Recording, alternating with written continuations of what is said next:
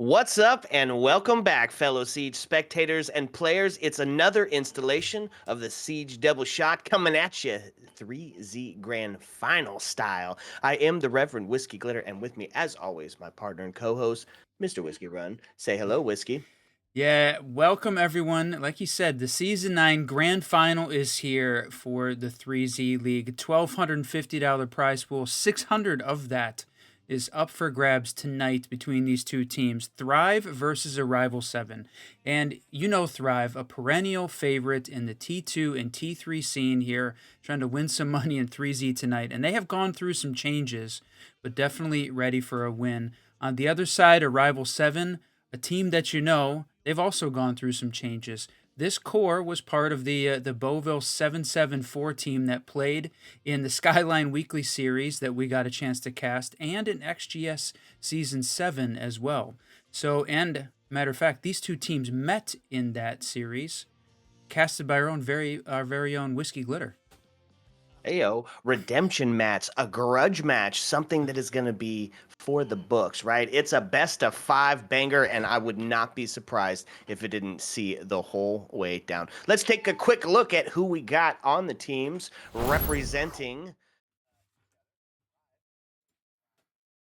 That's right, Thrive. Moses, Candle Twist, Inrio, and Brios, and yeah, Aimkey and Skunky were part of that team in XGS, but traded out for Inrio and Brios from the Aerial Arise team. Looking forward to what these guys can do. On the other side, Arrival 7, like we talked about, the Beauville 774 team, most of that Canadian squad picked up by Arrival 7 recently and looking to make a name for themselves here in 3Z. And the question is, where are they going to go? How is it going to happen? Plus, one of these maps you got a chance to cast.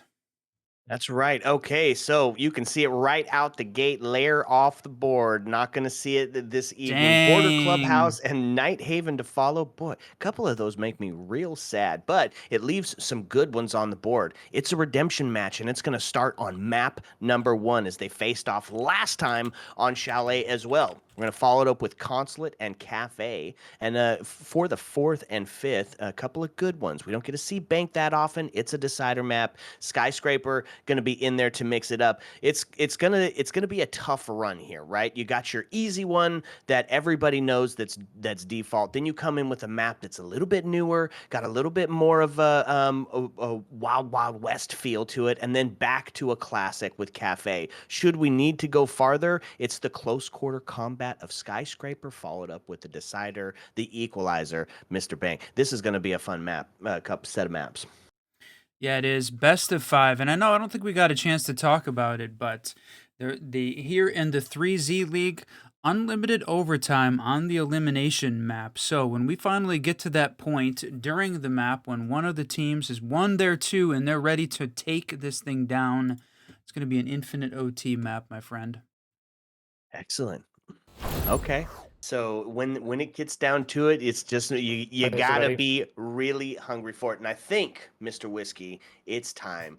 3Z Season 9 Grand Finals coming at you. Starting. First map gonna be Chalet. What do we love about Chalet? Well, we're gonna be introducing a TriCast this evening who might be able to tell you a little bit about it. Please welcome our very own Milo and Spy62. Welcome, Spy. Thank you for having me. I'm very excited to see this game. It's interesting enough to see Thrive go back on Chalet after a tough loss on it in the quarterfinals, actually, to, which was Mouse 1 as the second map. But going over the map bans, I'm very surprised if we don't see a Monty ban coming out instantly, to be honest. Oh yeah, I mean it's kind of been the core staple, right? Got to get Monty out, and it's a and oh, there's Ying off the gate, which means Monty will probably be our second one. Although for Chalet, we have seen some of those Grim bands going on because of that intel being so vital when you're trying to jump in and take those spots. It probably is going to be the shield off though. They're just absolutely broken. Could even be the Blitz ban as well, though, because that's another operator that gives you a lot of ground early on. It's useful for Russia as well, but it will be the Monty. The other 2 bans for defense, I won't be surprised if we see maybe a Fenrir or even the Izami. Izami's very strong for holding that top mez area when trying to defend mainly the bar bomb site, or even when you're trying to keep control of the top mez area just to then fall back to mainly the office area. And there you go, you will see the Izami, a great operator and just holding the top floor control, and I'll be honest, not surprising if we see a Fenrir or even the Valkyrie pick next. Valkyrie has been a staple of Chalet, and so yeah, we see it frequently as that fourth band out. But Fenrir still is just a viable operator. You just can't hit what you can't see, right? And that purple smoke makes it absolutely devastating. But you nailed it, Mr. Milo. It is Valkyrie off the board. So your bands sit as follow: Ying, Monty, Azami, and Valkyrie. Get ready for some classic Siege. Whiskey Run, are we heading to the first floor first, or are we going to take it up to the classic 2F? Oh, good question. We've seen this play out in a variety of ways. Teams definitely changing up the way they wanted. Really, during that sort of year 8, we saw a ton of the first floor, the rise of the middle floor play on most of the siege maps. In this case, though, I feel like as year 9 has rolled along, teams have sort of gone back to the second floor, the upper floor, as being the primary site that they play. So seeing that play out here. Second floor to start here from the Arrival 7 team. That's right. And let's look at the lineup. It's kind of evolved into seeing this castle just about everywhere, Whiskey, right? He's just so good at being one of those pace-setting operators and forcing you to really bring along maybe a player that you might not necessarily bring. Something that's going to give you the ability to take down those castle walls. And what it does is you're able to open up all kinds of avenues to be able to take those crossfires out while they're trying to get those castle barricades. So couple that with the mirror and then the mute to help support that mirror, holding on to the library side, and then of course Wamai to make sure that you can't take that cross space, and then the constant, the present, the one we always see on Chalet. It just doesn't matter. There's too many places to jump in. Frost on the board, Mr. Whiskey. I know, you talk about it all the time. Almost 100% of the time, she's made an appearance there on Chalet. Certainly more than any other map, and definitely feels like that's just part of the way that she plays it out. So good to see her on the board as well. And interesting. Mira was one of the ops that I was wondering whether or not we might see banned out between these two, but on Chalet, I can continue to hold on to this upper mez area, try and prevent the jump in, or try and prevent the push in from library, but it made that first piece of control in, shooting that Frost mat, but Frost was unfortunately not, it was holding that bottom hatch to watch the library jump in and just misses it.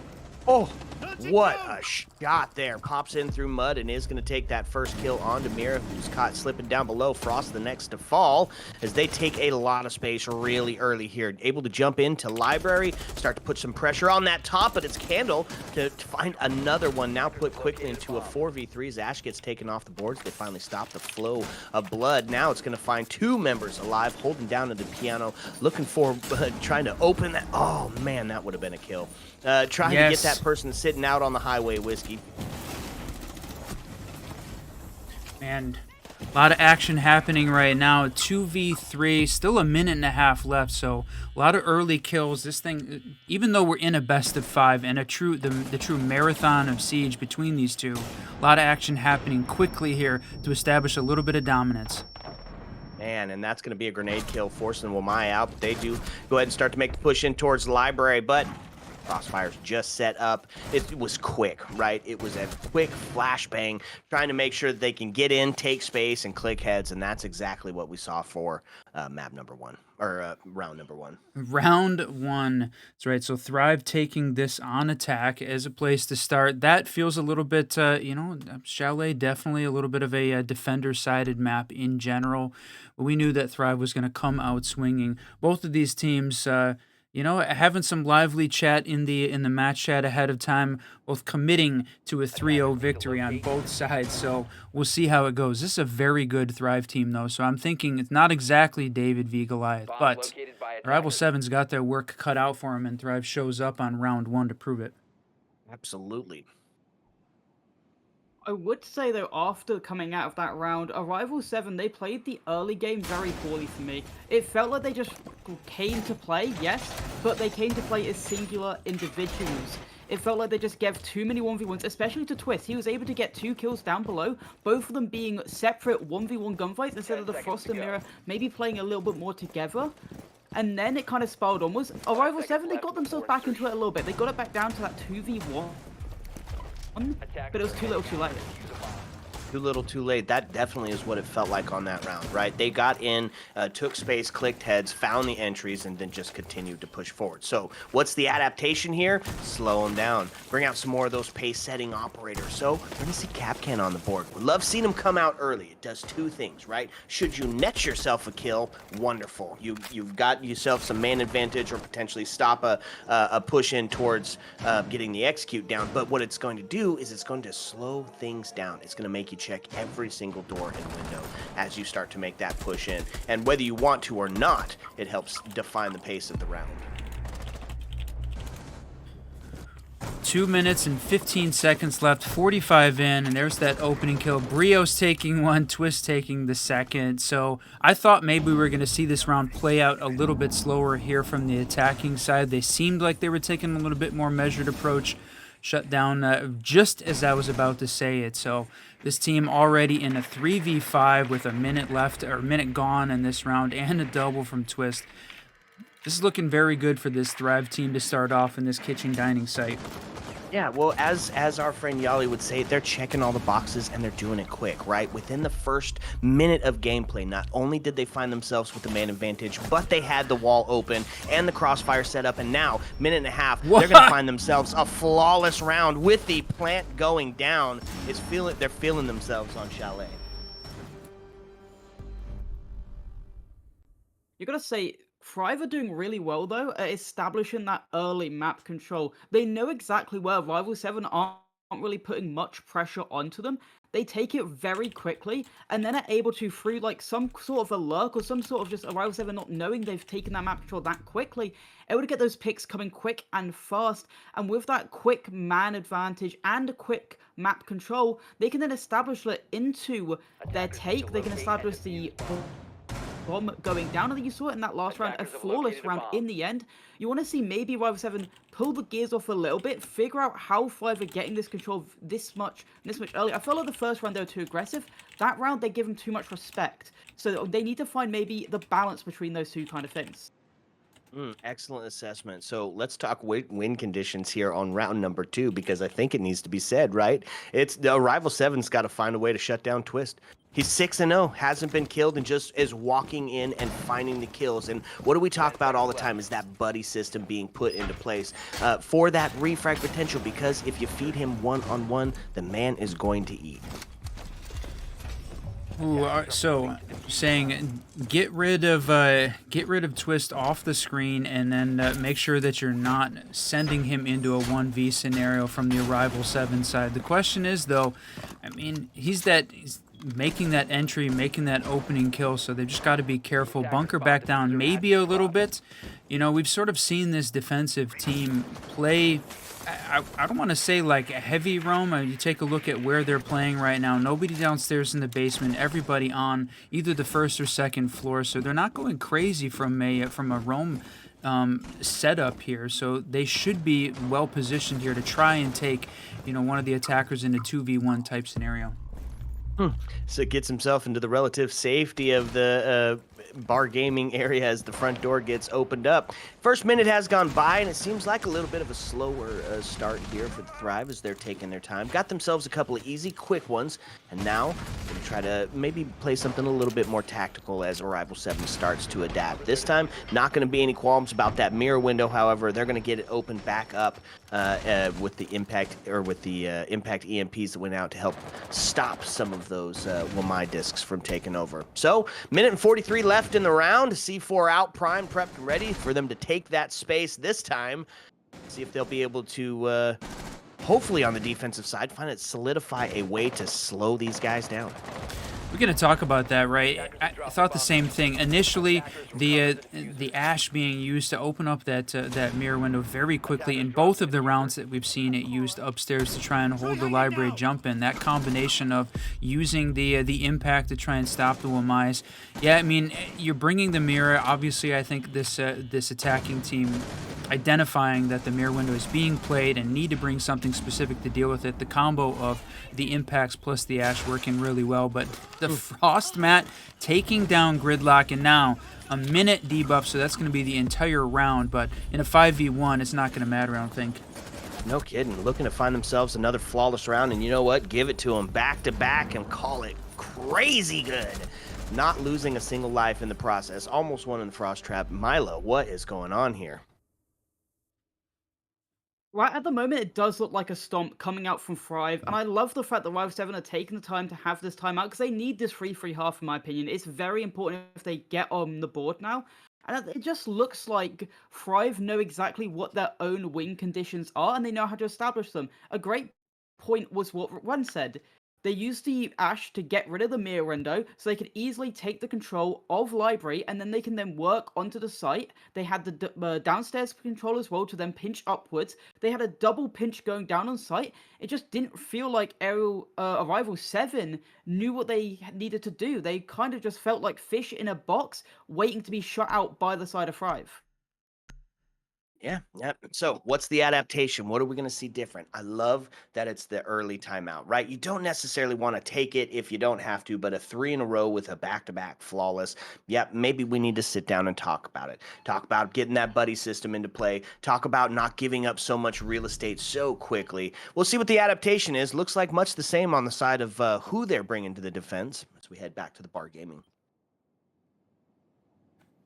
Back to a first floor site. So now, and we talked about the second floor being, maybe the where we were going in year 9, but since then it's been all first floor, kitchen, and now the bar gaming twice in a row. So Arrival 7 saying, all right, we can hold on to this, we can do this. Just gotta, like you said, hold on. They did stop Twist in this case. Candle was the big beneficiary there, 5-1-1 at this point. So right now, only Inrio struggling, but not this team, right? Managing to pull off 2 flawless in a row. Hopefully this timeout is exactly what Arrival 7 needed to try and balance this out a little bit better. It is, if you're still going for the standard defensive split, 4-2, you still have got 3 rounds left here to try and pick up 2 on the defensive side. But really, they want to at least try and get to 3-3, so hopefully pick up all the rest of these at full site rotate. I wouldn't even call Inrio struggling. I mean, the round's over before he can get a kill. He's intel, right? There's 3 kills collective, or 3 deaths collectively on the other side, and he was one of them at one time. So Nook to get a little bit of damage here as they start to make that push in here, reduced down to that 40 HP. So slowing him down a little bit, not getting that early advantage, but there it is again. Twist is able to take Hypers off the board. That's going to now give the main advantage over to Thrive yet again as they now sit 5-4. Again, early, right? Just the last round, we talked about this. Arrival 7 losing that the opening death in that first minute again. And jeez, Twist right now is unstoppable. I'm not sure what that man ate for dinner, but in this best of 5, I know we were a little worried about how long this was going to take. It's a long, like we said, marathon evening of Siege potentially, but Thrive working to try and find a way to shut it down in 3 the way this has been going. Yeah, no kidding. And there's going to be the first kill. Not going to be a flawless round here. They are able to take Candle off the board and snuff his flame, and now puts us in to a 4v2 and to a 4v1 as Inrio going to get himself on the board. It's going to be the answer back, though. Twist taken down, but buddy system in place as Brios is able to find that final kill. It feels like similar problems to round 1 at the moment. You said it there. Thrive are doing really well with the buddy system. I think the complete opposite is happening for Arrival 7. Every single time you see Thrive get a kill, it's barely answered back. You rarely are seeing trades for Arrival 7, and I think that's the main issue. They're always having these mid-roamers. You saw, I'm pretty sure I think it was Frost outside on the roam by herself, loses the opening pick advantage, and then Jaeger tries to refrag on his own again. It just keeps being these singular players going for these plays, maybe not communicating to their team, not giving them time to help them out, get those free frags. And right now, Thrive are just stomping them because I feel like most of the players on Thrive, 1v1 gunfights, is better than Arrival 7. But as a team, I want to see Arrival 7 maybe play more behind their trap, play more as a team, get these refrags down, and just establish more of these crossfires coming up, and then make Thrive work for it just a little bit more. Yeah, I like that idea. And how they're going to do it? Look at the lineup change. Look at the adaptation. That's the thing. Arrival is a full team of good players, right? They're good at the game of Siege. So bring out some adaptation that's going to help facilitate that. Capcan coming back out. Fenrir, like we talked about in those bands, huge when trying to make that initial push in. Couple that with the Vigil as well to be onto that roam game. If you got a buddy system close in place, this is a good setup. I like it here for Arrival 7. Let's see if they're going to be able to capitalize. A quick run out here with the Boss G trying to get active, but not going to find him. Jeez. The confidence is definitely leaking out right now. All right, so they're taking the shots, right? Trying to find one, but look at this. I mean, the total number of kills on this team, 5 so far, and we are in round 5. That is a really tough spot to be. And the Capcan getting the opening kill, I did not have that one on my bingo card. I thought for sure that bringing out the Capcan was a great idea. You talked about it, the change up here. But the opening, I mean, great placement there for Boville. It makes absolute sense, Whiskey, right? They're just taking in and taking so much space immediately that for Ash to get taken down by the Capcan, yeah. And now, look what it's kind of did. It slowed them down a tad. As I said it, they're pushing into Library, taking up the space, and now pushing down towards Blue as well, but we do still have a member outside of the map.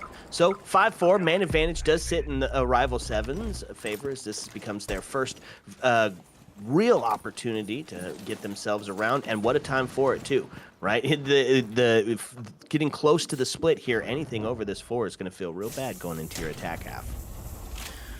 So like we said, when these two teams played each other in that XGS Season 7 game you got a chance to cast, it was a 7-3 victory for Thrive on attack, taking on this team under that time as the 7-7-4. So, but right now, I'm not seeing a scenario, I was going to say, that sees this Arrival 7 winning 3 rounds, but they go ahead and grab a double there to, you know, get themselves a little bit of a boost. They're not done yet. We're not ready to count them out yet. That's what I'm saying. This team is a good team, and if they start to play together a little bit more, then things like that are going to happen. They boxed them in, they slowed them down, and now we're looking at 50 seconds left. They've got the man advantage by 2, and by 3 now.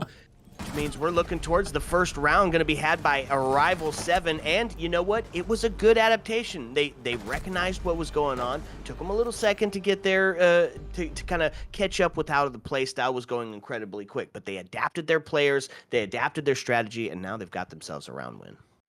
All right, and I couldn't now... say it any better. Yeah, go ahead, Milo, go ahead.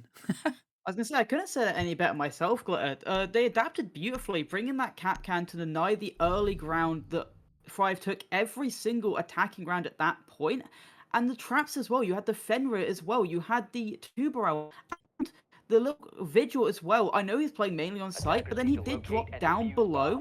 And the drone game, I'm pretty sure they were mainly basing it off their pre-place. And when a Vigil is around, it's very annoying. Even though the scanners are yet there, yes, you can be like, yeah, the Vigil's around this area, we can see his scanners. You don't know exactly where his location is, and he could be in the dumbest location possible, get a freebie. But that round does, in my opinion, fall around Hypers, getting those really aggressive kills, popping up in and around that window piano area, getting those freebies. I don't think he even needed really one of his Fenris to even activate to get those kills. But now I want to see Arrival 7 continue off this and see if we can get another round of the board, because you know Thrive will adapt to how that round went. Yeah, absolutely. So we're going to bring out a couple of new characters again, right? And now going to get some devastation of the DMR out as Aruni going to be put onto the board. And then a little bit of attention towards holding that wall closed. That's one thing that Thrive, of course, has been doing really well. And you saw it several times where they have all of these cross angles, cross holds, and breaches open within the first minute of gameplay. Bringing along the Cade to help slow that down. I don't think it's a bad idea, Whiskey. Like you said, it's slowing them down. I think that's going to be the name of the game here. One of the win conditions potentially, right? Trying to make sure that Thrive is having difficulty getting into the building and slowing down their progress once they make that push in. I think that's going to be a big boost here for Arrival, because right now, very confident coming in, very confident in the way that they're playing. Even with Arrival 7 taking some of those spawn peak shots like you talked about, playing confidently, Thrive is just right now a little bit better. So if you can slow them down, keep them from jumping in the windows, from pushing through the doors, just slow this down a bit, that I think is going to be a big boost to them. Yeah, absolutely. And look at that. They find the entry kill yet again on probably one of the most important rounds for them. A C4 up above, not going to mount to anything, but they take the intel off the board and helps with that confidence a little bit, right? So starting to push down, making sure that he's not going to get flanked from wherever the C4 came from. It's going to be rotate up through that central stair area. Now gets us to 1:30 left. Now they're still taking a ton of space, but it is definitely slowed down just a bit. They've got the opening, you know, these sight lines upstairs. You know, this is part of the standard play in the way that they're managing it here. Open up the sight line into the upstairs, open up the sight line downstairs, and they've got the impact EMP, yes, out, and they're going to be able to open up those as well. So now put a little bit of pressure on the Cade playing in the corner, but did he trick it? He did. Look at that. Great response. So maintaining the body balance, and now time starting to tick down. Look at that second kill as they take Candle off the board. Looking towards that, towards Fenrir, who was outlined just a little bit there. It's the body bounce tipped. 5v3, 45 seconds left. Starting to put a little bit of pressure here on the attack. You can tell they're not really fearing for it. Still having to take that upstairs area, though. I guess in the operation of pace setting, this is exactly what they needed. 30 seconds now, and do they know he's in the corner in the bathroom? A couple of shots pre-fired through, but he's hiding behind the toilet. If he's not sussed out, could be huge. Another Moses goes down. We're looking at a potential for Arrival 7 to put themselves on a standard split round, but there's Inrio to take the next kill and stop the flow of bleeding. 12 seconds to get the plant down, going back towards the up top. Fenrir gas now starting to go off, push into kitchen, the drop down the hatch. That's a down. Rio's going to take another, all now into a 1v3, and Arrival 7 on the last round of the half, the first map, able to find two and set him a little bit closer towards that split. It all really came down to the way Arrival 7 finally adapted in those last two rounds. They've realized that I'm pretty sure Twists entered through Mudroom every single round, other than really when they defended in bar, and they had to really just watch the window, waiting for the drones to go past them, then just swung the window. As soon as Twist vaults in, he's dead. They played more behind each other as well. You saw them playing for those cross angles, playing for those more rat plays, and I loved the use of the two-barrel, or not the two-barrel, the Cade, to slow down the wall, finally trick it from getting open. As far as they didn't bring a Thatcher, they only brought those impact EMPs. It's a lot harder to trick, especially with a Cade, when a Thatcher is brought out, but when those impact EMPs, especially when both are used, you throw your Cade claw out, easily tricks that wall, and I think that was the win condition for Arrival 7. They did great on getting those two opening picks, but even with that, the wall staying close, there was no establishment for 5 to finally get that bomb down and really have any control in and around the site. Yeah, beautiful move, beautiful adaptation, and now starting to get a little bit of momentum in their favor. Now we're going to switch gears and head on to the op swap, and we're going to see the defense here. Going to be a little bit of a similar setup, right? Castle back out to help facilitate that extension upstairs. Legion and Malusi to slow him down. Vigil with the Boss G because, I mean, that's just what people do. They love it, right? Get those early, quick kills in that devastating roam feature. On the other side of it, though, Whiskey, looks like we're going to see some of that shield play. A little bit of blitz on the board. Yeah, and that's the big thing. I think everyone is looking for what's going to happen during the major, or potentially during the Sixth Invitational, the announcement. How is the shield update going to happen? Because right now, I think everybody kind of agrees they feel a little bit broken, especially in the melee priority. We've heard Fett talk about that a number of times. So we'll see Monty continue to be banned out at like 60 to 70% ban rate, leaving Blitz the only option. I had been a certified Blitz hater, but lately he's come up with some big wins, come up with a, you know, as long as the right man is behind that shield, Beauville going to be the one making it happen right now. That's right, equalized. Ash and Vigil off the board. Now Blitz still locked in battle here as they're probably waiting for the... uh-oh, look at this. Could find himself on a pretty cheeky kill. Pre-fire not going to find it, however. And there's the Blitz to find another as Moses gets taken off the board. Now puts themselves into a 4v3. They've got the man advantage, starting to make the push up towards the pressure here on the bathroom back end here. Now Blitz kind of can just put himself in a little bit of a hold pattern, right? Hold the backside so the flank can't come around. Allow them to open up those main doors, get your presence up top, and then put some pressure now here on the main breach. I gotta say, we talk about the timeout buff all the time as 50, 60% success rate. The team that takes the timeout wins the next round. But we talked about it not being very successful, right? Thrive won round 4 after that timeout. But I gotta say, it certainly seems like a Rival 7, even if they didn't win the next round, they have come alive after that timeout, running 3 in a row at this point, 2 on defense and their first on attack. So I'm almost feeling like that timeout really was a difference maker, even if it wasn't immediate. I'd have to agree. Yeah, the timeout, they must have talked about how Thrive are liking to play, and especially on the defense. You see how aggressive Thrive are playing, maybe a bit too much, maybe not giving a Rival 7 as much respect, but Rival 7 saw that coming. You saw how patient, how passive they played, waiting for Thrive to basically throw themselves into their gunfights. And it was free basically for Rival 7. They just waited back, held back. The Blitz was able to get a 2k. I'm pretty sure it was actually a 3k in that round, just waiting. You saw Brios full sprint at the Blitz, jump over the blue banister, trying his hardest to kill him. But the Blitz just waited back, flashed him, took the freebie, and this is the problem right now. Thrive, if they don't maybe reel it in a little bit, treat a Rival 7 with a little bit more respect, a comeback could definitely be on the cards, despite how maybe dominant this game has looked from the outside. Absolutely. So you can see that adaptation coming out right now, right? You bring out the Castle and the Goyo, definitely pace setters to really stop down that quick sort of take. Now, what you're looking at here on the side of the attack has the potential to be a quick execute or quick plant or just a plant in general. The Glaz, the Sens, the Blitz, the Lion, that all speaks to me that we're going for a little bit of protect the president.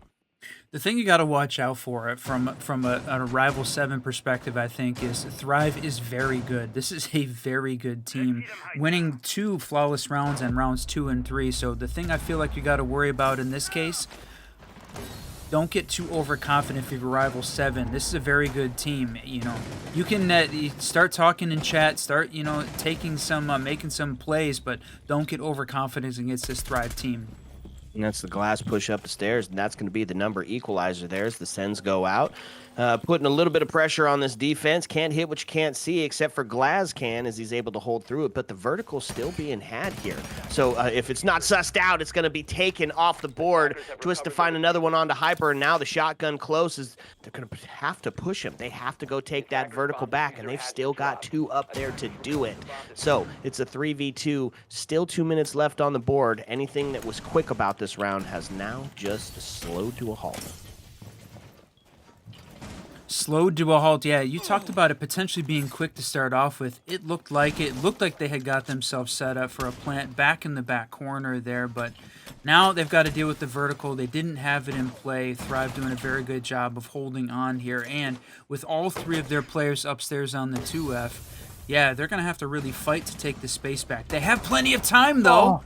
No way. Finds one off the back of some shenanigans. Finds Holy a second cow. down to a 1v1, and there's Moses to clean it up with the Vector. That got a little dicey.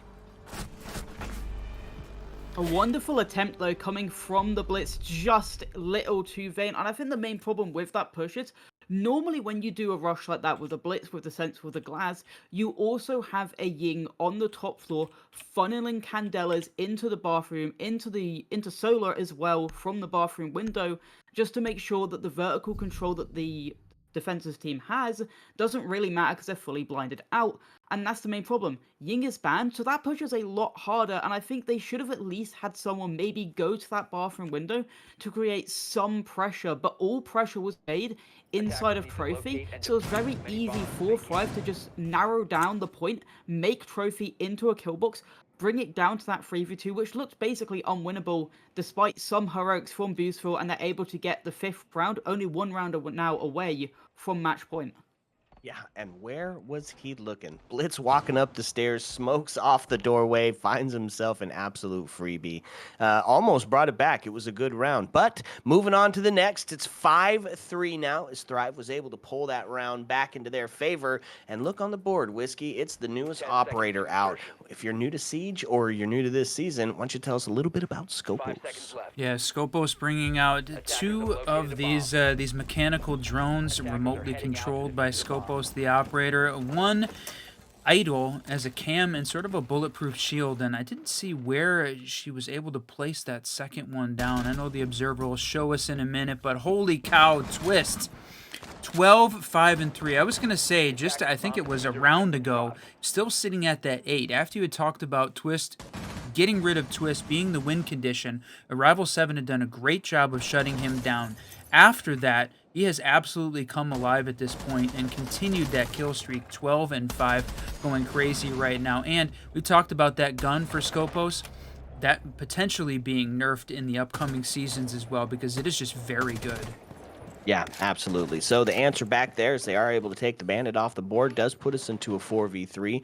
All that happened in the first minute, folks. So now is the chance where they can kind of get a little bit of a redirect and start to funnel back towards the site, except for our position that they're holding here on the library still hasn't been dealt with.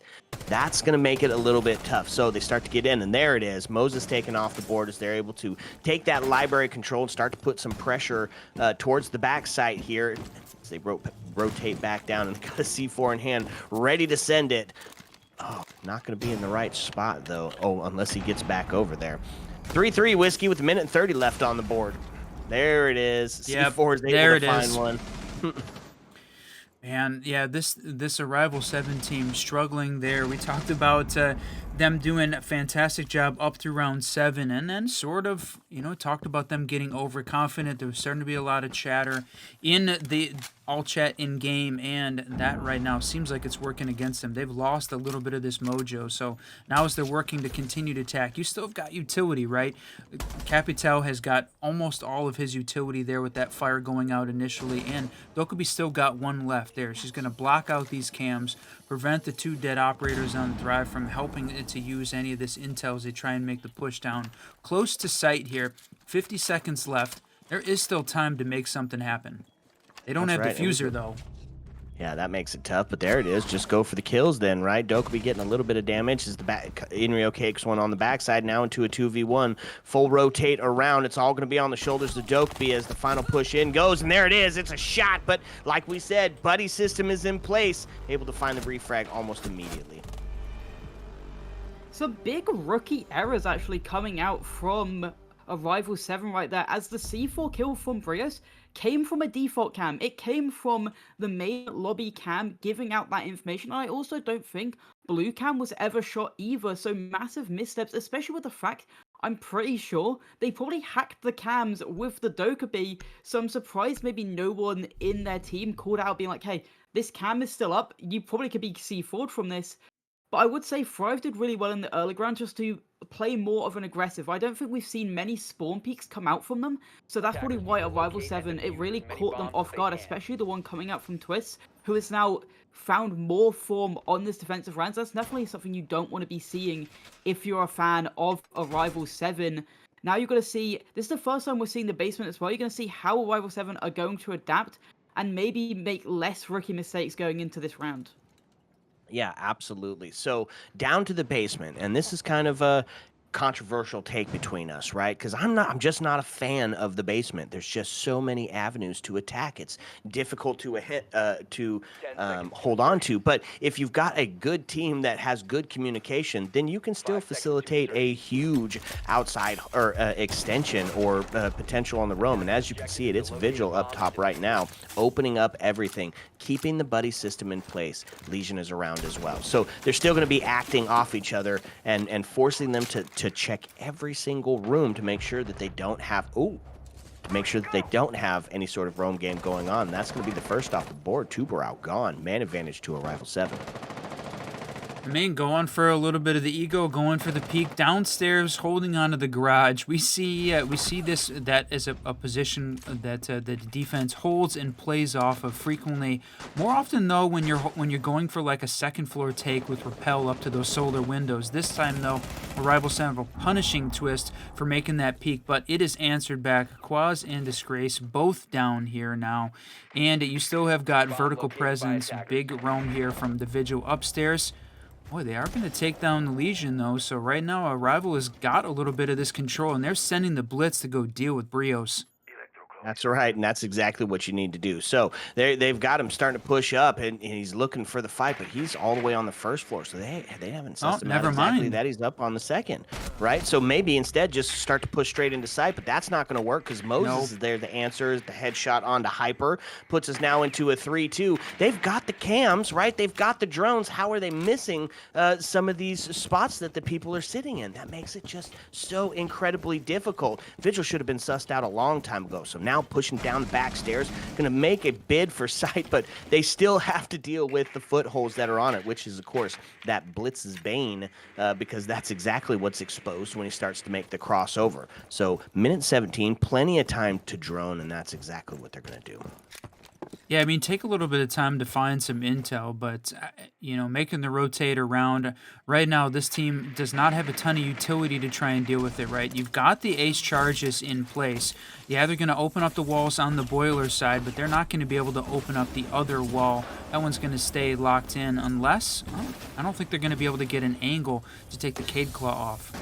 Yeah, have to deal with the blitz, and that's going to be the crossfire in place, and that's easily dealt with. Now, the last man alive on this match point scenario is Ace, and he's still got to deal with a blue. He's still got to deal with a shield on Wine. This is going to be a difficult task to bring him back up to. So all they have to do is hold, start to send a little bit. You know they're going to get a little bit of an ego, and that's going to be Warden taken off the board. Now puts us into a 2-1. 23 seconds left on the board. The hold towards blue, but nobody there to answer as they are just able to rotate back to the shield, back to that power position.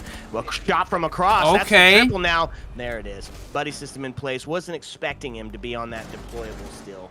Or not still, rotated over to.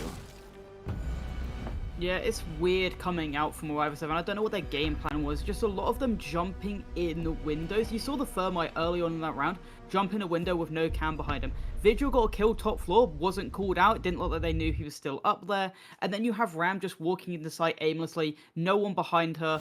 It just seems very poor and maybe just lack of information coming out from Arrival 7 in that last round.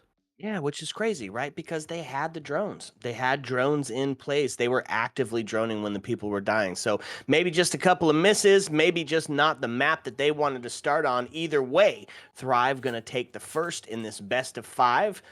Got another one coming back at you. What's map number 2, Mr. Whiskey?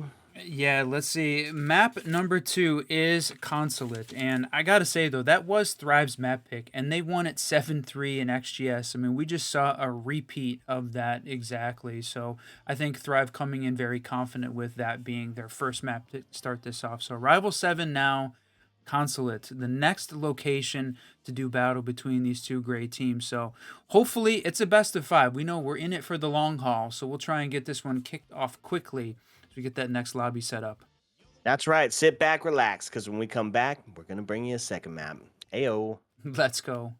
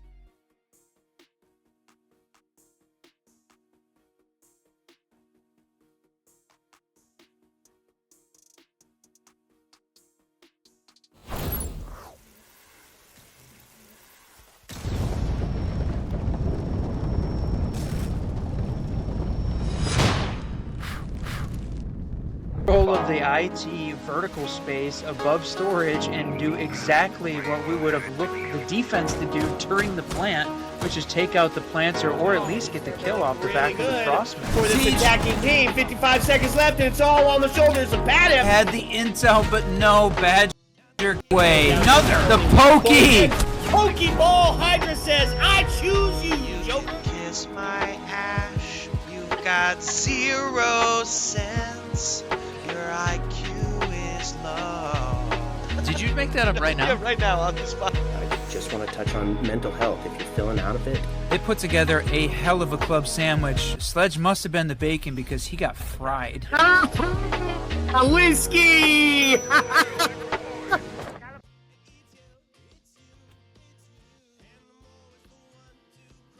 Nope, it sounds like Whiskey Glitter's mic is muted.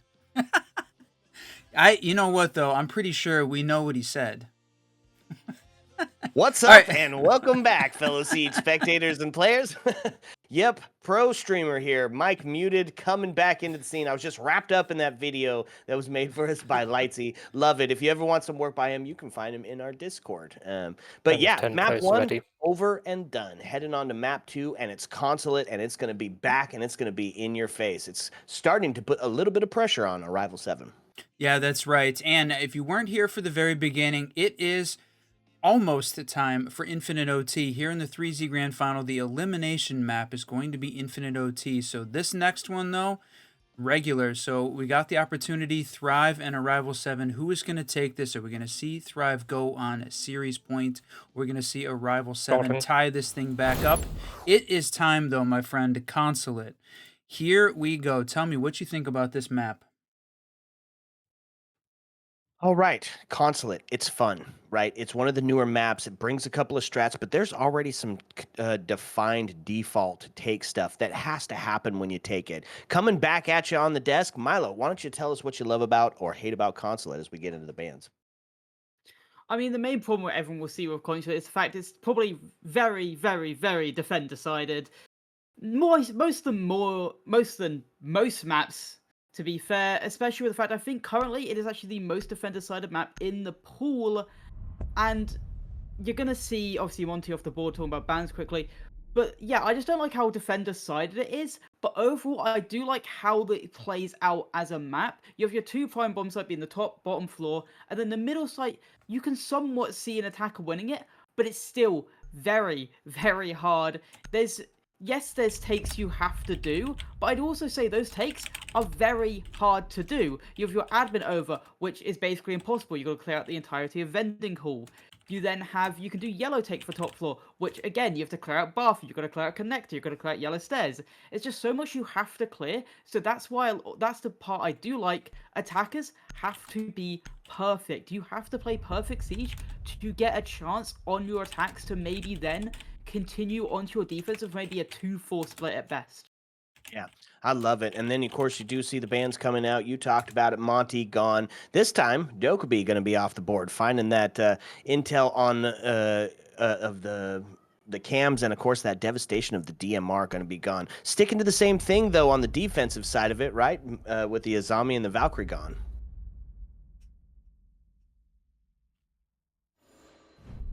All right, let's do it. Round number 1, folks. This is map number 2 if you're just joining us. And if you are, we appreciate you tuning in and hanging out with us for this grand final. As Whiskey said it, once we get to that potential game or grand final winning round, it does go into unlimited OT. You can already see, Whiskey, kind of one of your favorite players for Consulate coming onto the board on the attack side, the Amaru.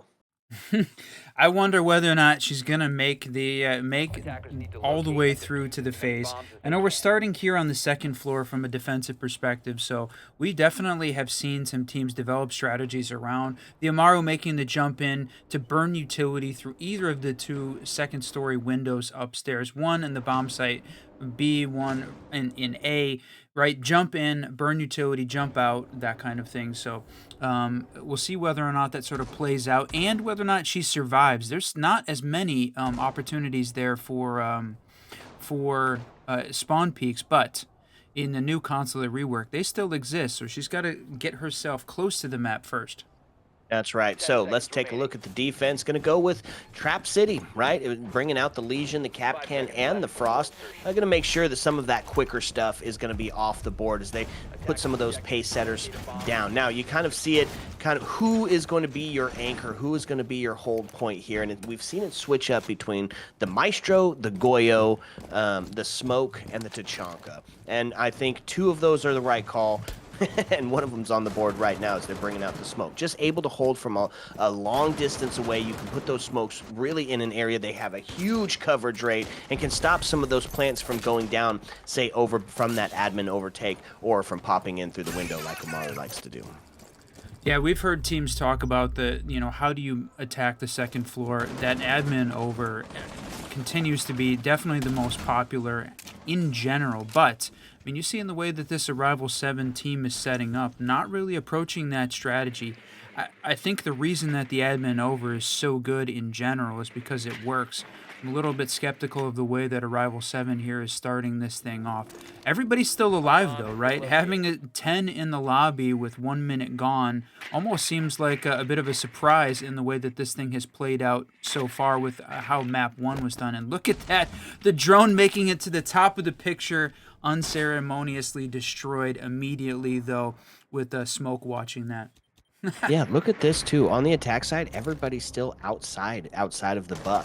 Now it is going to be disgrace to find that first kill. It is going to give the body balance tipped over to the side of the attackers to Arrival 7, and Buck's still trying to make himself a presence. Now they know that they can get into that window and plant without having to worry about any sort of presence from below where the holes were already made up. So going to start to send in some utility, couple of flashes, going out for the distraction. Oh, and there it is. Amaru goes in, sends out a smoke, and there's going to be some devastation on the Capitao as he goes down, but the plant's going to hit it, and this post plant, Amaru's going to get it. They're going to get the plant, and it's going to jump back outside. They went in through the other side of the window. Distraction on the Capitao, and it worked. Now Moses going to take disgrace off the board, so the body balance does go back into the hands of the defense, but you got to deal with this repel. You got to deal with this outside presence. So a C4 from the long bomb going to try to take one. It's going to be unsuccessful, however, as they are just, this might be a tough one to do. You're going to have to get a couple people up to take those shots as the diffuse is going down, and that's exactly what's happening.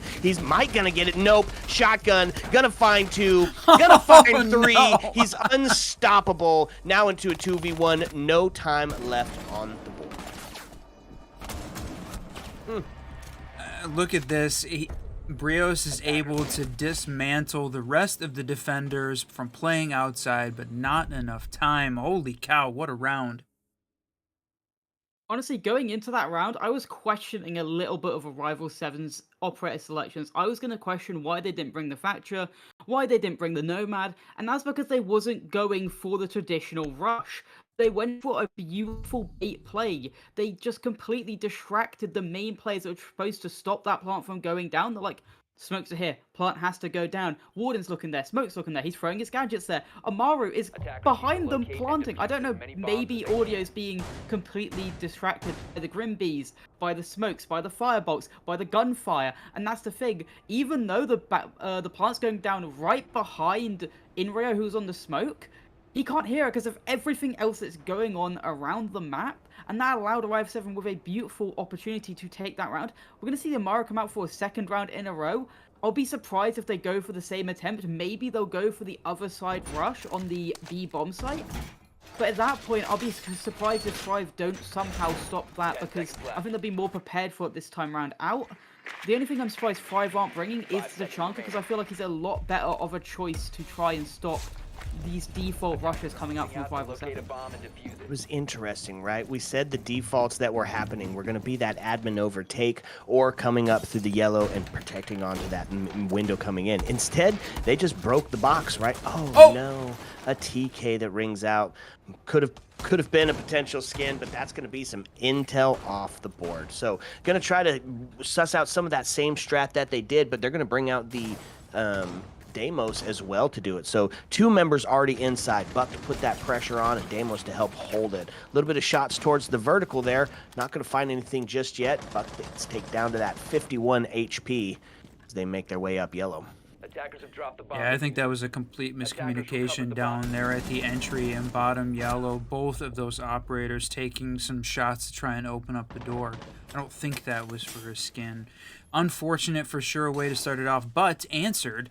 The top of yellow, though, Candle going down. All that passive utility in place, though. Those frost mats are going to be there in place and twist. Now picking up his first after what was a tremendous game back on Chalet. So here's the question. Are they going to approach it? You mentioned change up in a strategy, the way that they're handling it. And Arrival 7, for the most part, even though they brought along some of the same ops, are definitely playing it in a different way. It's definitely not working out as well, though, the second time around. Yep, so they do maintain the body balance on the Thrive side as the special goggles turn on, making sure that those flashes that were so could have been devastating last time are not going to be able to be used, and that's the push-up. Yellow's going to result in a double as both Moses and Twist go down. Shots towards the top. He's going to find it. What a shot there. Now into a 3v1. A little bit of a punch hole. Could it mount to a second? No, he missed. Not going to happen. Almost. Holy Whiff City Batman. If he hits that shot, it's a lot closer towards the end of this round. Yeah, that was an unfortunate miss. Honestly, it comes down to that early TK because the Grim just gives you so much control and getting rid of players from power positions, and that was their main disadvantage going into trying to take, say, Spiral, trying to take Yellow. They had too many players from Thrive being able to stick in positions like Bathroom, like Connector, like just standing on top of Spiral desk. Beautiful off-rankers as well being established so by Thrive to take those gunfights. Poor round ending, though, a poor whiff in the end, but I would say, yeah, it's unlucky for Rival 7 to start off with a team kill because they looked so strong in that first round, and honestly, if that team kill didn't come out, but gets that opening pick onto Frost instead of his teammate, they look in a very strong position then to take that round, but just unfortunate for Rival 7. Okay, so 1-1 as we tie it up, and instead of looking towards that first floor whiskey that we see kind of coming out as that secondary location, we're going to take it all the way down to the basement. Probably see a little bit of an extension going on here as the vertical is so incredibly important for this site specifically. Let's see who they bring out, right? It's Cade to slow down that breach. Vigil's going to be on the roam, probably going to be assisted by maybe the Legion. Looks like already a lot of dedication to up top. Uh-oh. And some dedication to putting pressure on this Arrival 17 as they walk up to the front of the building here. And great choice, right? Just make them think about it. Even if you lose one, right? Maybe it makes the Arrival 7 team a little overconfident, but I think it's likely that you're going to be able to catch one early. Great play here from this team, putting some pressure on. And you said it's the downstairs in the basement. It seems like it had not been one of the more popular sites, but it can be very successful, especially with the Thrive team, who is very good on the vertical as part of that Chalet game. And 4-5 members ready for the rush with the blitz over bottom yellow. Yep, they're about to get a full send in. Send out the smokes, send out the nades and the flashes. Glaz to hold on the back end, Blitz to push in to get it. They're still taking a look after they got the breach open. Want to make sure that everything gets safe. But look at that, looking towards that flank. Blitz is going to be on the watch for it. And they got a little bit of intel already that Warden could be close. Or not Warden, I didn't see who was sitting up there. Warden's actually going to be watching on that pillar area. So time starting to tick down a little bit. Yeah. So they get that, it was Jaeger coming down. Yep, you're right, I see it. Yellow stairs, but they've got those gridlocks in place as well. So this is a well thought out execute here. We're going to see exactly what happens as soon as the smoke starts to fly. And they changed up the strategy, right? We saw 4 up on the garage door, and then 3 make the rotate over to try and play the yellow stairs. But look at this. Playing against Warden, the shield melee, taking him down, but he took too much time, and the C4 is going to take out Blitz. Yeah, that was because he stepped into the Legion goo. Oh, Glass going to find maybe one on the... No, it was Hyper to take Moses off the board. Brios to answer back now into a 3v1 as Thatcher going to find himself all alone chilling in the garage area. Vertical comes up strong again. Yeah, I was going to say that's a very good point. The vertical control was just too much of an established situation for Thrive. Rivals never even bothered to maybe deal with it. They went for that quick execute down through Breach, and then they ignored Breach as well. They just went to funnel down Yellow. The Leisure Mines really coming in clutch, and the ADSs, both smokes thrown in from the Blitz, got zapped out. Then he just had to run through, try to get rid of the Warden. Yes, he did, but at that point it was too little too late. Even if the C4 doesn't come out there, he's downed through the Leisure Mine, and he's basically impossible to retrievable. The thing I was going to mention in the last time out, the last time I saw Thrive play this map, they won it 7-0, establishing 6 opening picks out of 6, having a 6-0 defending half as well. They looked utterly dominant. Rival 7 are already doing better than the last team that faced Thrive on this map, but if Thrive get into their rhythm, they probably can be unstoppable on this map going forward. Okay, back up 2-1. It was another quick attempt, and I like to see that that's kind of like they're not dismayed about the last map, that they came in with gun swing and whiskey. I like that. So it's going to be a little bit of respect here by Thrive as they're going to go ahead and do a couple more of those pace-setting operators. Fenrir, Kapkan, and Mirror to be on the board now. Well, those are some late round cap cans coming out. I know you're trying to avoid whether or not the drone was in position to try and find those cap can chaps, but boy, with trying to get those in just the last couple seconds, definitely felt like a little bit of a dangerous approach. And Coco would have, if he was going to walk through that door, that could have been the end of Blitz, but making the rappel upstairs. So interesting to see so far. You look at where this Thrive team is playing. Very spread out. Now they've got all 3 floor covered, so that could be a little bit of a boost for this Arrival 7 if they can try and isolate some of the players as they make the push down. Maybe this top-down clear, they got themselves set up upstairs. Absolutely. So they got to deal with them, and that's, of course, why the Deimos and the Lion are on the board, making sure that they can get that body count. And if they should succeed, it's going to definitely make it quite a bit easier with those Candelas on the board, but they got to contend with that Mira up top first, and that's going to be a tough one to push into as he nopes right on out of there. That's going to be Legion taken off the board, and the trade going to happen as as Moses finds one onto Disgrace. Now takes us to 4-4 as the global gadget of Finka rings out, gives everybody a little bit of that boost, specifically the Blitz as he's making that push in towards it. Is Mira looking towards the vending. She's going to find one. Brio's able to find one as well. Now puts us into a 4v2 as it starts to fall apart for Arrival 7 now, but you still got some flashes on the board to be used, and that's going to be Blitz with the pistol pop and body dropping a little bit closer in the scoreline now as they come in from the backside. Now gotta push down the stairs. Almost gonna find something. Look at this. Pistols from above. Not gonna be able to find it though. He's just gonna be able to keep ringing and missing and getting back down into sight. So now Blitz and Ying with still got a minute on the table here. Plenty of time for them to take a second, drone it out, find them, get in and get that plant and those kills. And the risk is that the Warden's still alive, so you still have got all the flashes there from Blitz. He's still got 3 of them left. Ying's, though, all out of utility. Everything gone. The smoke's gone. The drone's gone. Blitz has got 1 more left, so they do have a little bit of opportunity here to try and get some intel in the last 40 seconds, but... Well, I wonder whether or not this Thrive team is going to consider banning the Blitz because Coco has just been crazy so far. Playing him on both maps has had a couple great rounds. It hasn't been the difference maker though overall in terms of winning, but trying to find something to make this this best of 5 go a little bit quicker. That's one of them. There's the plant going down. That's right.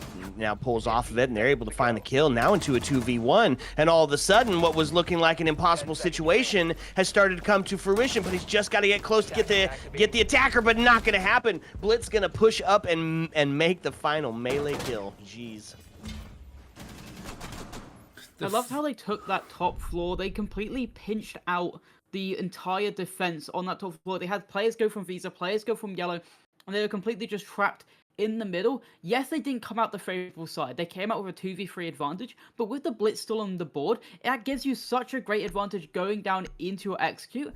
A little bit of egos though coming out from 5, peeking up onto the hatch, giving Ying maybe that free pick to then give them the opportunity to drop down, go for that plant. And I think the main problem in the end for Thrive, both players that could have had a C4, being Kapkan and Warden, didn't. They'd already used it trying to maybe kill someone on the vert early on in the round, when if they just maybe saved it For that late round plant, they definitely could have taken that round in the scruff of the neck, taken it for themselves, been 3-1 up, but now on Rival 7, they're battling blow for blow, keeping it as close as they can, even on Consulate defenses.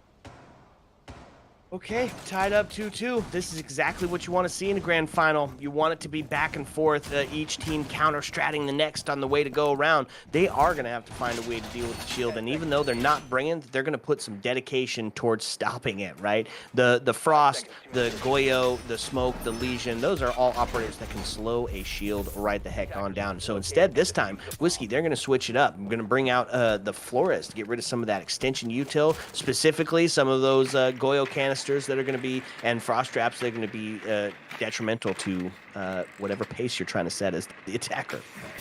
Yep, a utility clear setup here from Arrival 7 with that combination of the Brava as well. I love seeing that. They tried, you know, going more of the direct approach, all the flashes, all the smokes. We've seen them try that strategy. This time, utility clear, hoping that maybe Thrive relying a little bit too much on the utility that they had in place. No cap can's going to be available, but you still have got the defaults available for Bravo to steal, as well as just a few extra pieces of intel with those drones. So there it is, pinging out Warden, playing upstairs, holding on to this 2F play. That's right. So first minute is ticked off the board as the drones start to do what drones do best. They've got the cross held, and they had the chance, but he makes it back into sight as he just whips across that window. And now they got a little bit of intel that they're coming from that side. Now what worked last time, that quick one in, isn't going to be what's going to be able to work this time. So you can see it's slowed down. They are definitely taking their time. They're going to have to use those Flores drones to get that deployable off the board, and as long as there was no mute on the board, so they're going to be able to get it. However, Frost already going to find the first kill onto Hyper, taking us into a 5v4 scenario with 1:31 left on the board. I didn't see. She was looking at the drone hole. That was not a drone hole kill, was it? I've seen that happen as some of the players, go for the go to trying to clear out that shield. But it's unfortunate that this defensive team loses that power position so quickly, not backed up like you said by a mute jammer. So this is it. You're seeing this Arrival 7 team sort of right now dismantle the utility, but boy, that made him a little overconfident. 3 fall in quick succession. There's a minute left. I don't think it's going to take that long, though.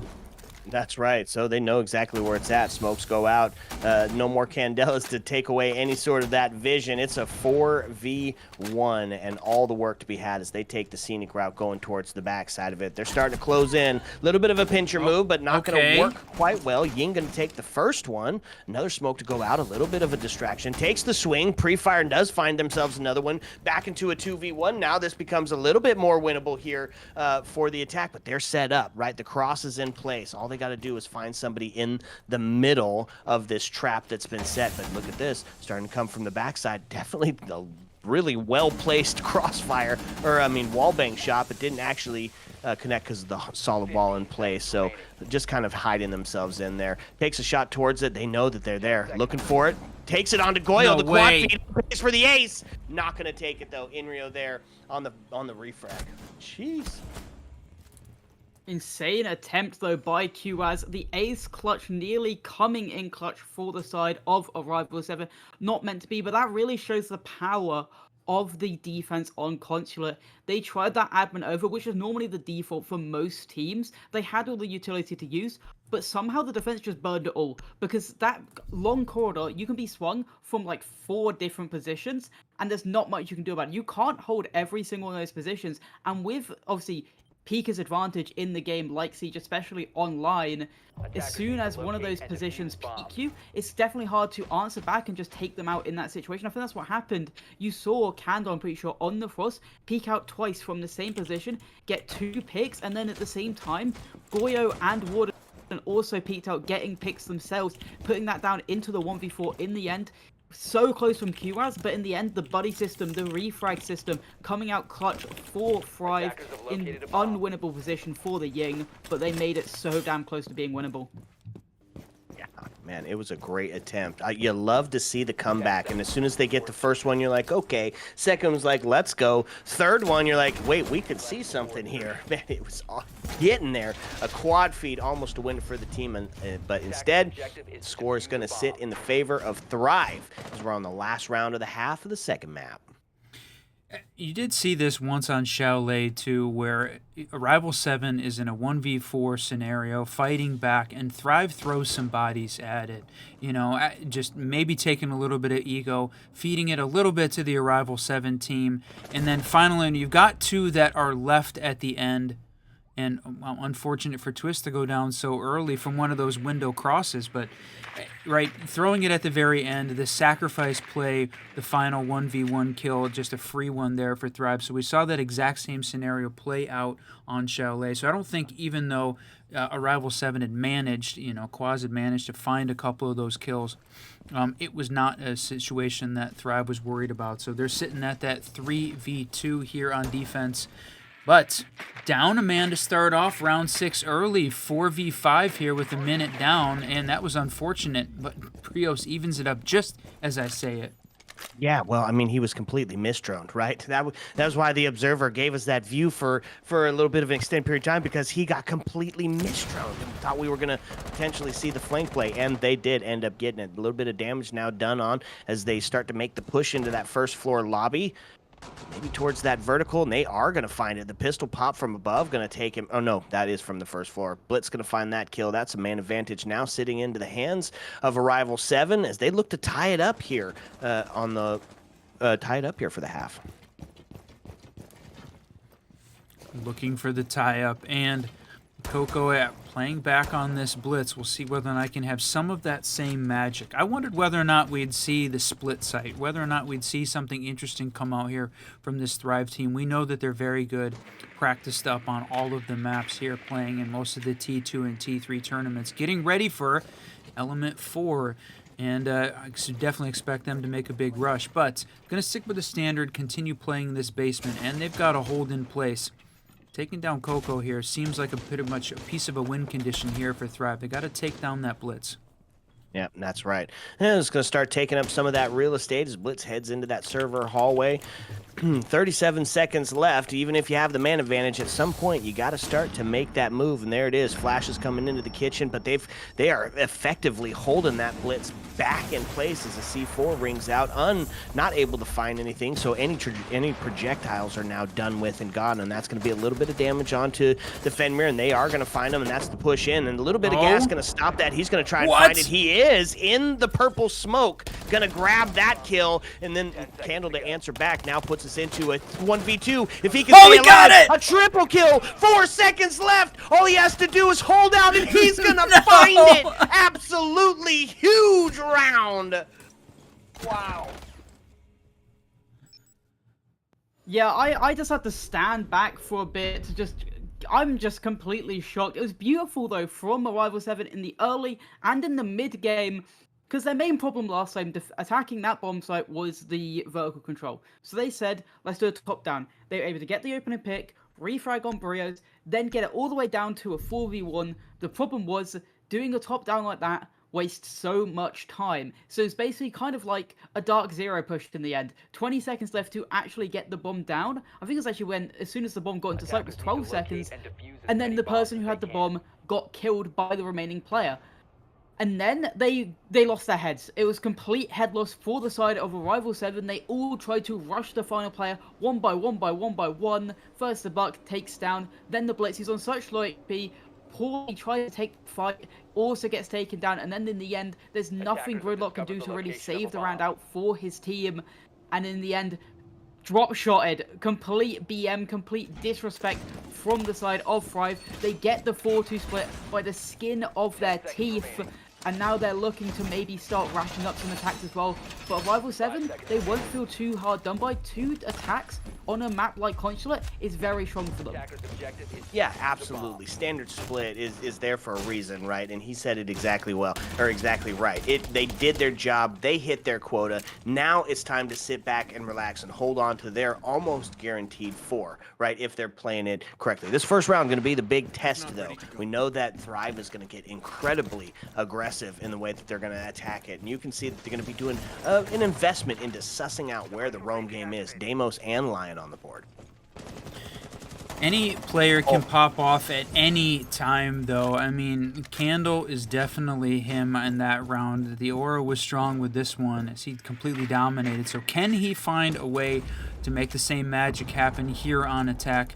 My guess is yes, but Twist gone. All right, I think he was the first one down. I wonder if he had an FPS bug, but one of the players dropped at this point. So hopefully getting back before the end of this round, but 1 minute down, still a lot of work to be done here by this attacking team. And you can see we talked about the admin overtake from a great attacking team on second floor for Consulate. So what we're seeing here is Brios makes the push in. That's right, and he gets a little bit of damage, but they're able to rotate out. So it kind of just take a couple of hits, back up, take a couple of hits, back up. Just give them tiny amounts of space until you find yourself falling into the trap. Now, it's a trap on the other side as well, right? They're trying to push him towards that spiral area, so there can be some shots from the skylight, and there is a couple of damage done right there as Fenrir gets taken down to 18 HP, but he's still alive, so they still maintain that body balance. Oh. They tried to cover the Flores drone as it approached and knew that was coming to try and clear out the shield from by vending, but unfortunately able to, the shots from above from the skylight prevents them from being able to hold on and keep that Flores drone. So they lose that power position. This attacking team gonna gain control partially of that vending to the site window and making the push up from the desk to top spiral. Inrio gonna win the fight though. Absolutely. So it's now sitting in that 4-4 area, still got a ton of utility out here, and only one Rotero to help facilitate your push, but that's going to make it a little bit easier. Moses is able to take one off the board, now puts us into a 4-3. Wow. A second to fall as Moses going to find another. Now the odds, if they got that opening pick, is drastically not in their favor. Gets equalized immediately, though, as the double rings out. Now puts us into a 2-2. This back and forth has got me on the edge of my seat. Got to go for the kills here, right? And they do have the diffuser in hand, but there's going to be such a tough way to get that plant down unless you're going to be able to hold the cross, and you're not going to be able to as the trade rings out again. A triple back into a 1v1 with the Legion Goo. 4 seconds left. Not enough time to be able to get the plant. He's got to take the shots, and it's not going to happen. They're not going to find it. Defense is going to get it off the back of another 3 seconds left type play. And that really comes out of just how hard an admin clear really is. It takes it down to the final 10 seconds. I would say it's very unlucky for Thrive. They did well. They waited back, and the Rival 7 kind of gave them some free picks, gave them that free advantage going into that final couple seconds. But with those final couple of seconds, you still had a lot of players in rat position that could then just refrag. It was great positioning, though, from a Rival 7 to be able to take those picks back, put it down into that 2v2, and in that moment, the Legion Mines came in clutch.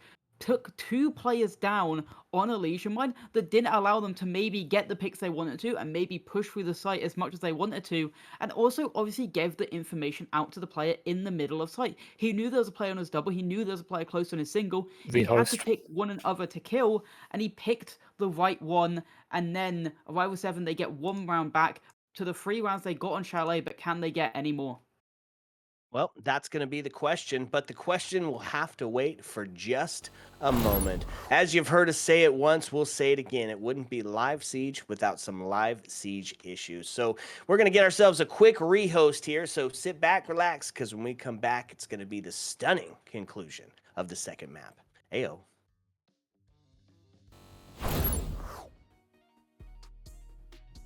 Thank you.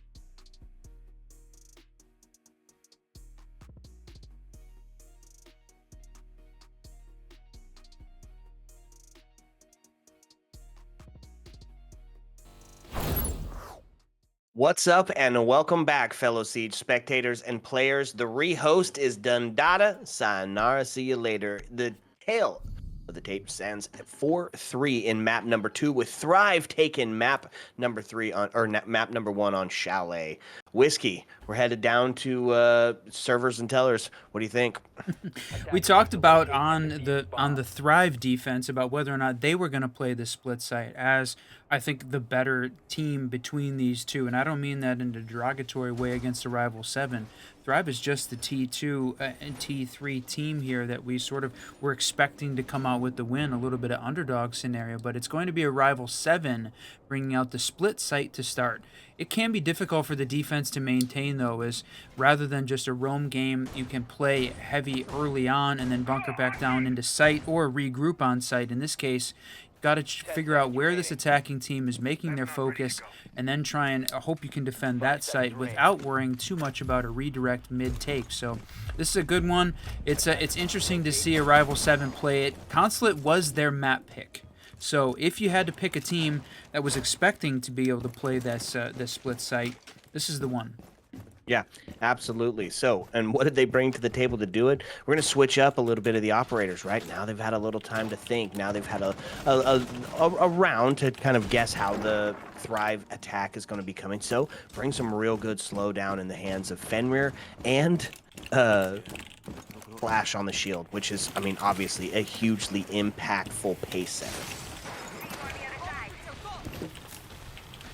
The auto breacher, yeah, you can hear the ram playing out. I love the ram on these vertical sites. She's I think very site specific, and we don't see her played out all the time. But in those places where you need a ton of vertical control, oh wow, was that a run out that was quickly traded here by this attacking team? They've got the secret wall open.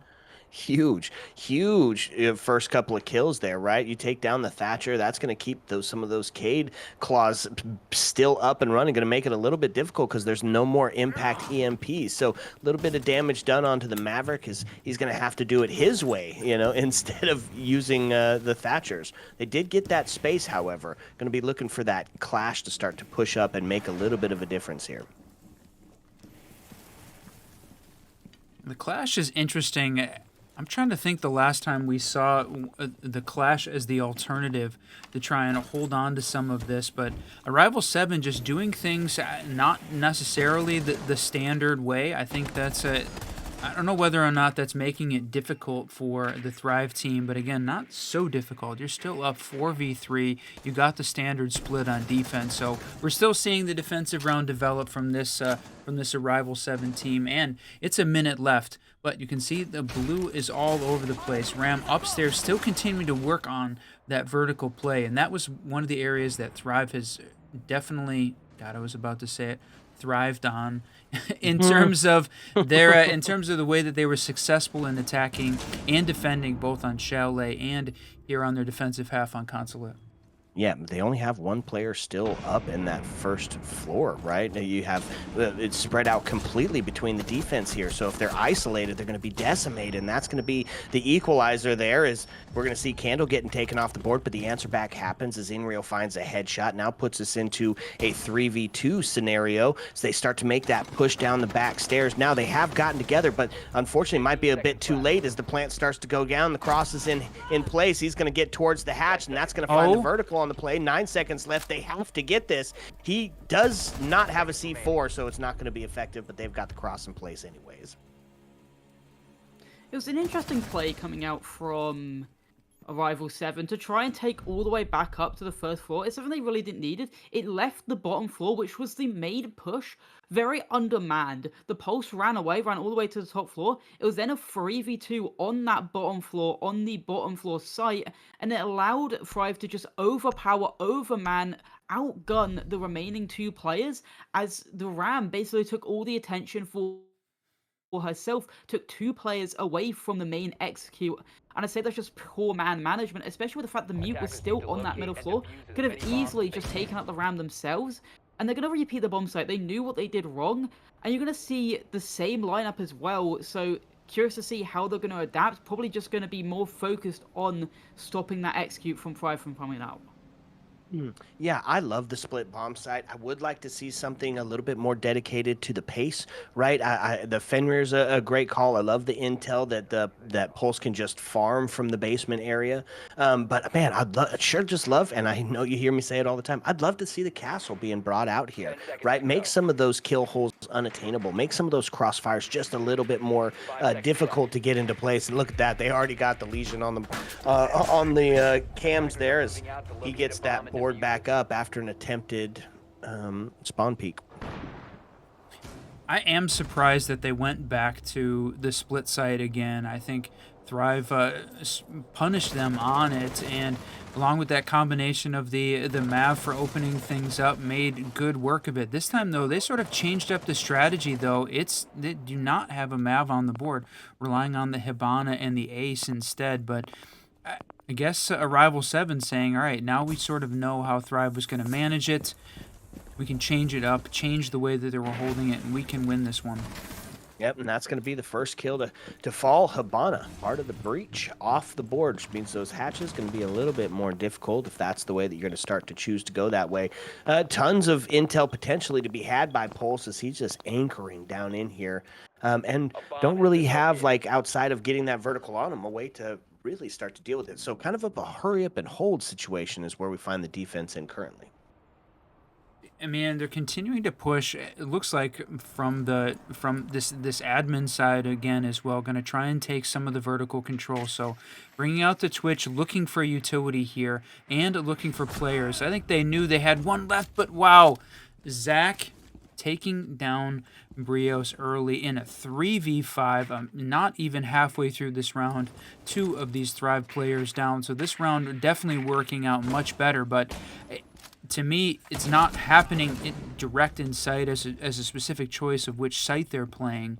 It's just sort of falling as part of these early engagements. So we'll see whether or not this makes a change. One is answered back, though, as Zach finally goes down, and that is a little bit, there it is, full 2F control with Candle taking down the last Arrival 7 player upstairs.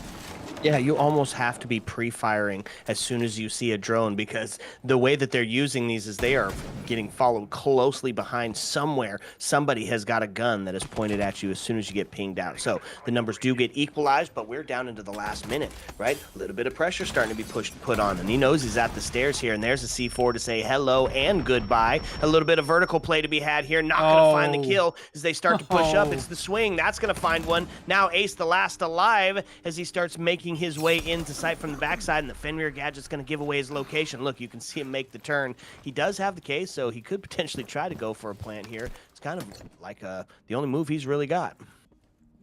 And there it is as he starts to get it down, but he can hear him approaching, so it knows it's not a safe spot, and instead moves over to the wall. A little bit better of an area, but they can still push up to make the shot. They're just going to keep getting close, and that's going to be the kill. Inrio to find one, looking towards the second. 8 seconds left. He has to get the plant down now, or this is going to be over. They've got it. C4 above him. I'm going to open it up. 8 seconds left. Not going to be a chance to get this one down. They're going to just be able to shoot him through, and that's exactly what they do. I'd say the late work with the drones was very strong. The problem was beautiful early aggression from Hypers. He did it in the round before as well on Split. He got that first zone pick by a jump up. This time it was just a default spawn peek watching out through that door. Surprisingly, Thrive not checking for that, especially when they tried it on their own defending half. So maybe a little bit of poor play come up from them just not checking for the spawn peek. But they also misdroned the mute. Brios just rappelling in, having no idea he's in that room because the Twitch drone that went through didn't even look through to check if there's anyone playing down that corridor. And then they were great to get it back down to that 3v3, but with how little time was left and how little map control they really had established, and with there still being 2 C4s on the board, it was very much impossible really for Thrive to really get that done in the end. Beautiful play from Arrival 7 early on and in that late game. It was a little bit of poor play through the mid round, but didn't really matter in the end. They just had the overwhelming manpower and utility. Okay, so this one getting a little bit closer to tying us back up. Thrive still one away from that coveted match point scenario. Arrival, not Ariel, excuse me. Arrival 7 just one away from tying us up, and that's the game you like to see. And so we're going to take a dedication to the 2F. Yeah, playing this 2F site, the last time we saw it back on round 7, Rival 7 won that round upstairs. So they've had some moments of brilliance. I think there has been some moments, though, where Thrive definitely, playing as the better team, winning some of these 1v1s. To me, this really feels like a bit of a confidence game between these two. When you start to play overconfidently, see that team losing some of those, and you got to have a respect for both of the teams in play. So 5v4 in round 10 here. See if they can stay alive a little bit longer. Whether or not Thrive is going to play more conservatively, slow it down. They're opening up all of these windows, trying to put some pressure on this Arrival team upstairs. They've got a little bit of a roam downstairs. Most of the team upstairs, though, on that 2F holding on. That's where we expect potentially the admin overside. Doesn't look like this Thrive team. They've got the Amaru in play, plus the Capitao. They could set up for some sort of a quick plant through one of the windows. We'll see whether or not that happens.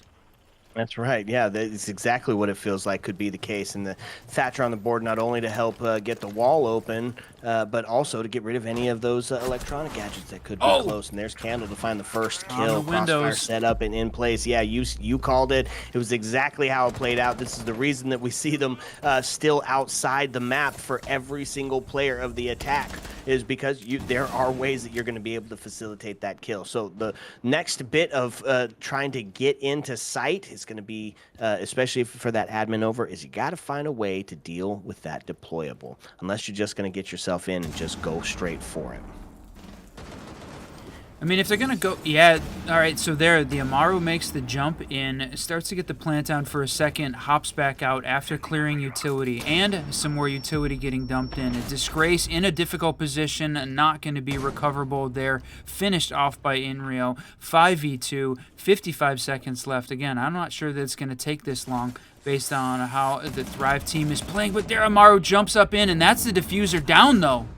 Yeah, but it answered back as Inrio puts himself on the triple kill. Looking for a quad piece now. They do get inside, and that's going to be the plant starting to go down. Cross is held up and in place. He's going to find the prone pwned, but he got owned position as the pistol popping led to some body dropping.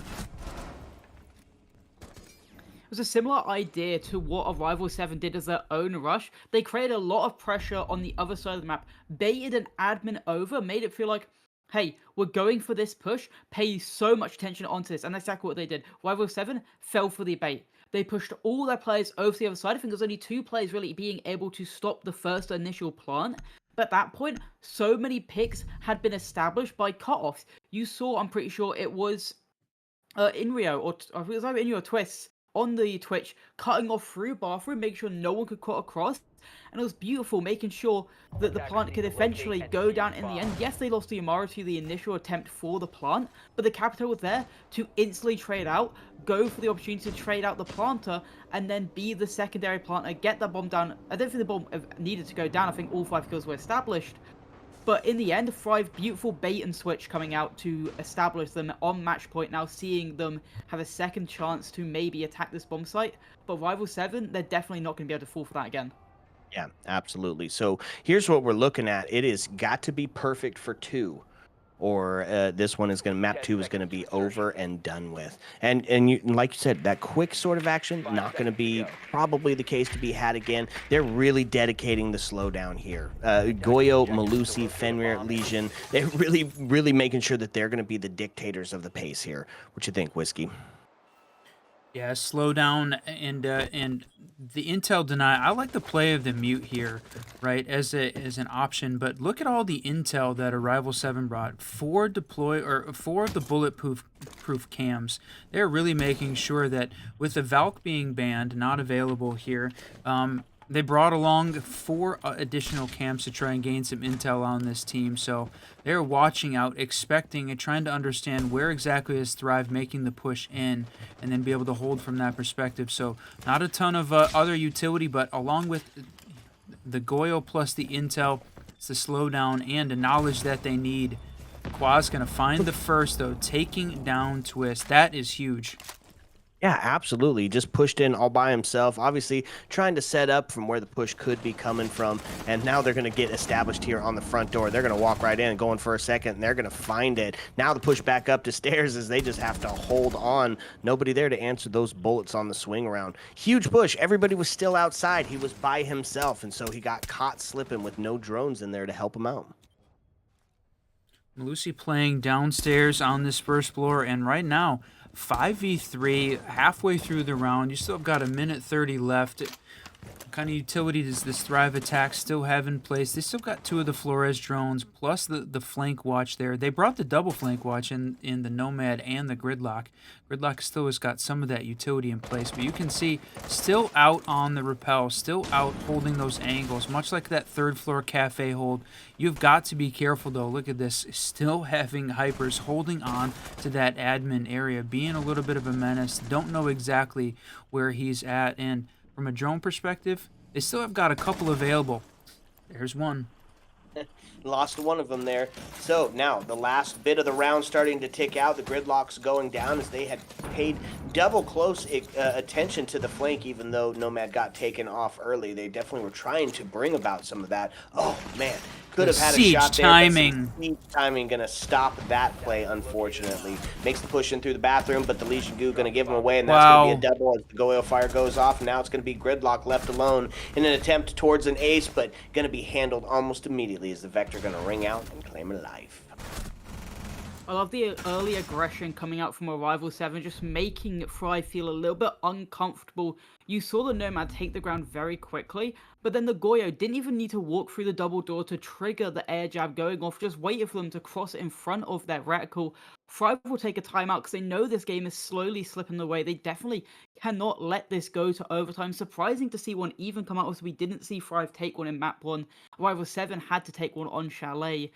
But then, later on in the round, the drones just never came out for Thrive. It felt like Brio single-handedly tried to take the pick back without any information coming his way, because he had no idea the Goyo had aggressed up, moved very close up into Visa, making that play even more easier for him to get that next pick on the board. And in that 3v5, it's basically impossible to take the site now, because nothing had really been established for the side of Thrive. They hadn't got any map control, they hadn't cleared any utility, and then they just had to blindlessly walk in, and then they lost their life because of it. And now we're sitting on the fact that Arrival 7 are one round away from evening it up, taking it to overtime, and they get to go to a bomb site that Thrive haven't seen yet, and that's the basement bomb site.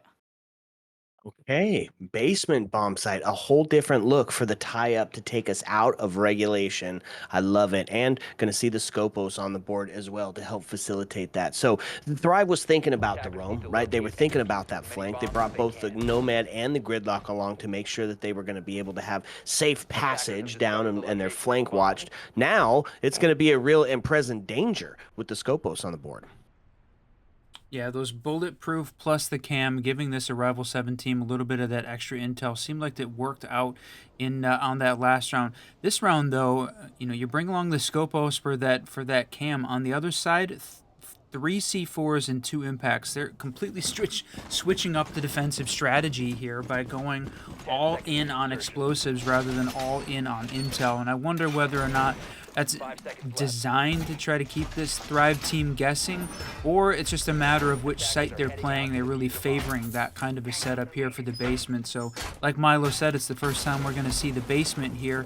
Big opportunity that Thrive doesn't have an opportunity to see how Rival 7 was going to play this one on defense. They saw it, although interestingly, we never saw the first floor piano site from this team either. And I don't know objectively between the two which one is the better site overall, but certainly it seems like teams prefer to play the basement in general. Yeah, absolutely. Okay, so we're going to start seeing a little bit of the setup here, and it's going to be some attention towards that garage area. Does have the double Cade here. Going to be looking for a potential C4 kill. Sends it deep. Not going to hit it, however. Wasted opportunity as they still have the hold in yellow. But he does move his Cade Claw around, so that is going to make it a little bit more difficult if we're only relying on impact EMPs, which actually they don't have. So it's going to be grenades instead to get the job done. They do do pull it off. But Cade, he's going to be able to trick this yet again and put it back down at the bottom. And that, I think, Whiskey, that might stay closed unless some vertical play happens here. Yeah, that seems like a miss here from the Thrive team. We have seen teams be very successful in making pushes on the basement sites, on Nighthaven, on Consulate without any of the hard breach in place, or dealing with the hard breach, just letting it stay closed up, but it definitely relies on the vertical. In this case, interestingly, Arrival 7, no presence upstairs, nothing on the first floor, nothing on the second floor, so Thrive can have complete vertical control of this map and take some shots down, and there's plenty of opportunity, but just... It's just an interesting attacking lineup, right? No real investment in opening up any of the vertical. They don't have a buck, they don't have a sledge, don't have a ram. It didn't have anything to clear out the breach denial. So this is just an interesting lineup. I'm curious to see how this is going to shake out for this team. Seems like kind of a miss on first glance. Yeah, and so they got the hatch open, but definitely Cade there ready to take take that shot should it commence. Now, they do have still a potential to, well, no, I guess they don't. Yeah, there it is. Soft breach charges. They can still open up that vertical to be had, and there it is. You've got, gonna be taken down. Candle gonna find that first kill. Now puts us into a 5v4 scenario, and that's exactly what they're gonna do. They're gonna go for that vertical play, smoke off onto the breach. Blitz gonna start pushing in. Disgrace to find Candle off the board. Now puts us into a 4-4.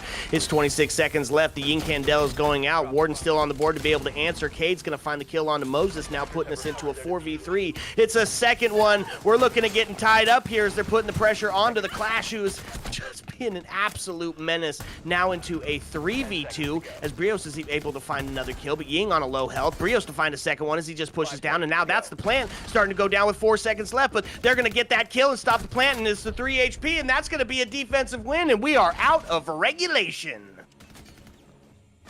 I've got to agree with what Run said mid-round. That lineup, I don't think it makes sense that much.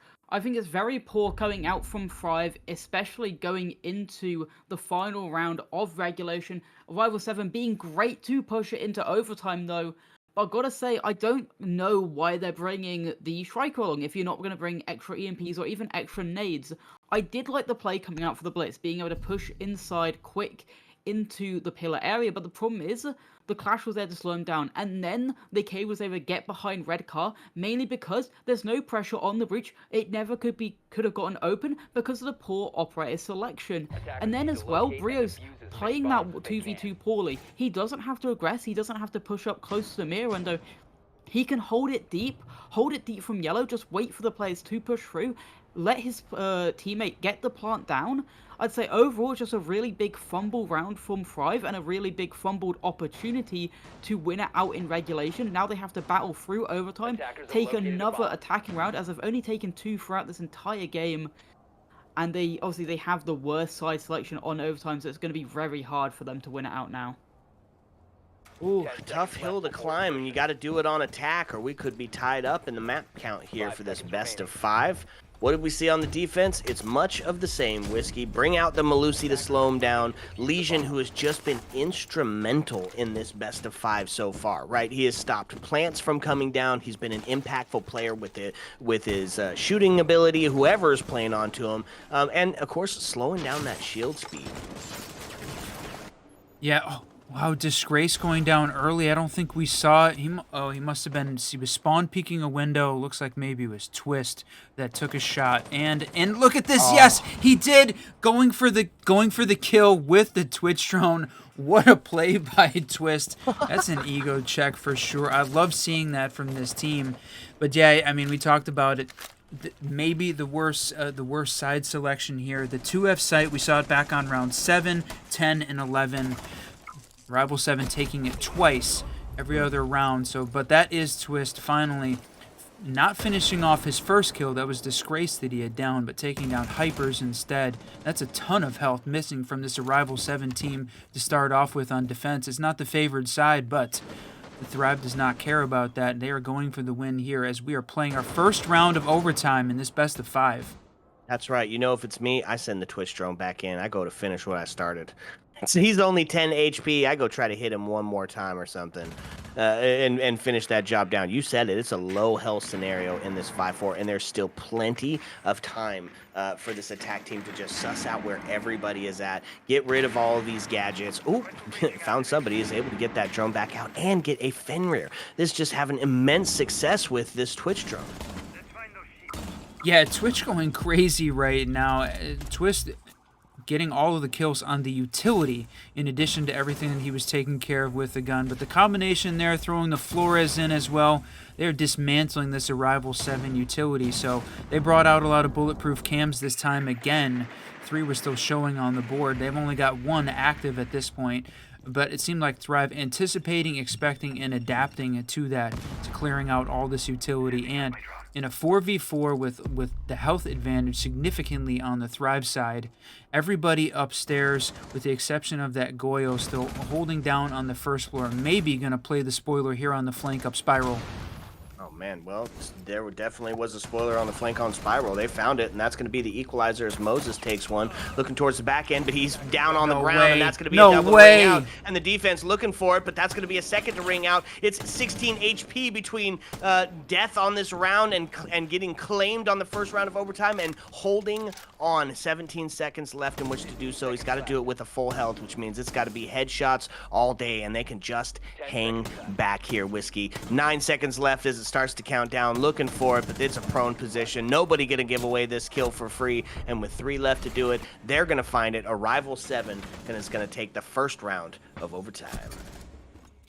Honestly, Arrival 7's early game was very poor for me. They over-aggressed way too much. Mute very lucky to keep his life, and then you also had, I'm pretty sure it was the Fenrir, walk up, try to aggress back into that admin area, but there was a Twitch still on the window, just easily taking out his crossfire. I'd say that round comes down to QWIS on the Goyo, being able to walk up Visa stairs, completely uncontested. Again, the intel gain from Thrive just not being there, not being able to suss him out, not being able to get the drones on him. And I'd say another blunder from Arrivals, or from Thrive, never being able to fully take down the Mute, despite him being on 10 HP the entire round, eventually killing him in the late round. But yeah, I'd say that round comes completely on QWIS, being able to lurk up Visa says, completely uncontested, doing the save them up Spiral a second time round. But yeah, now we're looking Arrival 7, 7-6 up, very close to closing it out. Oh, no, and this just in from production. We're unfortunately going to get ourselves back into a rehost scenario. So, well, give teams a chance to talk about it, I guess. Get a little bit of insight on how they want these last few rounds to play out and see if we're going to get tied up in a 1-1 or if Thrive will pull it from behind and find their second map win. So sit back, relax, because when we come back, we're going to bring you a second map. Heyo! Let's go.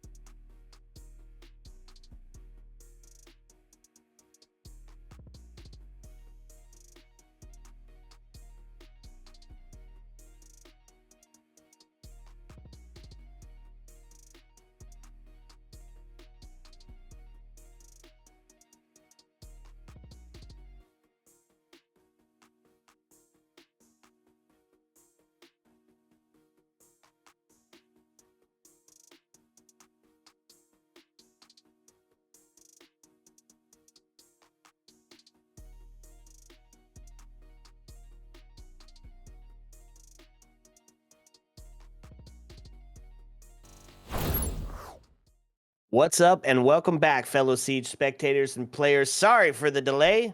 If it's live Siege, there's live Siege problems, and we had one of those. We got the rehost done data, and as it sits, Ariel, or oh, geez, I'm going to say that all night. Arrival 7 is up in the scoreline on their match point overtime scenario, looking to take their first map in this best of 5. One of the excellent stats that Milo brought out over the middle while we were just chatting during that quick rehost. Arrival 7 has not lost a round 7 yet, so this is it. They're on target there for their 7th round. The question is, we're on round 14, and that is a multiple of 7. So, are they 2 times as likely to win and send Thrive packing here on map 2 of this best of 5? Maybe. That's good math, man. That's just good math. Okay, so the defense, we're going to bring it and take it back up top, and it's going to be, a little bit difficult to see. Attackers must locate and defuse the bomb. Well, sometimes it's like that, like you said, that rehost just, causing some problems for us, but should be back up and ready.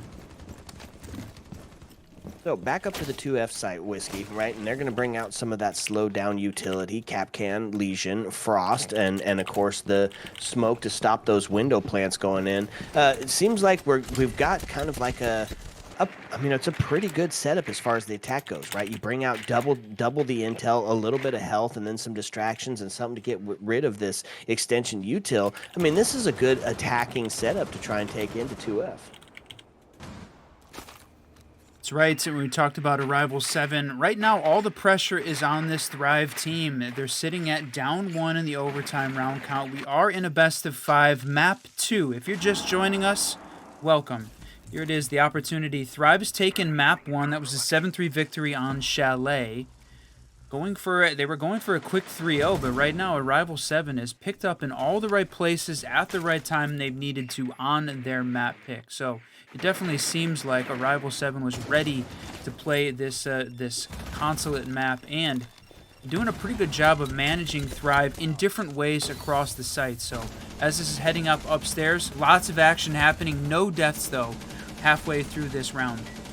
That's right, and getting close, though, that's going to be Legion taken off the board. Twist gone as the LMG is going to ring out and claim 1. And that's going to put us now into a 5v4 as the body balance tips in favor of Arrival 7. Still got to force them off the shield, and that's exactly what they did, except for the answer back. Brios on the double takes 2 and claims that man advantage now as the Bs are going off. That's going to be Candle to come up from the backside. Brios on the triple kill. Now going to be only the... Nobody. Oh, the C4! Gonna be only nobody as the C4 rings out and claims 1 and ties us back up in overtime. Rio's the hero of that round, a massive 4K for his site, and again, the same struggle Arrival 7 had last time on their admin clear. It's that long corridor, the vending corridor, so many positions they can be swung from. This time it's Brios swinging out, I'm pretty sure, from the double door down the checkers hall, taking down 2 of them, and then eventually able to get his 4K in the end. It's just so hard to clear out every single position, even when you have the numbers in your position like they did. I'd say you probably need a 5v3 to perfectly take control of the admin over. I wouldn't say that's completely on their favor. Now we're going to see how they're going to go and defend their secondary bomb site. And again, they're going to go to the split site. They lost it the first time round. They won it the second time round. Surprised they didn't go to basement, as they have a 100% success rate on that site so far. And they defended that one really well. To be fair, Thrive came with a poor attacking plan. But Thrive have won this bomb site before. They know how to win it out. They know the early aggression Arrival 7 like to do on this bomb site as well. So this could be a blunder for me, but we'll have to see how the round goes out. I love the split site. I just love it, right? It forces you to attack on 2 separate fronts. And if you've got a well-established... Ooh, look at that. Already caught onto the drone, but he's not going to be able to... He's not going to take that spawn peek anymore as he sees the drone there. But I love it because if you've got a well-put-together defense, you can take it all 3 different levels and really make them force a top-down clear before they can start to put any pressure onto the actual bomb site. And that's exactly what you're seeing here, right? We have Cade and Pole sitting down in the basement area, Legion and Mute sitting up on first floor, and all the way at the top, still defending that 2F location. He's going to be the Warden. Oh, that was my mic being muted again. I did it. Bomb located by This time, though, getting to see, this time they're bringing out a different lineup from the attacking utility, right? Bringing out that the impact EMPs or the impact nades there from Thatcher, making sure that they can get these open. That was part of the thing that they struggled with on Arrival 7's defense. So they've made the adjustment. We called out whether or not that was a good choice when that attacking lineup looked a little bit strange in the combination that they brought. This one better. And I know Milo said it, right? We saw Arrival 7 win and lose this site. The one thing we hadn't seen, and I thought they might bring it out here for this round, was the first floor piano site. Because the first time they brought out that basement site, yeah, 100% win rate, but they only played it one time, sort of caught this Thrive team off guard. I was wondering whether or not they were going to do it here. In this case, though, going to see this team continuing to make some presence upstairs, playing on this first floor, but 4 members still outside with 1:20 left.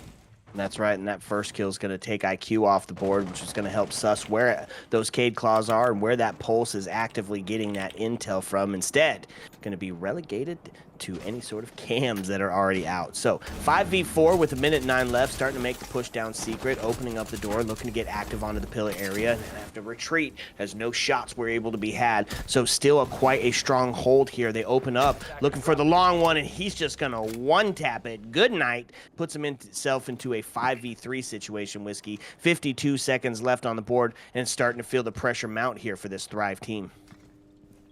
Yeah, this was Arrival 7's map pick. We talked about it, and they have definitely played better, certainly than we saw in Chalet. It looked very one-sided for most of that map. This time, though, Arrival 7 has still got to watch out for the absolute gunners on this Thrive team, so we're seeing some trades back and forth. You still have got the Thatcher and the Habana left, try and put some pressure on this team. You've got to watch out, though, for the Pulse playing downstairs. Ooh, and there's another shot. Wow. Give him a double kill, and that's going to end the round, end the map. No way. Dude, we said 1-1? We are 1-1 in this best of 7. Best of 7. Whoa. This best of 5. That would be Jesus. a little bit much. 8-7 victory here for the Arrival 7 team on their map pick. Okay, so here's what we're looking at. Guaranteed ourselves at least 4. We're going to see the third one coming right next. And because we had that break, we're going to try to get this one to you pretty quick. So getting the people into the lobby, bringing you back more some seats. We just appreciate you guys all hanging there. So sit back, relax, because when we come back, we're going to bring you a third map. Ayo. Let's go.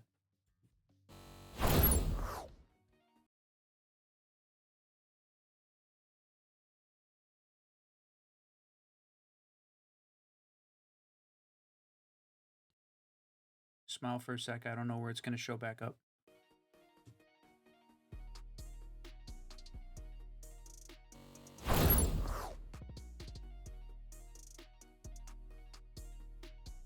Yeesh. I hit some button on my stream deck, and it completely changed the whole scene collection.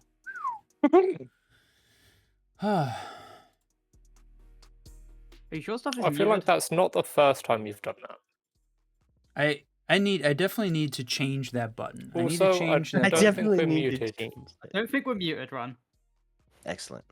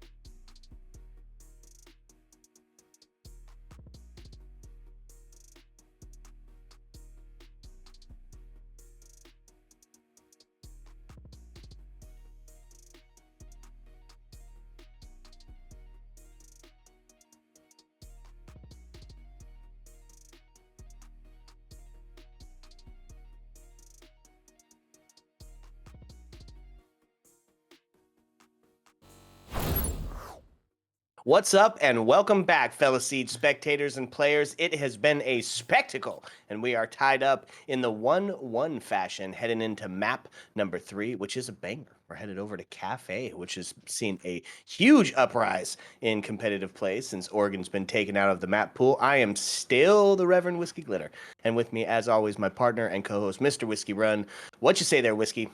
Yeah, welcome back, everyone. So we've definitely been struggling with the rehost in the latter half of this cast so 10 far. players ready. Struggling with rehost there on Consulate. Had two, and then we've had 2 rehosts as a part of setting up the 3rd map. So a lot of stuff going on the prod side and on the Ubisoft side. I said, please fix those lobby bugs in the customs game. Would love to see that. So if you're just joining us, we are starting map 3 of this best of 5. Map 1 going to Thrive 7-3 on CHALET. Map 2 going to Consulate here. Or map 2 on Consulate goes to Arrival 7. 8-7 overtime victory for that team. So now it's time. KAFE, my friend. That's right. Love it, hate it. We're going to play it. Milo, tell us how you feel about KAFE. I think it's a very linear map. It's very solved. It's like what Clubhouse is, and what Oregon definitely was. Very solved in the nature of things, and a lot of window plays coming out, especially on the attack. You'll see a lot of the times where most rounds revolve one, especially on the top floor, revolve around just players repelled outside of windows. It's a very, very slow map for me. I think it can definitely go either way, attacker or defender. It just depends how aggressive the defenders like to be and how good of an extension they can bring onto that top floor. I'd say vertical is the game for most sites. I'm going to see how Arrival 7 will start off with the starting of the defense. Yeah, I completely agree with you. And a couple of standard bans off the board as Dokkaebi and Maverick are both going to fall. And I would honestly could see a similar lineup on the defensive bans as well. Azami just being huge at that static warfare, right? Really digging in for the trench warfare, creating new angles on the site. And Valkyrie is that huge intel with the vertical game being so present and prevalent. The ability to look on the cam and send a C4 up after it is absolutely huge. Looking towards that last one now, and I imagine it's going to be some sort of intel, right? Take the Mira, take the Valkyrie off the board, and Mira, it is. There it is. Not going to be able to hold some of that top floor extension that we see where you utilize the castle and the Mira play instead. Just going to have to focus on holding off those repels and stopping those cutoff angles. It is going to be up to 3F to start us out. Nope, negative. I cast or cursed it off the board. Let's take some of that middle ground. We're going to go to the 2F, Fireplace and Reading to start us. Yeah, we talked a lot about the rise of the middle floor sites as part of the end of year 8, the beginning of year 9 as well. Seeing it, like we talked about a little bit on Chalet, maybe falling off, but then they went ahead and played almost all first floor sites after that. So we're going to see this Arrival 7 team start off, like you said, on the reading side. And to me, it's definitely sort of a different map in the way that Chalet and Consulate both play out. The big square, lots of open spaces, lots of vertical play to be had again. I think that plays a little bit into the Thrive hand, so we'll see how this one works. The thing that Arrival 7 did a great job, though, was adapting to the way that Thrive was attacking. And so as they're starting off on defense here again, they have had a tremendous amount of defensive rounds now between both of these maps. So lots of time to be able to play on defense, and Thrive almost feeling like maybe they just need to get back into it and have a chance to defend for a little bit here to slow this team down. Yeah, and speaking of slowing them down, this is exactly the lineup to bring, right? Take away the intel with the mute. Put some of those entry denial devices onto the doorways of Capcan. You got the intel for the C4. In fact, there's 3 on the board, Whiskey. So what we talked about, that vertical play being huge. Man, some siege timing, almost claiming Warden on the early. Getting some Claymores out, and they've had a little bit of a buff now, right? You hit that line, you die. So you got to get the kill on the way down now. Holding on to angles, playing these power positions from the Arrival 7 side. You said denying some of the intel as part of the operator bans, and I'm definitely it's a tough choice between the Mira and the Valk, which one you're going to take out. Those Valk cams have got such a great opportunity to be able to clear it out. And from the Thrive side, from the attacking side, almost needing either the IQ or the Twitch to try and clear some of that. From an intel clear perspective, Thrive's maybe going to struggle a little bit. We'll see whether or not this extra intel plays into the Arrival 7 hands. Yep, and that's going to be the first kill off the board. Talk about intel. Deimos does it really well. They're going to find that first kill, and that's going to give the man advantage straight over to Arrival 7. So we start to see the push-up, or the hold here from White. They did get some of that intel, making the spot from... Oh, man, I love the Grim pick, right? I love when you can just send in a bunch of bees, know that you're safe and protected and able to push up at a second angle. Looking towards that back end, it's a grenade that comes out, but it's not going to do anything. The run out! Off, and there's the jump out and the blow up in return as Moses gets his back now into a 4v3, now into a 3v3. Candle to take that first off the board, meaning that with 57 seconds left, it starts to fall into the favor of the attacking team here. And now they're going to be put into a position where they just got to drop, hatch, and plant. But somebody's watching. No C4 to be had here, but still of 3 of those gas canisters, Whiskey, which means they're going to be able to hold off a couple of different angles here on this last bit of push if he's able to stay alive. And the longer it goes down without throwing those, the quicker it's going to, or the quicker you're going to have to move when you drop, because it's just going to be spaces filled with that toxic gas. This is dangerous, though. Yeah, 28 seconds left. Plenty of vertical control here from the Thrive team, and it was Valk was the only one making the push-up. They've got to go, though. 20 seconds left. Yep, a little bit of damage done onto the Grim as they really playing into that 20-second meta. Going to open up that back wall, looking for the swing from Pillar. And there it is. The gas stopping it off with a barricade there. 6 seconds now. They're not going to be able to get in. They do get in, but no crossfire set up, which means they're going to stop the plant. Defense going to be able to find them one. Operators, you are out of time. The time runs out. The shot was there. No cross set up in place. And they're able to find defense takes the win, but just by the skin of their teeth. Very poor time management coming out from Thrive. They had a lot of ground. I'm pretty sure it came down to the 3v2 with what, like nearly a minute left on the round. I think they did really poor in establishing the man count. Well, not the man count, just the time on the board. They really just needed to get the drones out, figure out where the final two players were. They had the opportunity to kill Valkyrie when she was flanking. They just couldn't get it done in the end, and that's really what costed them. Having that Valkyrie flank around, get the pick, and the smoke babes as well, still being on the board. That's so much time tick, just allowing the plant to just not go down in the end. He had to rush through as soon as that smoke dissipated, and then it ended up being around for Rival 7 just because how much time was wasted. And I think it's similar to what was happening on Consulate. Thrive need to figure out how they can manage their time management just a little bit better. Because Arrival 7, they gave away a lot of picks in that mid-round. Strong in the early round, weak in the mid-round, but Thrive just let the time waste and waste and waste. 10 seconds to insertion. Yeah, absolutely. And so they're going to lean into that, right? We take it up to the 3rd floor, which some would arguably say is a solved site that you were kind of like what you were referring to earlier. So we're going to see a couple of the standards come out. Still going to bring that intel. Valkyrie's on the board for KAFE 9 times out of 10. We're going to still use her for those cams for that C4. Castle to block off some of those pivotal places to be able to hold. So this castle barricade here is going to allow him to play inside of that closet area. And then, of course, the Maestro. Lean into the intel. Lean into being able to time waste with cams that can shoot back. Whiskey, I like this setup.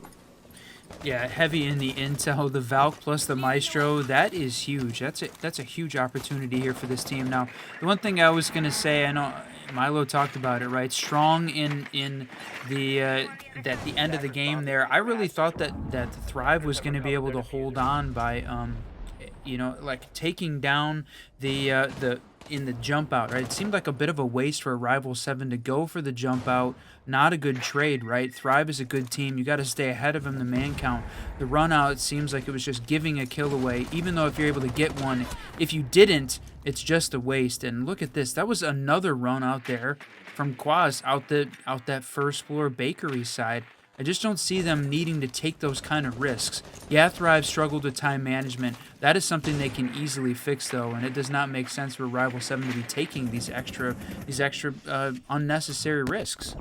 Except for what's the trade, right? You got Quaz that went to the cams, and in return you got Brios off the board. I think that's a fair trade where you still have a ton of intel to be used by the cams that you put up, and you took an absolute gunner off the board. Now, didn't work out in this point because Disgrace did get taken off the board now too, and Man Advantage does go back over to Thrive.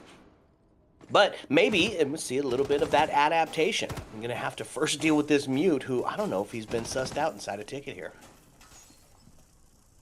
It's certainly the way that they're moving. I don't think, nope, I would agree. It does not seem like they have got him identified. No, he's going to wait to be able to guarantee the kill. There it is, taking one, and now they're going to know where he's at. Looked like he was about to try and jump out the window. Well played there. A little bit of missed opportunity from Thrive not finding that Mute earlier. Yeah, absolutely. Now into a 3v2 Whiskey, yet again going down to that 30-second mark, but this time they're going to do it with 2 times the man advantage as Frost, the last alive, goes to take the shot, but he's going to be dealt with instead. It's a body shot to end the round, and Thrive's going to find one.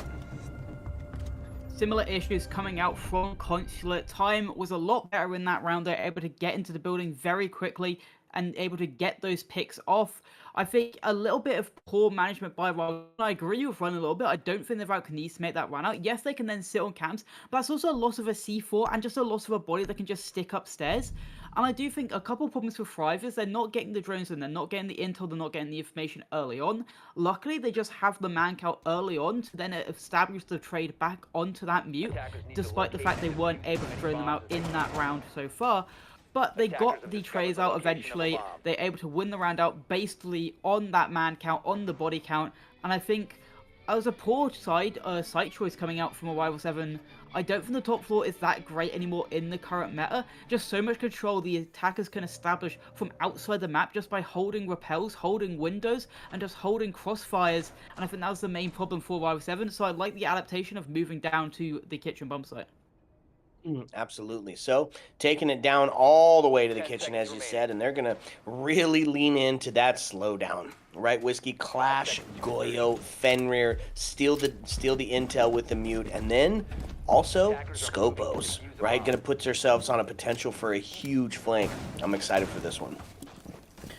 Interestingly, so you've got the idle shell playing downstairs on the first floor, and then Scopos herself playing the active upstairs on the third floor. So this Arrival 7 continuing to lean into those confidence plays, playing outside, taking some shots onto this Thrive team as they walk up. But Thrive, undaunted. I mean, they deal with this all the time. Interesting, they've got this the white half open again. We've talked about that strategy on these double reinforced walls, leaving one half open to make it more difficult for the attacking team to push up. The question is whether or not Arrival's got enough people downstairs to be able to try and prevent that push in. And right now, they've got nobody on the white side, basically. And that's an opportunity that Thrive can definitely exploit.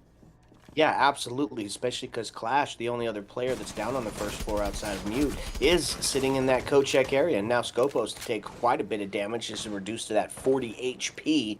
Still alive, but barely breathing as they start to take the scenic route and switch on to the other who sits at that full health. Looking towards that white side that you said was having the potential for the issue, it's going to be an MP7 to claim the life of Moses, and the body balance into the hands of Arrival 7. As a little bit of damage goes on to the Twitch, but answered back as Twist is going to find the headshot. Wow. Twist to find a second. Huge as he gets deleted off the board. Looking towards the third on the white side. It's going to be Candle to take that one. And now, like that, doubled up on the man advantage and the body balance. That's going to be a 4v1 Clash, the last alive. Just diligently holding on to that main lobby door where nobody sits. Yeah, you've got plenty of white control on the back that can easily walk in, plant the bomb, just a little bit of distraction from Clash. Not going to be able to use her shield at all, except for to try and hold on to the reload. Rios is going to finish her off, though. I mean, it would, to me, seemed like it was well played in that they sort of had a bit of distraction at the bottom white, but gave that up early and didn't hold on to that position and sort of fell apart in the late round. Sometimes it does come down to just gunpowder, and I think that's really what came down for Thrive. They just had hit some incredible shots, and that really allowed them to enter through white, take the control they really needed to. because they had somewhat of a 2v1 system to take down the player pushing through into that freezer or the garage Defenders, area. protect your bombs from But in being the end, defused just by hits attackers. 2 double shots onto the 2 players. The only issue for me for WoW 7 is the fact that Clash never really rotated. They could feel the pressure coming, right? That was where the main pressure for Thrive was trying to be established. And the Clash stayed in coat check the entire round. Nothing really Attackers have came their located a side. bomb. Sometimes you don't need to be holding position. Sometimes helping your team is way more important. And I feel like that could have been more established if the Clash just rotated, allows you to use that shield to give out the comms, give out the information, and then take the gunfights in a more advantageous situation for the side of Arrival 7. But in the end, it is going to be 2-1, and we're going to see them go back to their primary bomb site. That's right. It's kind of a high-risk, high-reward situation, right? If somebody does come through that lobby and you get that early entry kill, and then you can go be the block blunting that spearhead, then you're a hero. But if you waste all of your time there and you're not able to get a kill and then find yourself the last alone in a 1v5, then yeah, kind of didn't obviously play out in their favor. So Clash not going to make another appearance, so we're going to move on to a similar lineup that we've seen before. Every single round they've taken a look, and this time it's Brios off the board again. You got to feel good about that if you're a Rival 7. I know we talked about whether or not they're taking too many chances, but right now they seem to be winning. They're winning more of them than they're losing. So to me, definitely still is worth it to play that aggressive stance, whether or not you're talking about spawn peeking or early peeking, aggressive peeking on the windows as this Thrive team is walking up. I don't know whether or not it's overconfidence from Thrive, thinking that they can win some of those engagements, or just maybe a little bit of a lack of focus. We'll see as the round plays out. Thrive's still up 2-1 on attack on KAFE, so it's not like, they're not converting these into wins, but starting off and from a position of a 4v5 definitely makes it a little bit more difficult. They've got the guns to back it up, though, like Milo said. That's the important part here. Oh, man, and there's a shot, and that's going to take Moses down, and that's going to give the body balance tipped over in favor of Arrival. Yet again here on their defensive hold, looking to tie it up on the score line, and they still have, yep, there it is, a little bit of play from Mute up top again. He's going to get the down onto IQ, and he's got some backup of Capcan, who's holding down to the bathroom, now switching over to the stack side, waiting for the rotate from the other team. So still got a dedicated hold up on 3F to try and be able to bring it back. A C4 to go ahead and confirm that kill. Wow. Going to take Twist off the board. Now puts us into a 4v2. Buck on a low health scenario here, Whiskey. Now the climb back, though, takes the top of red. Knows still's got to make the play here on Ticket. Looking for some drone hole kills. It's a shotgun. Close quarter combat. Can you even do? A couple of shots towards stacks here. It's still got plenty of time, Whiskey, for this push to happen. Not with that loss, though. Hypers was playing in that Ticket area, and now, again, same exact position, gets 1 kill, 2 kills off that, and continuing to hold on. It's like it just did not have a way to answer it. Going to find another one. I think that was a 3K on that round. Just holding down Ticket and Cigar, owning that piece of the map. Thrive struggling to get something going there. Yeah, runs it perfectly. Thrive just struggling. They're not getting the information in. It's going to be down to the fact that it is going to be that Mute that was playing inside a Ticket. He's probably got his scanners around to stop those drones from figuring out where his location is. And he also had the Capcan with him, baiting out any information that Thrive probably could eventually get through. The Capcan probably shot the drones out, took all the attention to himself. And there was also a Capcan trap kill as well. When they tried to take that freeze position, he then finished off that player as well. They completely thought, hey, it's only the Capcan up here. Let's try and finally figure out where he is to take him out. Forgetting that probably there's another player up there. The Mute in and behind Ticket, still able to frag out, get those kills. But this is the problem, right? Arrival 7 have only been able to win that bomb site so far. They're going to need to win at least one other bomb site to get themselves that 3-3 half, which I say is very important in a map like KAFE, because they've only been able to win their primary bomb site, haven't been able to win top floor, haven't won freezer or kitchen yet. Going to see if now they can finally break that curse, win this top floor out now. Yeah, absolutely. And that's the thing, too, that we've got to remember, right? Thrive is 1-2 on attack. Their quota is done. For the standard split, they've hit it. So anything outside of this is going to be like icing on the cake. And so going to see on the defense, they're going to mount up the same operating lineup that they've had this entire time, bringing back out that castle, bringing back out the Valkyrie, the mute. And here's the question: is he going to? No way. Does he get it again? This time, this is a big kill. You know, with the last couple, he takes Brios. With this one, he takes the Flores drones off the board. That means some of those castles, some of those maestros, they're going to go ahead and stay exactly where they are. I can absolutely see Thrive getting furious with the way that that's playing out and starting to punish this Arrival 7 team. I think they have got some incredible gunners on this Thrive team, on both the core Thrive roster and with Brios and Inrio coming in from that Aerial Arise squad. So they are going to make Arrival 7 pay, but right now they're just winning. Arrival 7 winning those, putting that extra pressure on Thrive, and whether or not that gets them to slow down in the entry or gets them frustrated in the way that it's playing out. That is tremendous play from Arrival 7 at upsetting the flow of this game for Thrive. Yeah, I love it, right? Get spicy. You know, make those plays that are going to make you and force you to look for the run out and look for the spawn peak every time. Because what did we say early in the round? Thrive was having a tough time mismanaging their unfortunate. That's going to be the second clutch drone off. The mute jammer plus the maestro able to take it down. That was unfortunate that he tossed the Brava drone right into the line of sight of the maestro. You know, could have kept it back on red. Could have kept it maybe right underneath the bottom of the maestro. But man, that was just an unfortunate sequence of events. Yep, Candle to find that next kill that does equalize here on the body balance, and it's going to take away that Warden with the special goggles, right? So now those flashes that are still in the hands of Hibana could be a little bit more effective towards the late round, but what I was saying is it's going to slow them down. Every time they're getting spawn peaked, every time they're getting run out, they're going to have to pay special attention to that. So it can start to chock the mental. Now, start to take that space up top here, but you got the Maestro ready to defend the plant from going down. It's a couple of shots heading in, and no way. Oh, no, okay, that wasn't the Maestro. Quick answer back. Moses is going to find one and puts us into a 3v2. Hibana to drop down. The lone alive. They're looking for her on the backside. Going to have something crazy here. A shoot, pivot, shoot. Pushing in. You run, you die. That's the rule number one, and that's exactly how it played out as they waited for it. The early aggression being beautiful coming up from Arrival 7, being able to get that spawn peak on the board, onto Twist, on such an important operator as well, being the Flores, not being able to use those Rantero drones to be able to break any of those utility that Arrival 7 had placed down. Obviously, the motion hammers probably could have been taken out by the Rantero drones. Obviously, the Bravo drones probably could have also done it, but unlucky timing and throwing it into the mute gemmer. But I'm loving the aggression that Arrival 7 have now mixed it up with. They're showing more together. They're showing the aggression together. They're swinging together. They're taking these gun sites together, and they're getting that early count more cemented into the ground. And they finally won a bomb site that isn't their primary, and they can definitely get this 4-2 split for themselves as they're looking more dominant throughout the rounds as they go on.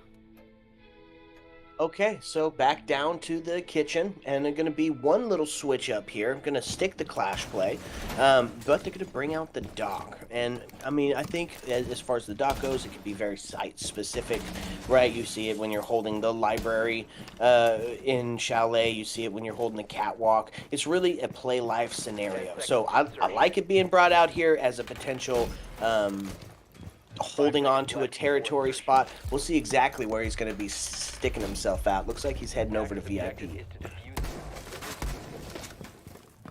We talked about them not being able to win the primary sites. Now they've got 3F down. Now going to try and take on the first floor. And again, peeking aggressively up on that window. I like this, the Doc playing, and he's taking the extra risk playing out the door. That really fell apart and not really a good call. And they've got double deployable shields here to back up the VIP position. I like I like the idea of the faux aggression, but just standing there, you're just asking to die on that one. You know they're going to be looking for the spawn peaks. You know they're going to be looking for the runouts. And now he gets seen on a Flores drone as he rotates back around. A couple of shots towards the Whiskey, does get a camera off the board. So main advantage is sitting in the hands. Yeah, the double deployable is awesome, right? You're going to have to take down both with the Flores drones. I think that is really fun. Will it work? I don't know. We'll see. Well, right now, they're in a 5v4, so they're not having to play down a man for most of the rounds they've had here starting off on this, so they still have got more than half the round left. Plenty of utility still. You've used up all the Flores drones. You've used up some of the Capital, but you still have got 2 of the Ash Charges, 2 of the Selmas. You've got plenty of utility here for this Thrive team to still continue to push in and attack. Got to deal with the intel, though, from Arrival 7, and I think that the combo of the Valk and Maestro was really a setup that worked really well for this team. I'm actually surprised a little bit that they didn't continue that trend here on the first floor as well. And then there's another deployable sitting on the half wall as well. Now, Clash did get uprooted from the coat check area this time as they're going to make their way to help stop that push into the Baker area. But the cross is set up, so the danger has, of course, intensified by a ton. That's going to be a cam taken down as now we find ourselves in a 4v3. It's 57, so attack still got plenty of time here. Starting to make the push out from site. You see... Nope, they're going to take themselves a scenic route. They're going to get back outside and try it again. A little bit of a rotate, Whiskey. Slowing it down. We talked about some of these rounds going very, very quickly, some playing out much slower. Thrive being very methodical with the attack in this case. But as Milo said, they can't take too much time. They've got to make sure they're not getting way far into the 20-second meta. And look at that, the Frost Mat coming in clutch.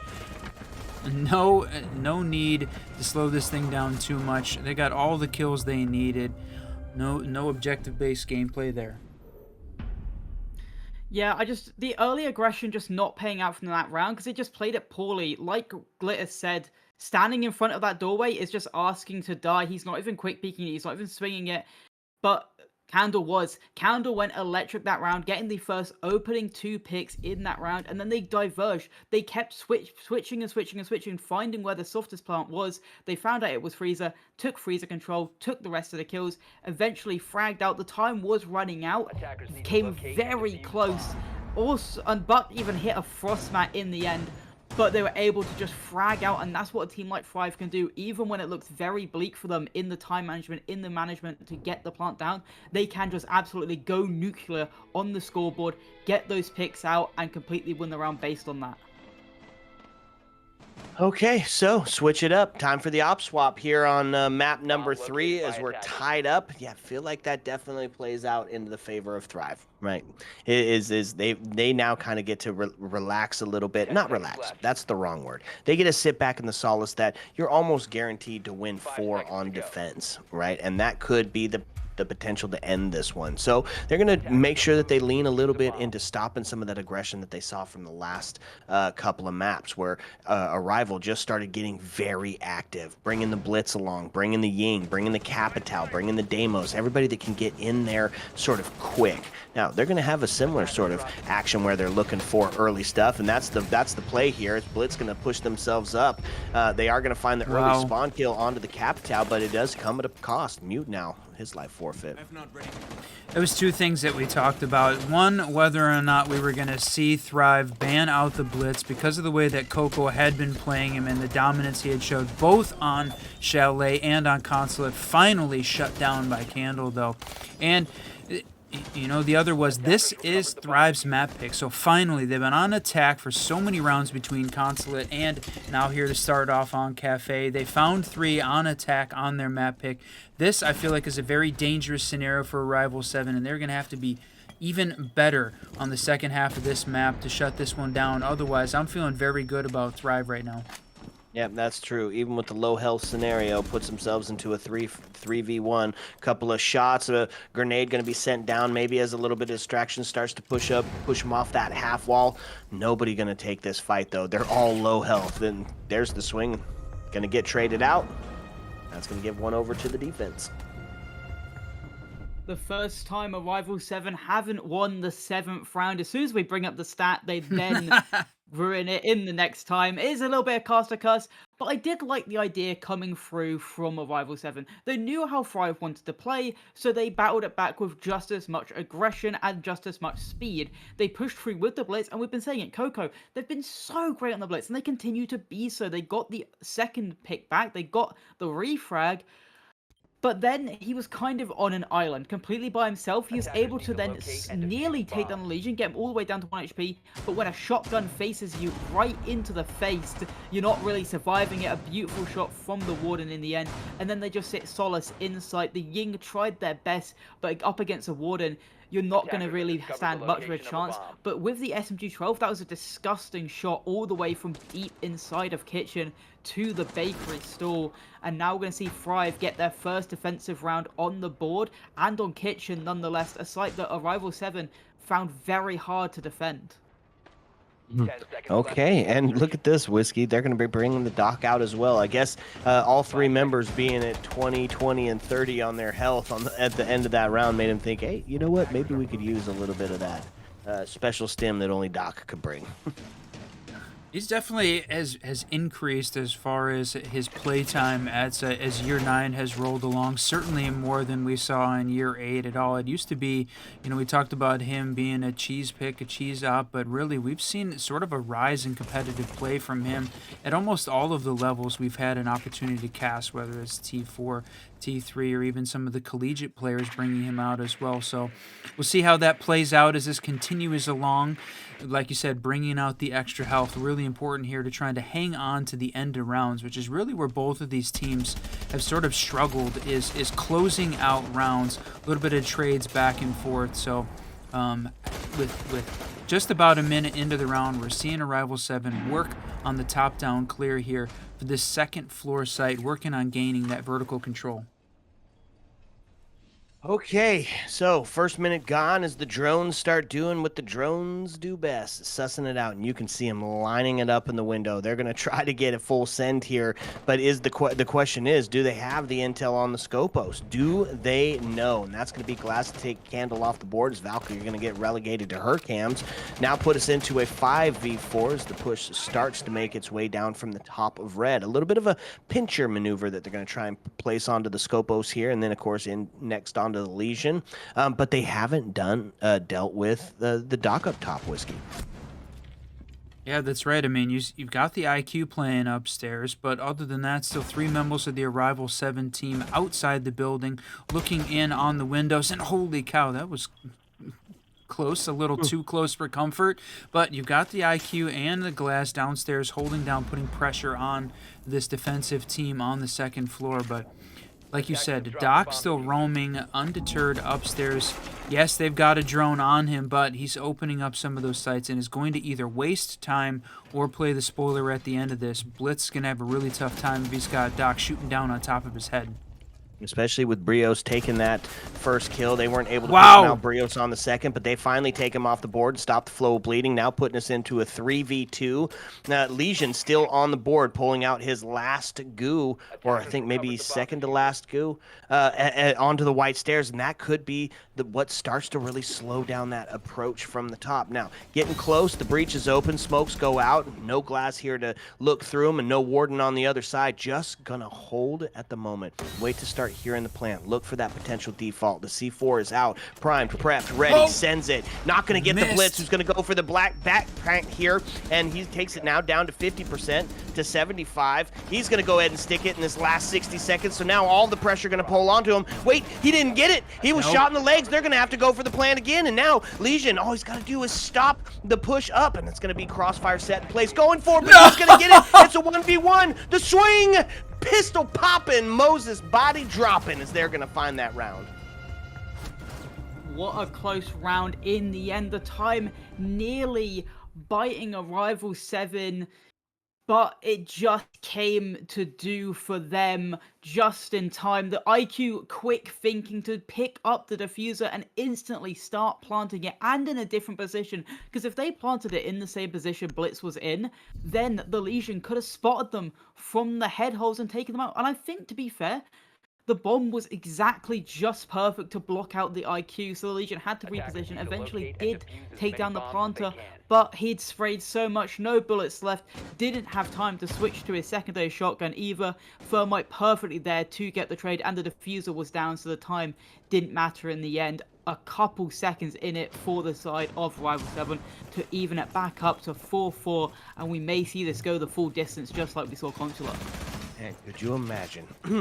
KAFE going the full distance, and it's not a game-ending point, so it still won't be that infinite overtime, but we'll be looking towards that on the backside for sure of this round, whatever's coming up next. So on the side of the defense, they're going to continue to lean into that slow-down city, really try to be some pace dictators here, and stop the problem that is the blitz, right? He's just being so effective at just taking up a ton of space, and you say, yeah, well, ban him out on the next round, right? We'll just get rid of him. The problem is the reason that blitz is available to be used is because Monty, the obvious better Jesus, locked him out of sight. The obvious better shield would be in play, and then your feet are safe as well when you're making your push.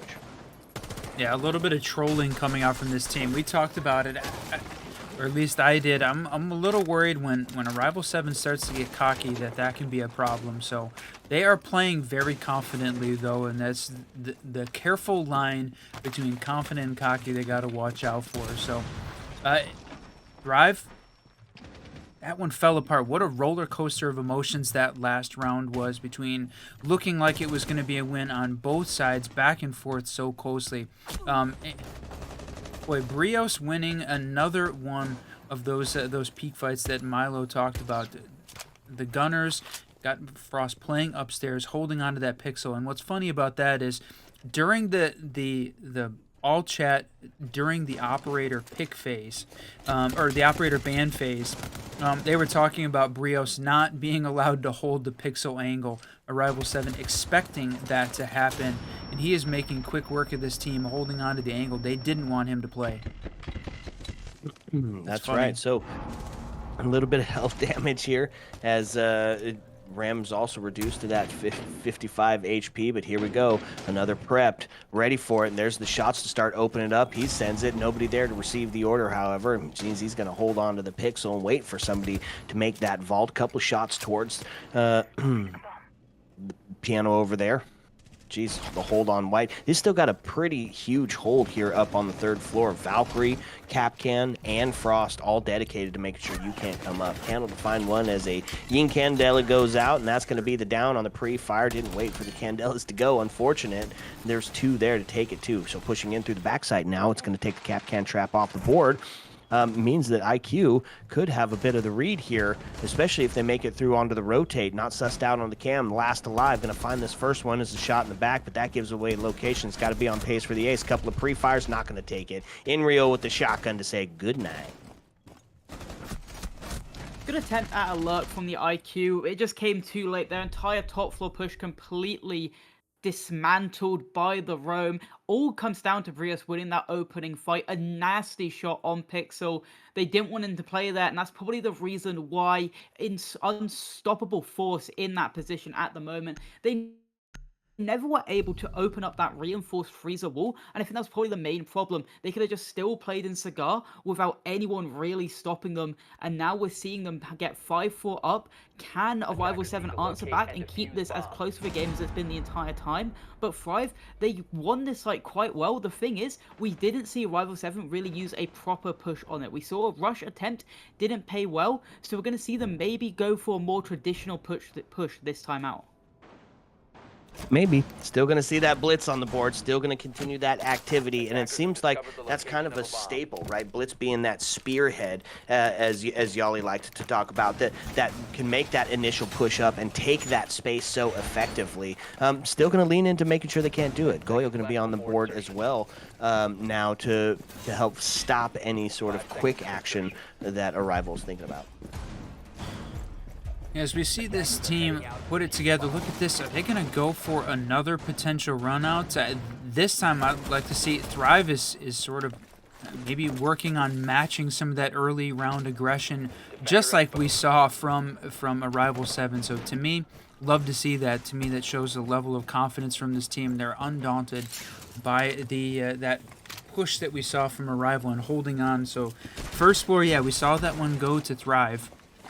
Arrival's got their work cut out for them as they work on this top-down clear, the combo, the Deimos and the Blitz working on getting themselves down, and no one this time from Thrive holding that third floor, and it's only the Goyo playing on the white stairs is the only presence they've got above the first floor.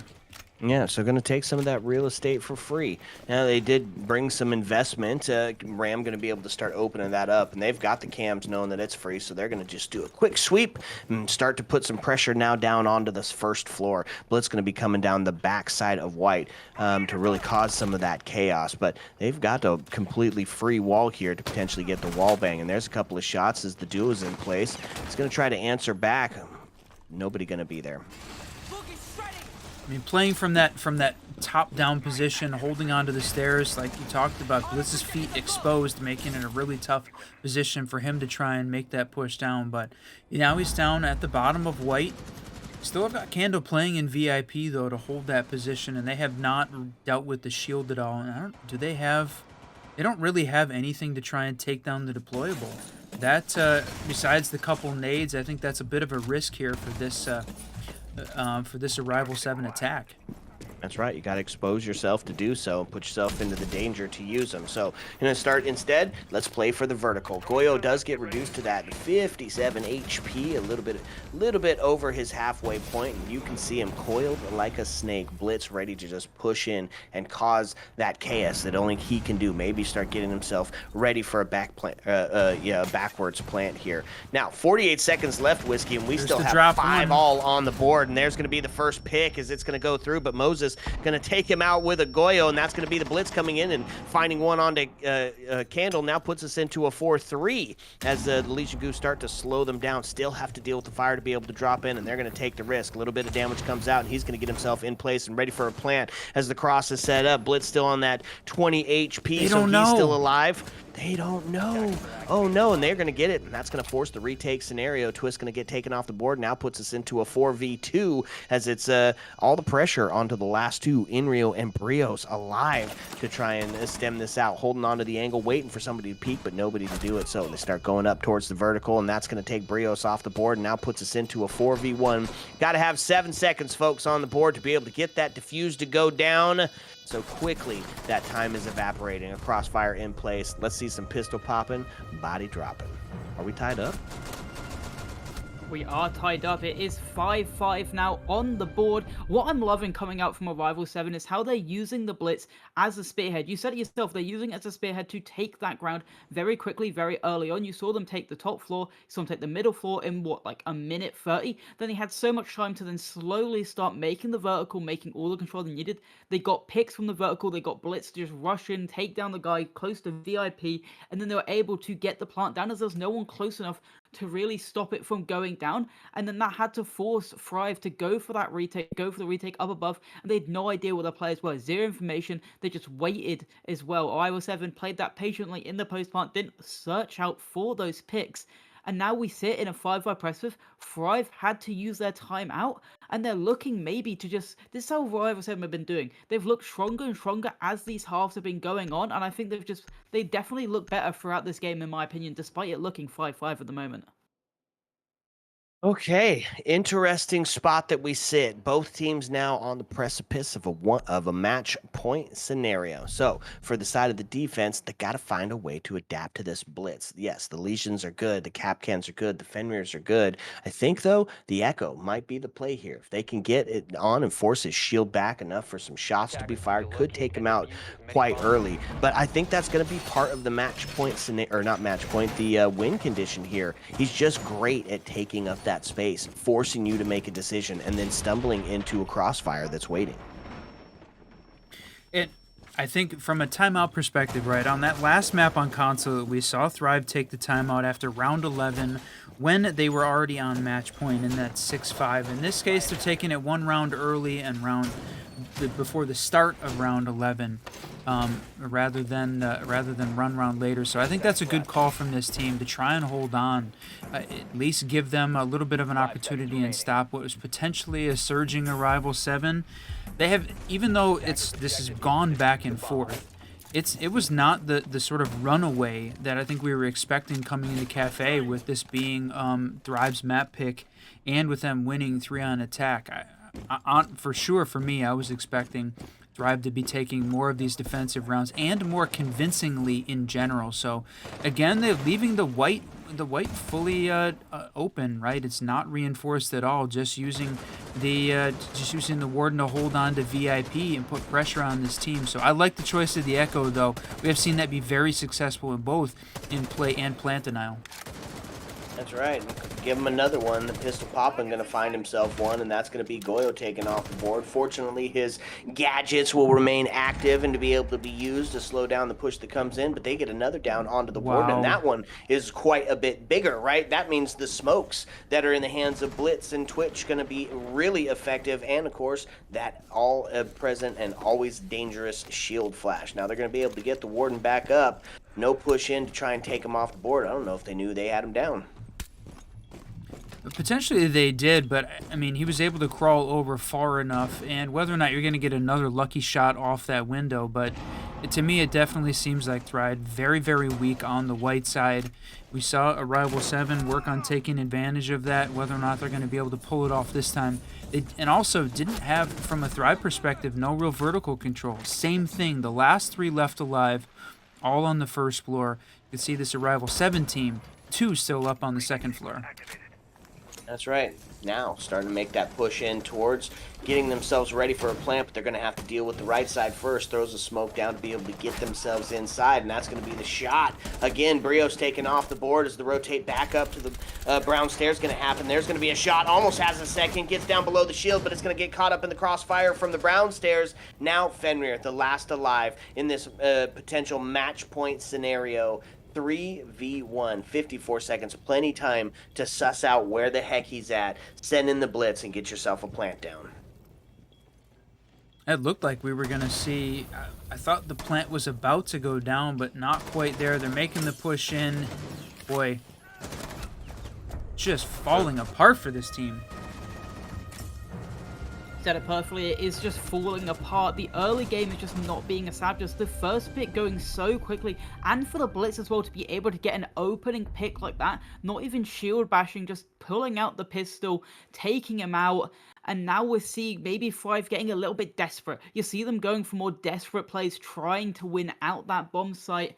And that's the problem. They just need to rely on what they've been relying on most of these rounds. Their own gun skill, their own strat heavy play. But instead they're going for more hero plays individually. Not as a team, not as a unit. You see so many players just going for their own individual play without maybe a player behind them. That's the difference between this map and Chalet. On Chalet, they played together. They played around each other. And I think that's mainly been the issue between this map and Consulate. Lack of information, lack of teamwork, and lack of team play. And that's what Arrival 7 is perfectly using to their advantage. They've swapped sites again. They're going to go to this reading and dining, which Arrival 7 have won before. So this is looking very bleak if you're a Thrive fan. Man, going up potentially on their map pick, then going into your own could be a big scenario here. So what, Whiskey, is the win condition? What is going to help Thrive turn this back around? 5 seconds left. A great question, and I know Milo was talking about this. What does Thrive need to do?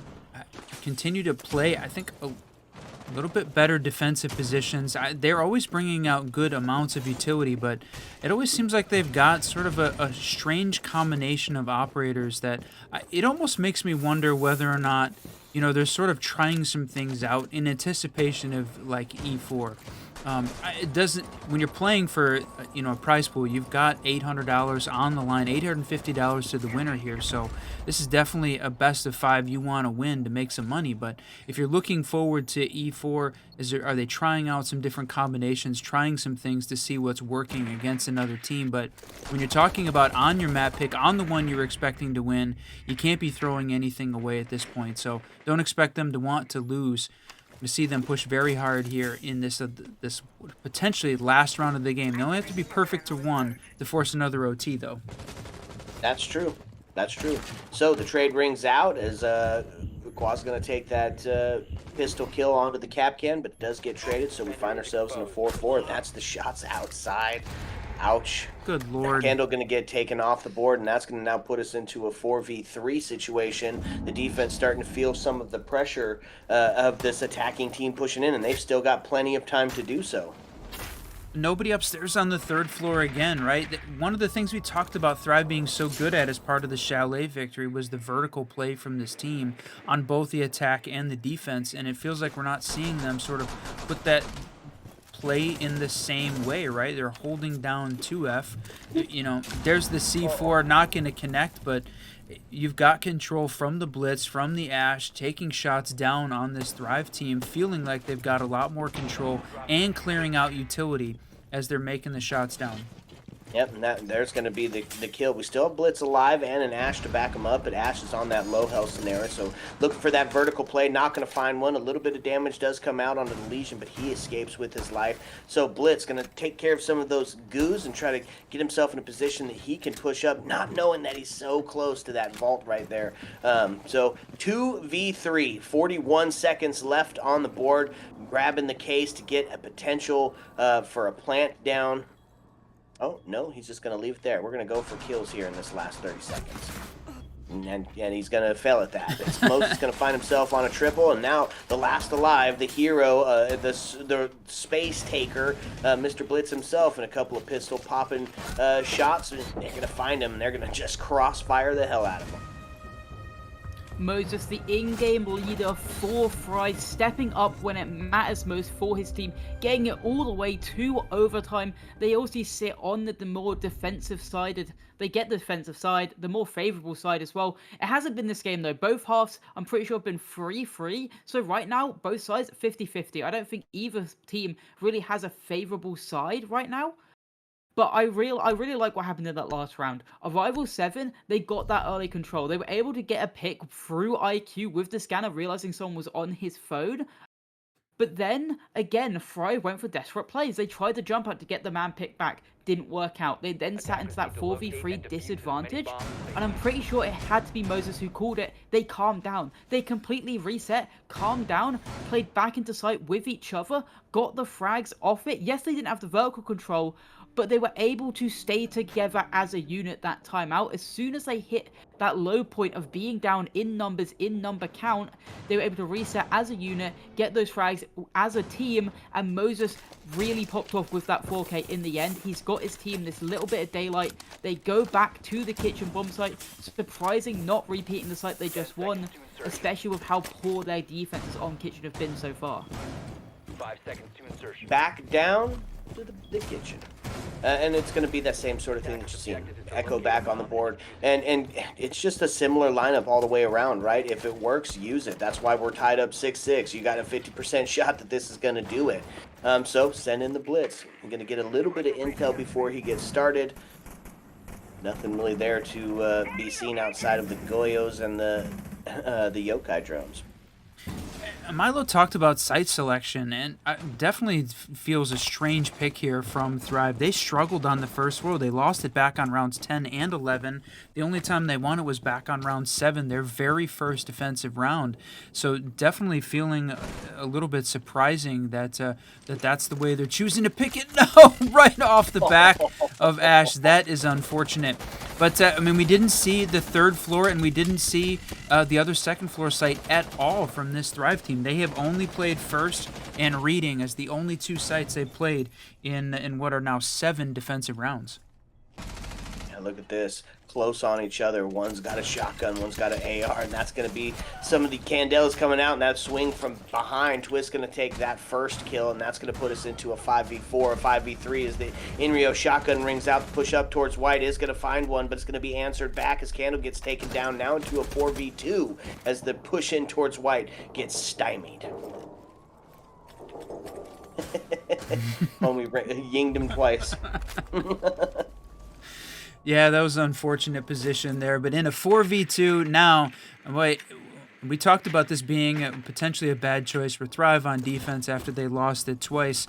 They're showing us why they are the pros, or the aspiring pros in this case, trying to find a win. But boy, that is that Leash and Goo bugged, or is that just some interesting aim coming out from Disgrace? It's got to be Bud, right? I mean, looked like he hit it. Looking towards that half wall now as the fire is ringing out. Those Goyle canisters starting to do their job at stopping any sort of push in. But the big thing here with 50 seconds left, oh, he's going to force him to move. He's going to push in, but he didn't look towards that area, so he's going to die for it. Instead, now into a 4v1 with 2 smoke canisters still left on the board. And it's looking like we're going to take ourselves a bit of a faux timeout here for Ace. Yeah, there was some chat going on that Vax needed to step up and contribute a little bit more. 2 and 11. I don't know that this is going to be the place. Like you said, it pause, take some time to talk about it. They still do have a team timeout available, so they could actually take a real pause here and put together how do they want to manage this. What is their defense against Thrive? Because now we're seeing Thrive up. First time since back right at the beginning of this. Yeah, honestly, I feel bad for Rival 7, the fact that they had a great idea to push through lobby using the Incandelas, but it's really, really, really poor Ying play. He flashed his teammate twice, and that's really what got him killed and the Ashe killed. As soon as that second Ying Candela came out, or I think it was the third one, he flashed the Ashe, and then he got swung by the Goya because the Ying Candelas never reached the actual defenders, and then while the Ashe is blind, they also get swung by the mute from Coach Check. So that entire push from that side falls apart, and because of that side, the white side is weaker and weaker, and they also fall apart. The Blitz goes down on the white side while trying to rush through, and then in the end, there's 2 players left alive in a 2v4. It's practically impossible, and it was impossible. Thrive finally get a match point. It's felt so long since we've seen them have a chance to win a map. Is it their time? Good question. Got to do it on attack here, or we send ourselves into double OT after this. And still, again, not infinite. That would be coming later on here. And on the attack side of it, gonna bring back out the striker play. What do you think? 5 seconds remaining. Striker has definitely seen, I think, more play recently rather than the Sentry. It seemed, it started off as a little bit more of the Sentry, but it's interesting that that teams are continuing to use the recruits. I think, it was a good change, good trade up in the way that that new blood was brought out, change up those operators, and make them available for ranked and for competitive play. I think it adds something kind of special. So glad that Ubisoft made that change. But the question here between these two, yeah, you said it. Can Thrive find a way to win? They're on the match point for the first time here, and we are definitely going to see infinite overtime on the next map. One of these two teams is going to be on map points at that point. 3Z rules bringing out the infinite OT when the series is on the line. So as we head into Skyscraper for the 4th map, going to be infinite OT.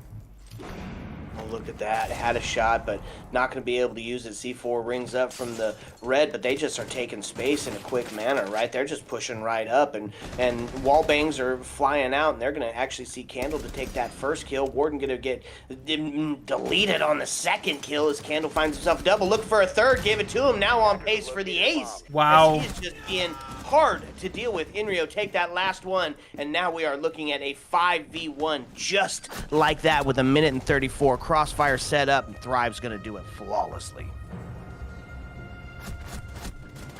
Comes down to a wonderful entry from Candle. This time round, they use all their aggression together. A mistimed C4 really somewhat costed a Rival 7 in the end, but beautiful aggression entry play coming out from Thrive that allows them to take the top floor so quickly, so dominantly, then convert it down to the middle floor, end the round out, end the map out, and now we sit at 2-1 for Thrive. Okay. 2-1. One more map guaranteed, and I believe we're headed to Skyscraper, yeah? That's right, Skyscraper. So Thrive does pick up the win on their map pick there on KAFE. So now Rival 7 is going to get that opportunity to answer back on Skyscraper. Infinite OT coming up here for map 4. Jeez Louise. Okay, folks, you heard it. We're going to get the lobby set back up as we continue on in this 3Z Season 9 Grand Finale. Sit back, relax, because when we come back, we're heading to the 4th map. Ayo. Let's go.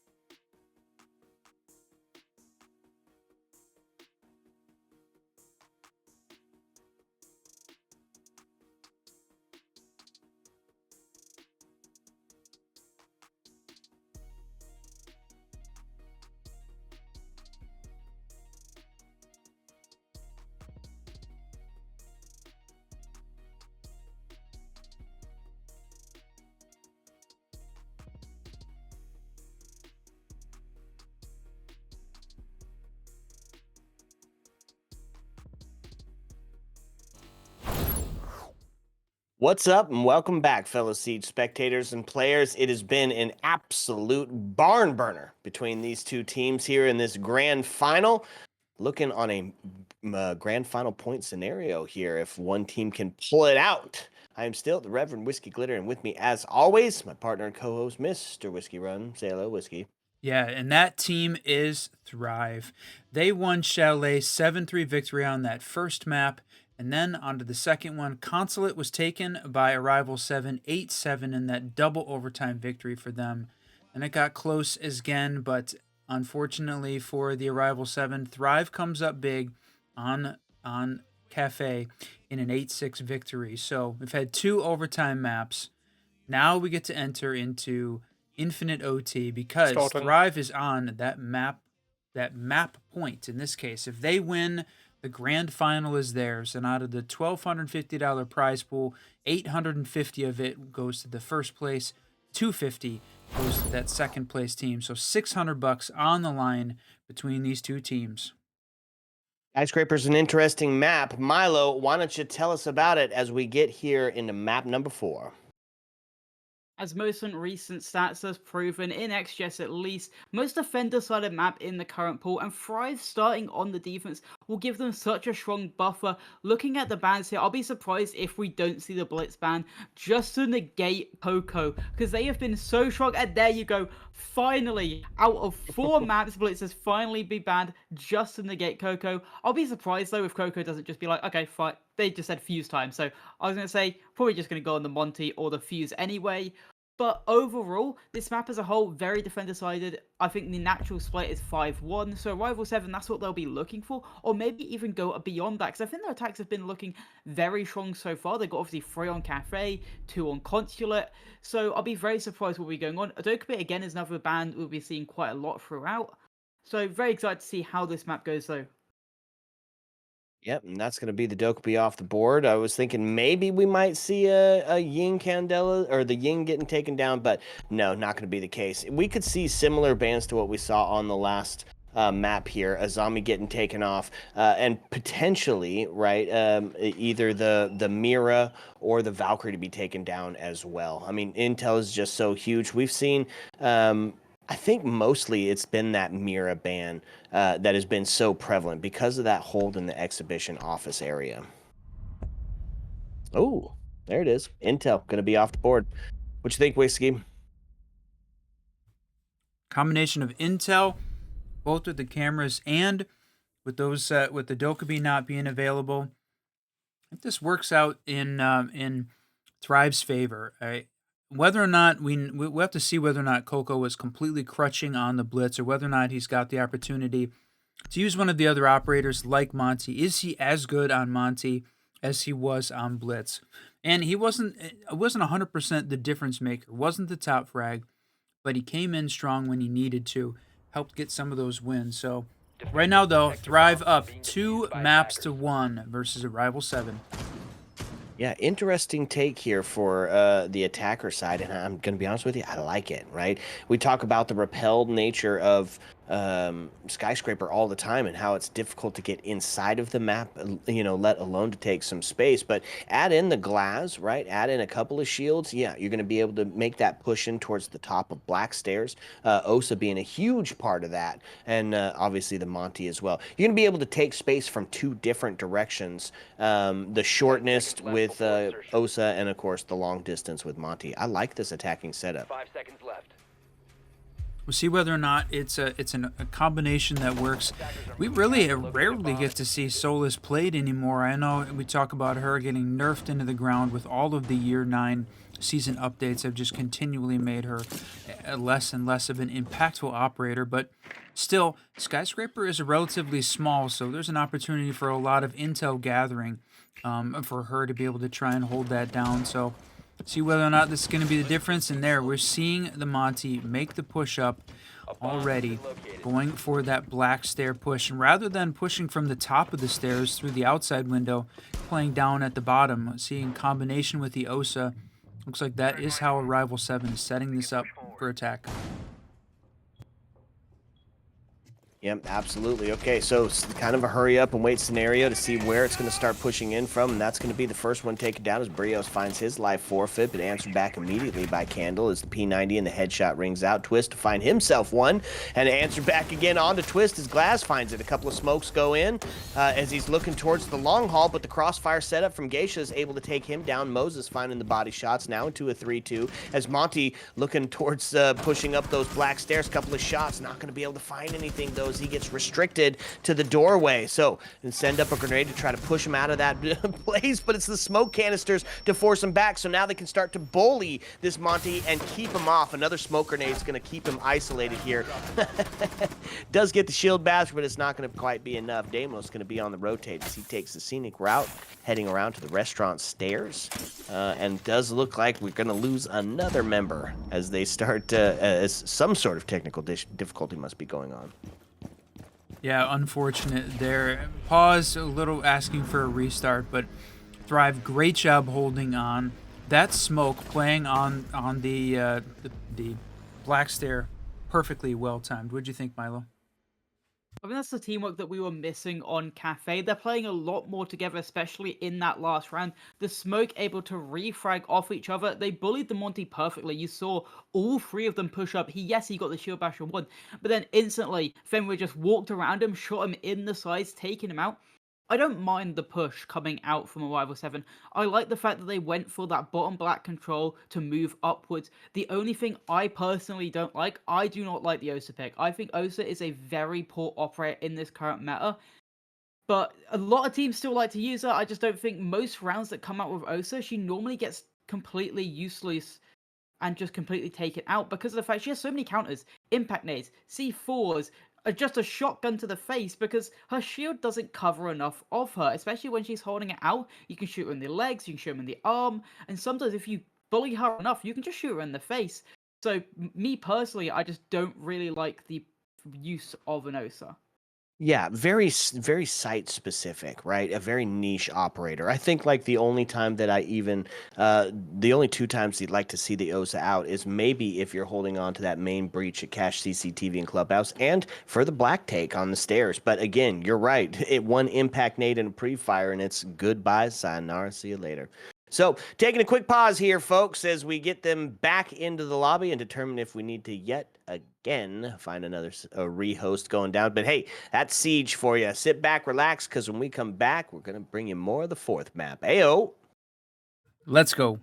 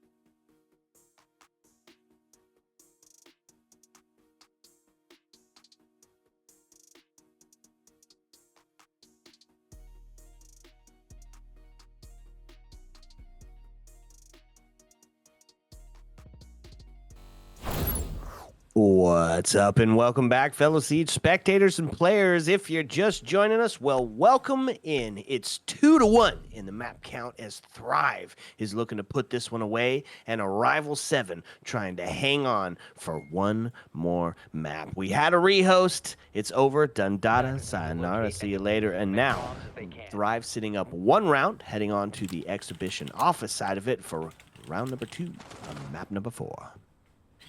That's right, playing the office exhibition. That standard rotate you see as part of Skyscraper, almost undefeated. We never, I think, see a difference between it starting at T-Karaoke office exhibition. And the last time we were casting this at the LAN for the Butler LAN and Collegiate, we talked about the fact that we never saw the bathroom site down on the first floor. And then Cincinnati brought it out and played it several times and shocked us. So I don't feel like we're going to see it here, though. Very standard defense coming out from this Thrive team to start. The deployable top close to Shrine, setting up to try and protect that drum Shrine hallway to hold on, plus a little bit of barbed wire to keep them, this attacking team, from moving up. And here we see Coco back on the Monty. Imagine on these attacking rounds, he is locked in as a shield player and going to continue to lean into that.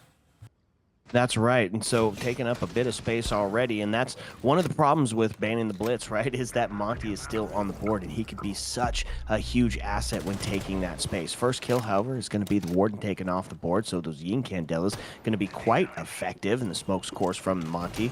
So we find ourselves in a 5v4 as they're starting to take up space from the backside, start to put some pressure on that invisible wall that we call the halfway point. Now, Ying got a lot of hate at the end of that last map on Cafe, helping out the Thrive team win it. So see whether or not Ying can be a contribution to the Arrival 7 team this time around. They're working on making it, and there it is. Hyper taking down the Frost, holding on. So now they've got a little bit of control as they push into Dragon. One more deployable there to deal with. That's right. Candle able to stop the terror that is Hyper, and now puts us into a 3-3 as they are making their way backside underneath, but it's going to be Oryx with his life forfeit. The main advantage to dip back in favor of Arrival 7 here as they're looking to try to solidify their first win. Couple of pre-fires through the wall, not going to find anything just yet, so it's the push-up, but the crossfire's in place. Didn't end up taking it from up near Shrine, just wasn't there in time. So now looking towards that rotate, twist to find one onto Disgrace, and now pistol popping towards the backside, not going to mount anything. Now takes us into a 2-2. Minute 12 left on the board, and that's going to be another canister that goes out. In fact, all of them are going to be used now to stop that push from coming in. Look, oh, the siege timing, he's not going to be able to find that shot either. 2-2 we sit with 59 left on the board. Oh, wow, that's so close there. I thought we really needed to hold off and wait on the smokes maybe just a little bit longer, right, to try and prevent this push in. And now all of that defensive utility, that air denial is gone. Just one more of those Legion Goose ready. 40 seconds left, though, in this 2v2. And with Monty in place, makes it a little bit difficult. They do have the diffuser, though, so he is ready. He can make that plant when it comes time. 30 seconds left. That's right, and smoking off the backside, going to try to go for that back plant. Pushes up onto the Monty, but the shots are going to be had as Inrio takes him down now into a 2v1. 20 seconds as Lion looks to capitalize, but it's not going to be the case. Twist finds that and ends the round, and that's going to be 2 to the defense. I love for their early game to be able to push back the roam play and the extension that Thrive had established. The Monty was beautiful. They were able to frag off it and get all the information they needed from it. And they had pre-placed drones in sight to yellow ping to figure out where the final 2 players were. But on a site like Skyscraper, on a map like Skyscraper, you are able to sit in those corners just right. Even with such a deficit or such a man disadvantage, you're able to sit in corners, just wait, waste time by basically doing nothing, just making the attackers walk into your direction. There's a smart play to smoke off the Legion, but then with how much his feet were just completely shown while sprinting at the smoke, the high fire rate of the SMG-11 took him all the way down to be completely taken out in the end. The 1v2 for Lion, practically impossible, and especially with the crossfire that Thrive then established. Beautiful teamwork from their side. Poor in the early game, but Skyscraper, it doesn't matter. You can still come back from having such a poor early game just from the nature of how easily defender side of this map is. Yeah, you nailed it during talking about Skyscraper, Milo, is that the standard half here, that's 5-1, right? So if you only take one on the attack, then you're looking at potentially seeing some overtime on the defensive side of it if you can hit that same way. So anything over that, of course, is going to just be icing on the cake, or as Whiskey likes to say, gravy on potatoes. So defense, they're going to line it up the same. They know that Monty's going to be around. They know he's going to be present. It's a couple of run-out fires. It isn't going to amount to anything. Just put a little bit of that ghost pressure on from the defense, showing that they're willing to take some of those quick, crazy battles. Yeah, and having the attacker walk up the stairs rather than head for the rappel, right? And trying to prevent any danger there from the defense, from the Twist, who was making that run out, taking some shots, and he is all over the map right now. They're looking to try and take advantage of putting some extra defensive pressure by just having a lot of presence all over the map, taking shots. The dangerous part, though, is Arrival 7 easily matched that kind of energy, and it didn't seem like in general it really slowed them down at all. So like we said, we talked about the difference between confidence and cockiness, and needing to find a good balance between those, and that goes both ways between these two teams. Yep, the split between confidence and competence and how it plays out. Legion going to be the first taken off the board, and that's going to be a second fall as Warden goes down. Brio's gone. Wallbang almost finds a third as they push up and take a ton of space up top. Now puts us into a 5-3, and the pressure's starting to mount for the defense here a little bit. Starting to rotate back downstairs. A little bit of bunker strat for the last minute and 26. Can still hold down, but the vertical really going to start to become a play here. I mean, if you were going to pick a round for this, for the attacking team to win, that 5-1 half, right? Kitchen barbecue, that first floor, that tertiary site, the best opportunity.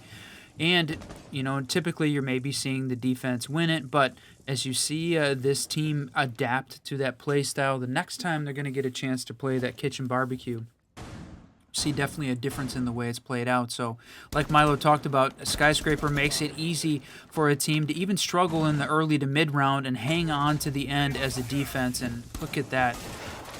It was looking very good. And now 40 seconds left in this 4v3, 2v4. Yeah, and that's right. And then Inrio finds his life forfeit, so we find ourselves in now a 4v2 scenario. Defense still trying to hold on. Orcs holding back in that coat check area, avoiding the bees.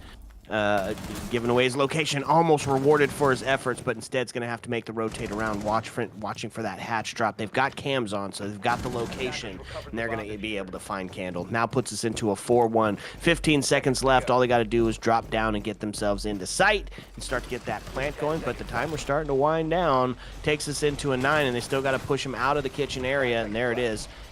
Now, is he going to be able to find one here in time? No. They're going to have the cross set up. They knew where he was, and they're going to take him down, and that's going to be attack to find their first win and hit their quota. Beautiful entry coming out from the side of Arrival 7. They split through the side of Thrive. They split through that extension, that roam game, like it was a knife through butter. And now we're going to see if they can establish more rounds or maybe more of these primary bomb sites. But like you said, they got their quota. They got their one round. Seeing how easy it is to defend this entire map of Rival 7, they're probably going to already feel confident, especially getting it this early in the first 3 rounds, in the first quarter of the game. Going to see maybe if they can get back down to that tertiary site, maybe get a 4-2 split, or maybe even win one of these karaoke T office bomb sites.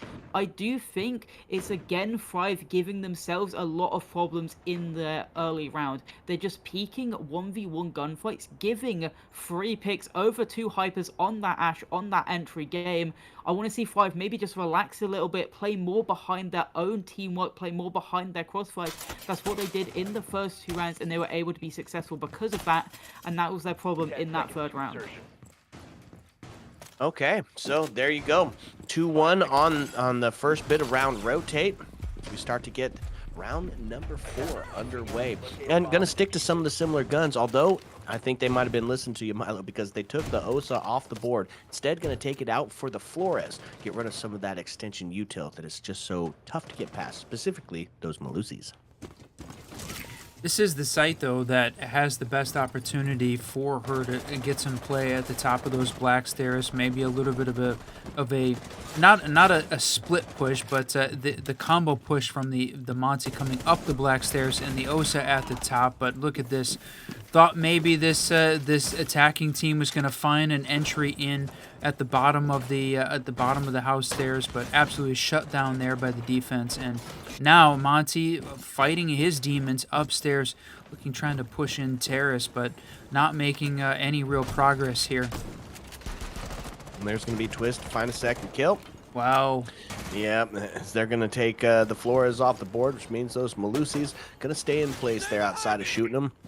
Down to a 5v3 and still stuck outside the building. That's one of the big things that we talked about, right? Skyscraper is just tough to even get inside.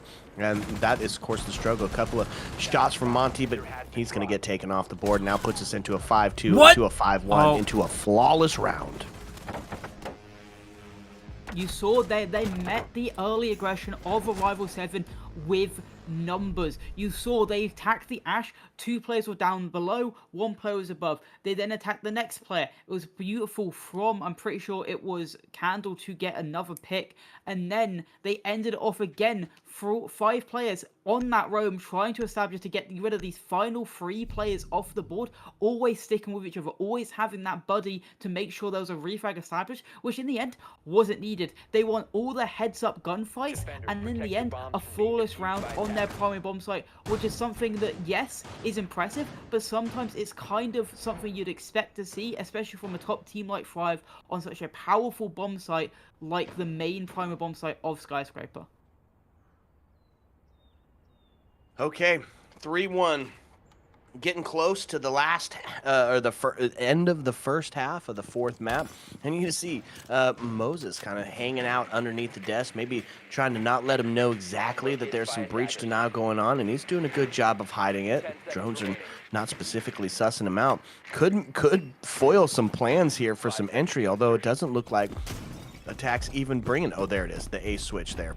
That could be absolutely huge. Did we bring any EMPs? We did, in the hands of Gridlock. So they will be able to potentially get him down, but a Cade trick could potentially be possible. And the combination potentially there of the Zero cam, right? Zero, one of the big updates in the Year 9 Season 3, the last update here.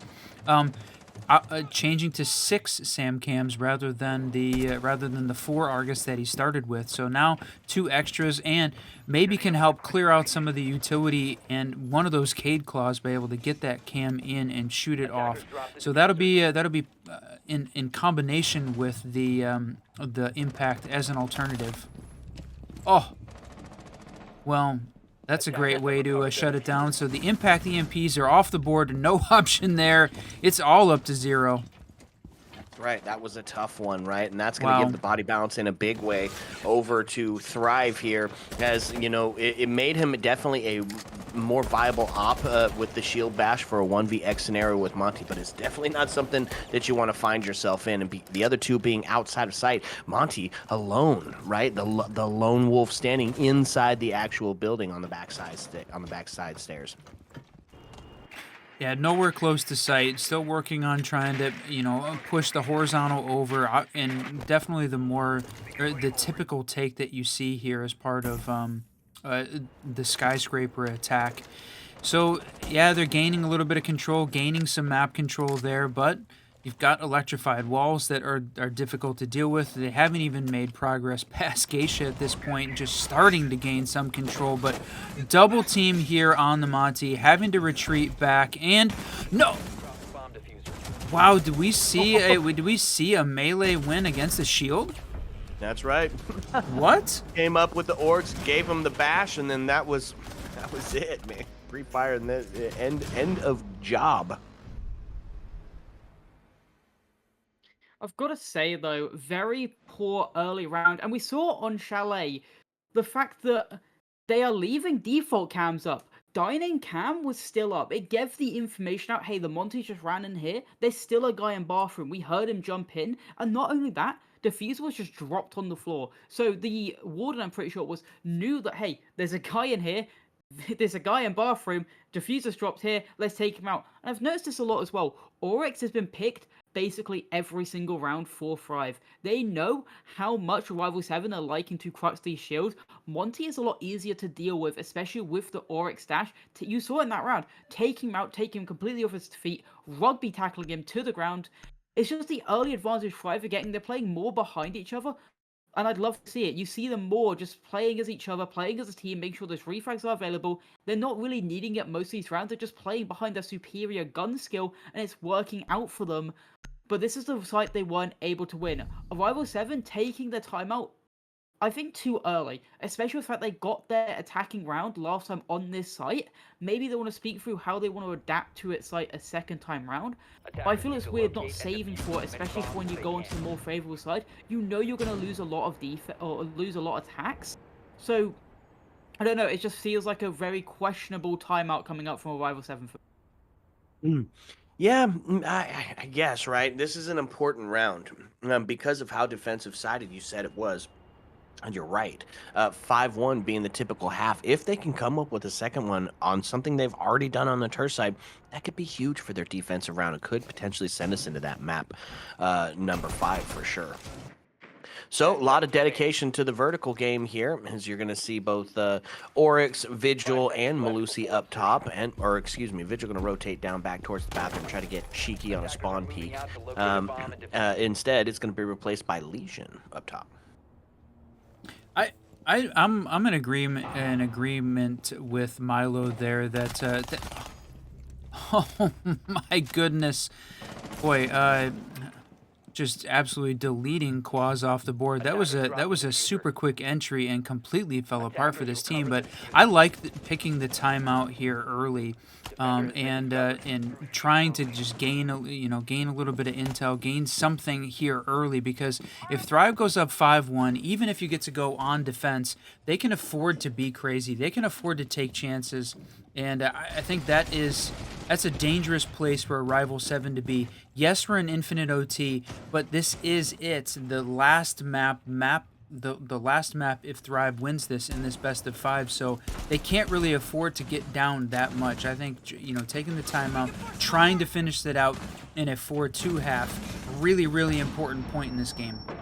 Yeah, absolutely. Going for some pistol shots, and they're going to find it, but the rotate from above, going to find the last bit of a kill. Ace now the last alive here on the last round of the half, and he got his work cut out for him. Yes, Vigil got taken off the board, but you got a whole slew of things to work through. It is going to be Candle to find it. Gotta say, the early round is the problem. They spotted Vigil out on a drone, just not able to deal with him, despite the fact they knew he was in and around that area. Maybe drone him again. He wasn't even using his ability, so it's not like they couldn't find him on a drone. Yes, they thought it's Vigil, we won't be able to find him, don't even bother droning him. But at that point, what's the point? You really need to just take your time a little bit more. It doesn't matter now because they do have the side switch. We're going to see how they favor more on their defender half, more on the favorable half. But still, they are getting a little bit too lazy. Maybe it's the lack of experience. Maybe it's lack of experience playing in a grand final. Maybe it's the lateness of the time. Thrive are used to this environment. Thrive are used to playing this late. Like I said before, they had a quarterfinal game and then a blitz game right afterwards in 3Z. They had the quarterfinals, then the blitz game, and they won them both. So they're used to having this pressure, playing this many maps, playing this late in the day, or late in the night, sorry. So I think that could be maybe Rival 7 just getting a little bit sloppy at the moment. Yeah, I think you might be right. 5-1, it's time for the op swap. We're switching gears here a little bit, and we're expecting to see some wins come out of a Rival 7, right? You can almost guarantee that karaoke, unless something crazy happens or some wild sort of extreme aggro straight into sight stuff happens, yeah, probably going to see a Rival take site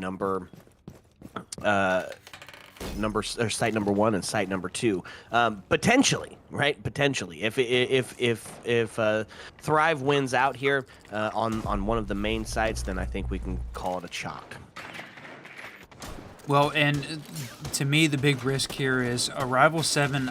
like obviously we talked about a lot of chat happening in the team chat, you know, a lot between these two teams, but Arrival 7 does not need to get too cocky here. They play very well. They put a good amount of pressure. They just can't take extra chances that they don't need. Don't throw the round away. Don't throw even a single man away. You are going to need it as part of defending here against this Thrive attack. So that's my hope and my win condition here for this team.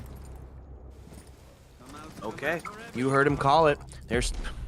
That's going to make it tough to do exactly that. Now we find ourselves in a 5v2. Doc and Legion, the last two alive. The crossfire set up. There's going to be a first kill, though. Mo's going to get taken off the board. Shots in the back are going to still not take down the Doc. And there's a situation where that stim's going to work out pretty well behind the deployable. Goes for a swing, takes one, finds his life forfeit in the process. Legion now the last alive in this 3v1. A couple of wall bangs going through, and now the global gadget of Finka giving that extra boost, making sure that they're going to be tip-top and solid when they go into this last engagement.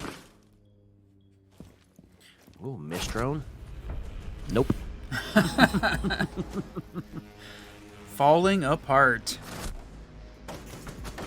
Yeah, it's definitely looking like nerves and maybe just getting too in their own head. You saw their 3 separate 1v1 gunfights be established by Arrival 7. They lost all 3. Thrive, they get better and better as the game goes on, and it looks like Arrival 7, they've actually gotten a lot worse, especially in this map of Skyscraper. Maybe they just weren't ready for this map, which is surprising because I'm pretty sure this is their map pick. So losing it like this is looking very bad, especially when they should have definitely won their primary bomb site the first time round. You want to see them play a little bit more reserved this time round out, play more behind their site, play more behind their utility, allow each other to refrag off each other. It was beautiful gain though by Thrive. They knew exactly what Arrival 7 wanted to do. They've been doing it the entire time, getting in their face early, giving them the early aggression, trying to get those spawn peaks off, trying to get those free picks in that first couple of seconds of the round. But Thrive, they were ready for it. They played a little bit more passive, they played a little bit more their guns, waited for the over-aggression to come out from Arrival 7, and that's exactly what happened. Thrive got free pick after free pick after free pick, then just stomped over the remaining 2 players because they had the man count to trade it out, and now they sit on match point looking to win it flawlessly, basically. Okay, Whiskey, here we are, man. Could the potential for it to be over or the potential for a miracle story? Got to be perfect for 5 to bring this back in a row, or to bring this back. So what are you going to see out of them? It's going to be some, probably some crazy aggression, right? Here it is, Doc on the board, health versus health, Finka versus the Doc. Not going to take the engagement. Instead, they're going to take a second look, both of them backing up. Yep, that win condition we talked about, don't throw it away from the Arrival 7 standpoint. You are on defense on Skyscraper. This should be a 5-1 half for this team. They did lose what is definitely considered one of the primaries and almost always a defensive win, so that's a tough place to start. But assuming you play this, you are a competitive team. You know, we've seen them play in several different leagues. We've seen them win several different leagues. So this is definitely something that the Arrival 7 team can and does do. But you have to play smart and all the way to the end. And yeah, it's getting late. Yeah, it's a best of 5, but don't throw it away yet. That's right, and that's going to be the first kill. Finka off the board.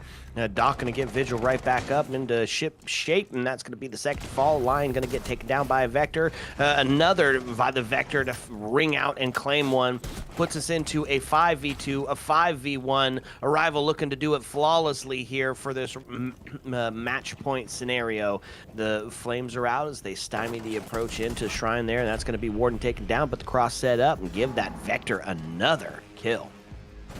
Very quick, very explosive round coming out from both teams. It looked like Thrive wanted to do a similar take. They wanted to go explosive, quick, throughout that office side, trying to take that map control really quickly. But this time around, Arrival 7 met it with the same kind of force. They played together. They played much of the reflex. They swung together. They took the gunfights together, and they won the gunfights, most importantly enough. You saw the Doc there with the Vigil able to both swing the same window, making sure that player was dead no matter what happened. And even when the Vigil maybe nearly lost that gunfight, took a lot of damage in in the end. The dock stims got them all the way back up to full HP. They were using their utility. You saw how many Goyo fires actually went out in the end. The whole battlefield was basically just fire in the end. There was nowhere Thrive could step without maybe taking a little bit of tick damage from just the Goyo fires alone. Now they're going to go to finally their secondary bomb site. We're going to see how they favor this. The only problem I see coming up for the future and for the comeback that Arrival 7 are saying is going to happen is when they go to their tertiary bomb site. How are they going to cope with a bomb site that is definitely a lot weaker than their two primary and secondaries? A solid question, right? And it's going to have to depend on taking that vertical, being aggressive, getting those early entry picks, and then that mid-round adaptation, a little bit of that redirect to take a breath, go, hey, maybe we got this, right? So, C4 coming out.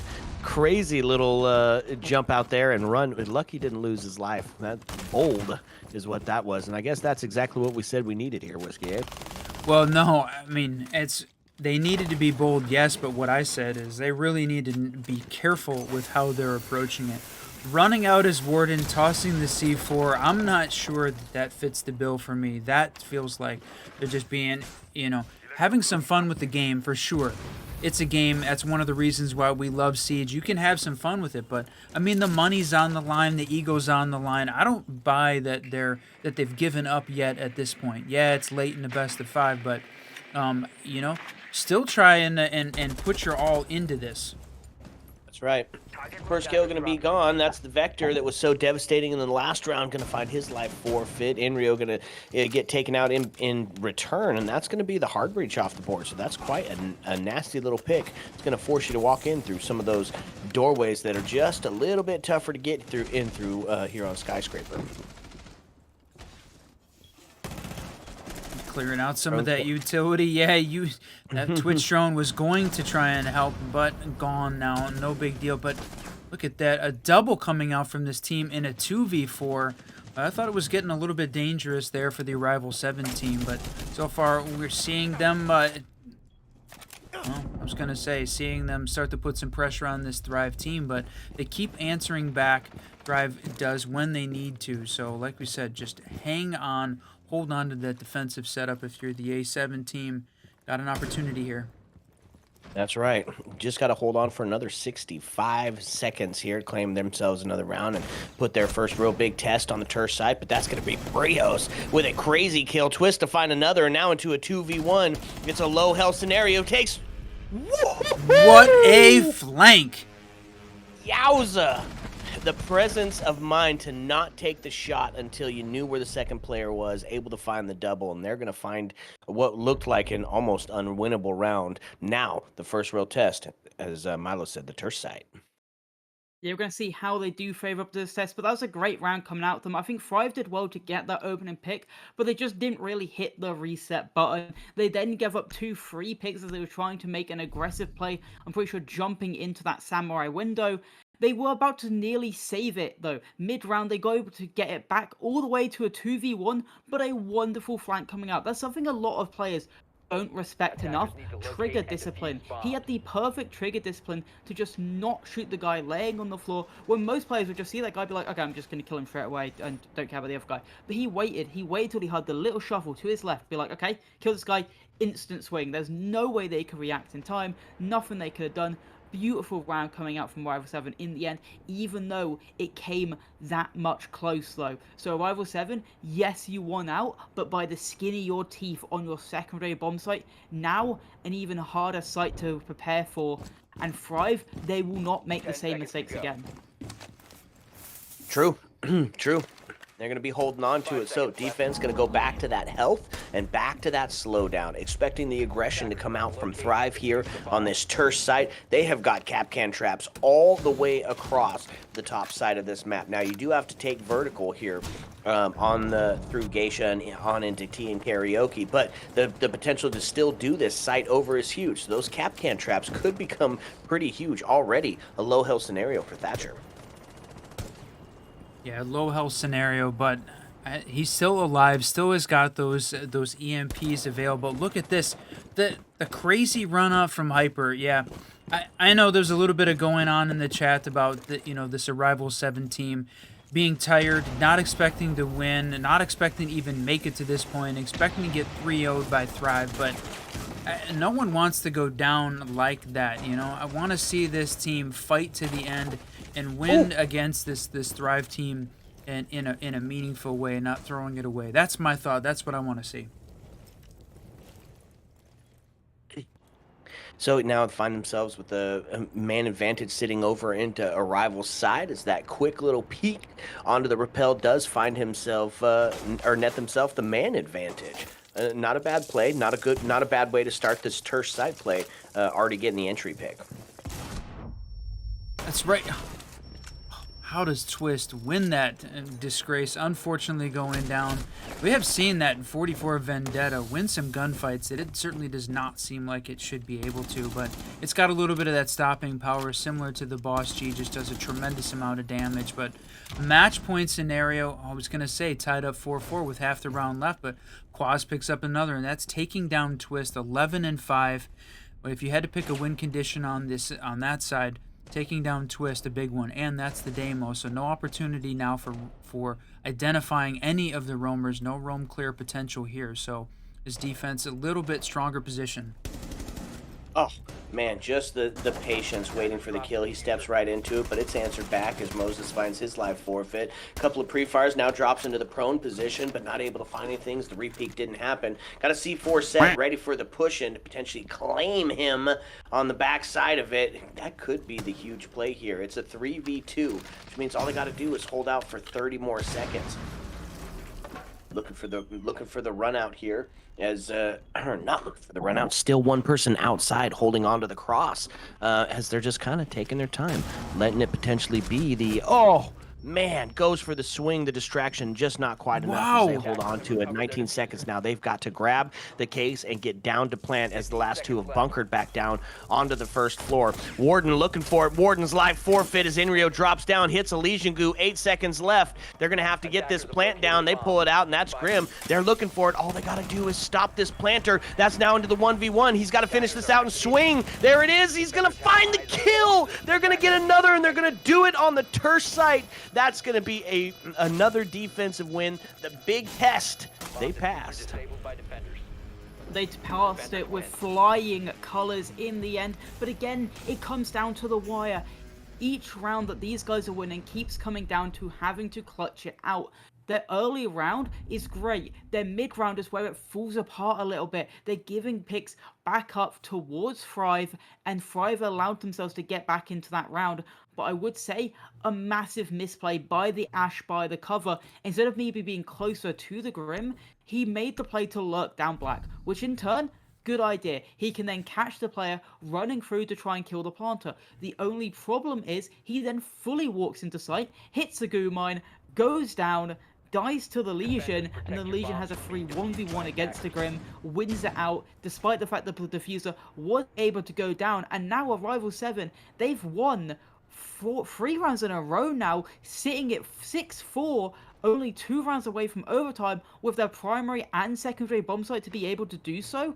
They are looking in a very confident and very strong position to do so, especially with the momentum fully behind them. Yeah, momentum. That's the word, right? You start to build a little bit of it up, and all of a sudden you get the confidence to take the swing, and that's exactly what we saw the last couple of rounds in a row. So this time, and take it back up top, and they're going to, of course, make that extension over into the exhibition office side. A little bit of a switch up. They are going to bring the Mira along and Clash. I hope that Clash pick is not going to come back to bite him. I mean, there's a lot of great holds as a part of holding on to the office exhibition side. I mean, they've got no breach denial, so besides, you know, trying to slow this team down with the combination of the Mira and the Goyo, I think almost feels like that's I don't know whether or not that's a bit of a mistake or not. We'll see. This maybe setting Mirror up tricking? for mirror tricking. Is it going to be too late? Is it going to come in? Oh, well, he kind of gets it, and he gets a kill. Huge play. Twist off the board, and that's going to be some of that intel just gone. Now Clash able to hold back and block off that door, and that's going to be another one. Inrio with his life forfeit puts us into a 5v3 now.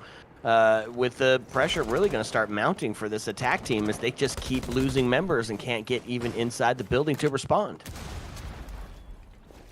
Well, it almost feels like we were, calling for an early death on this Arrival 7 team, and it has literally been happening this entire time. I mean, just after that, on all the way back on Chalet, we saw the Thrive team take, and how many was it? The first 4 rounds in a row, everyone calling for the imminent death of this Arrival 7 team, and they continue to hang on. They continue to play this thing out, and like Milo said, they still have the 2 best defensive sites here to be able to run through, right?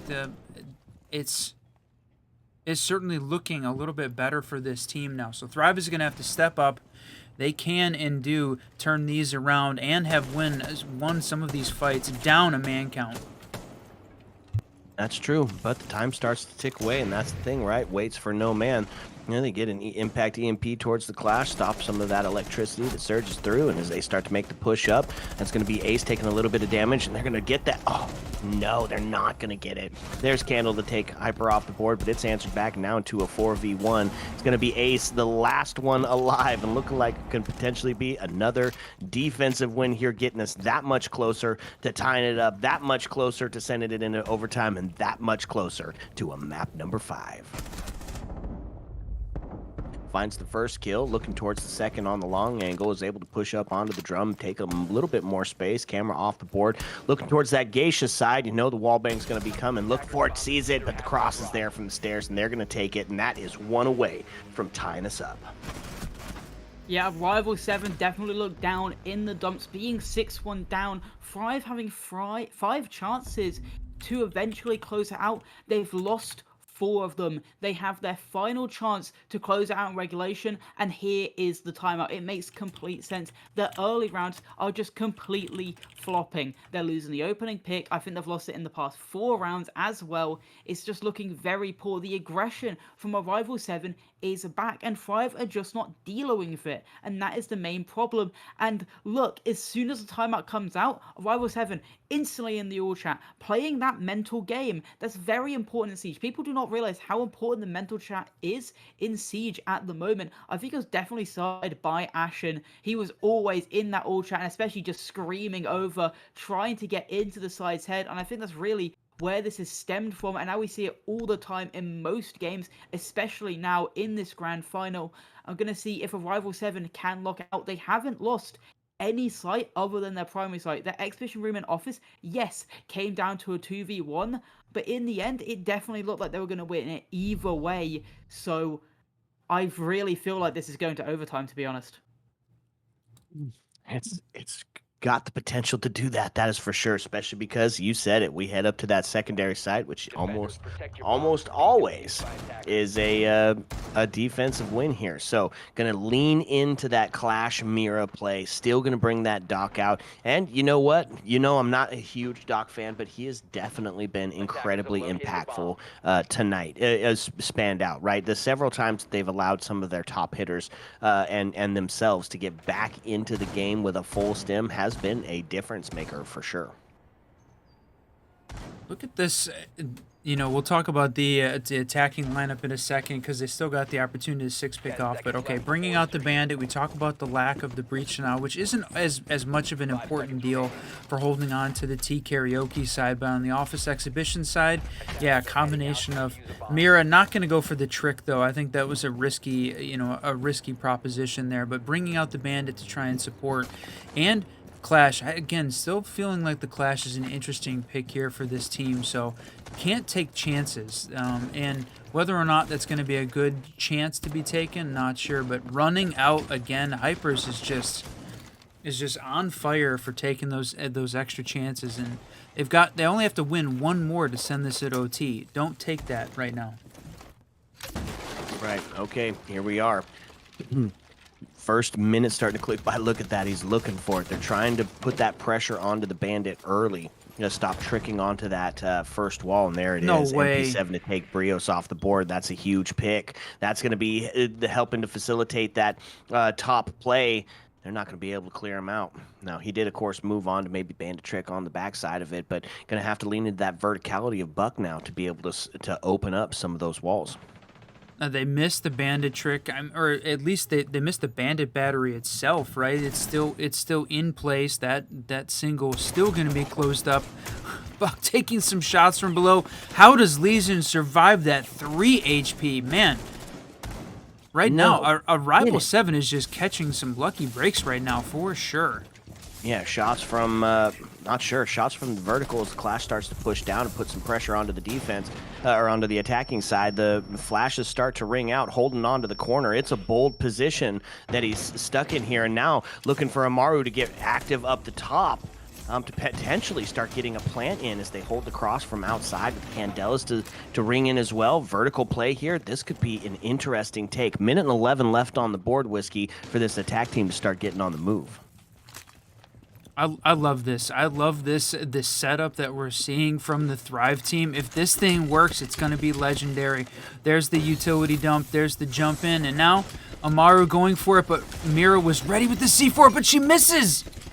No, and that's going to be shots from the back as they start to push in. That's the plant going down. It's going to force a retake scenario. 4v3 on a match point scenario now is going to have to utilize a shield player to try to retake site, and they've got the cross set up. A little bit of damage done onto the Clash as they start to push in. That's Doc Life's forfeit. Inrio on the triple kill, on pace for the ace as they start to push in. Candle to take it. Legion the last alive, but it's looking like it's too little. It's too late. Thrive gonna come out on top. They're gonna find that last round, and they are gonna claim the fame.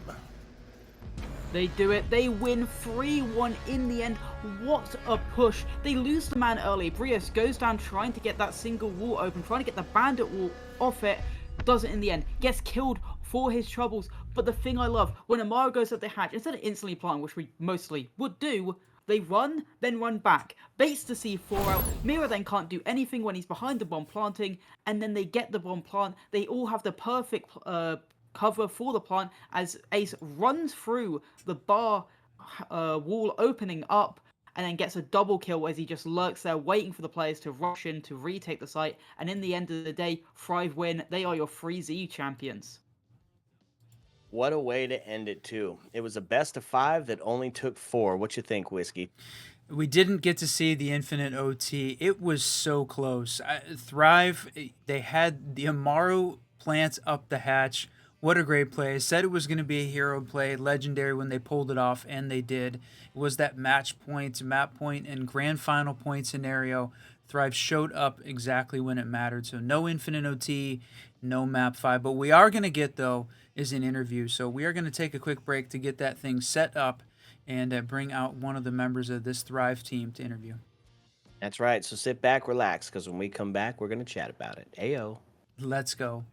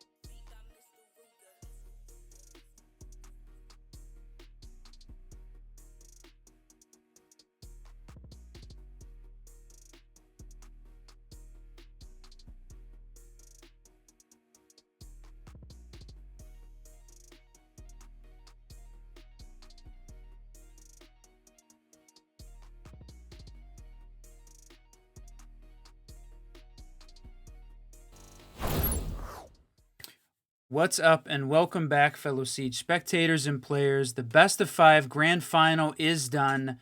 Congratulations to Thrive, your winners here in the 3Z grand final. And with us for an interview, Moses and Milo, my co-caster and our analyst, joining us for the evening. Thanks, guys, for being here.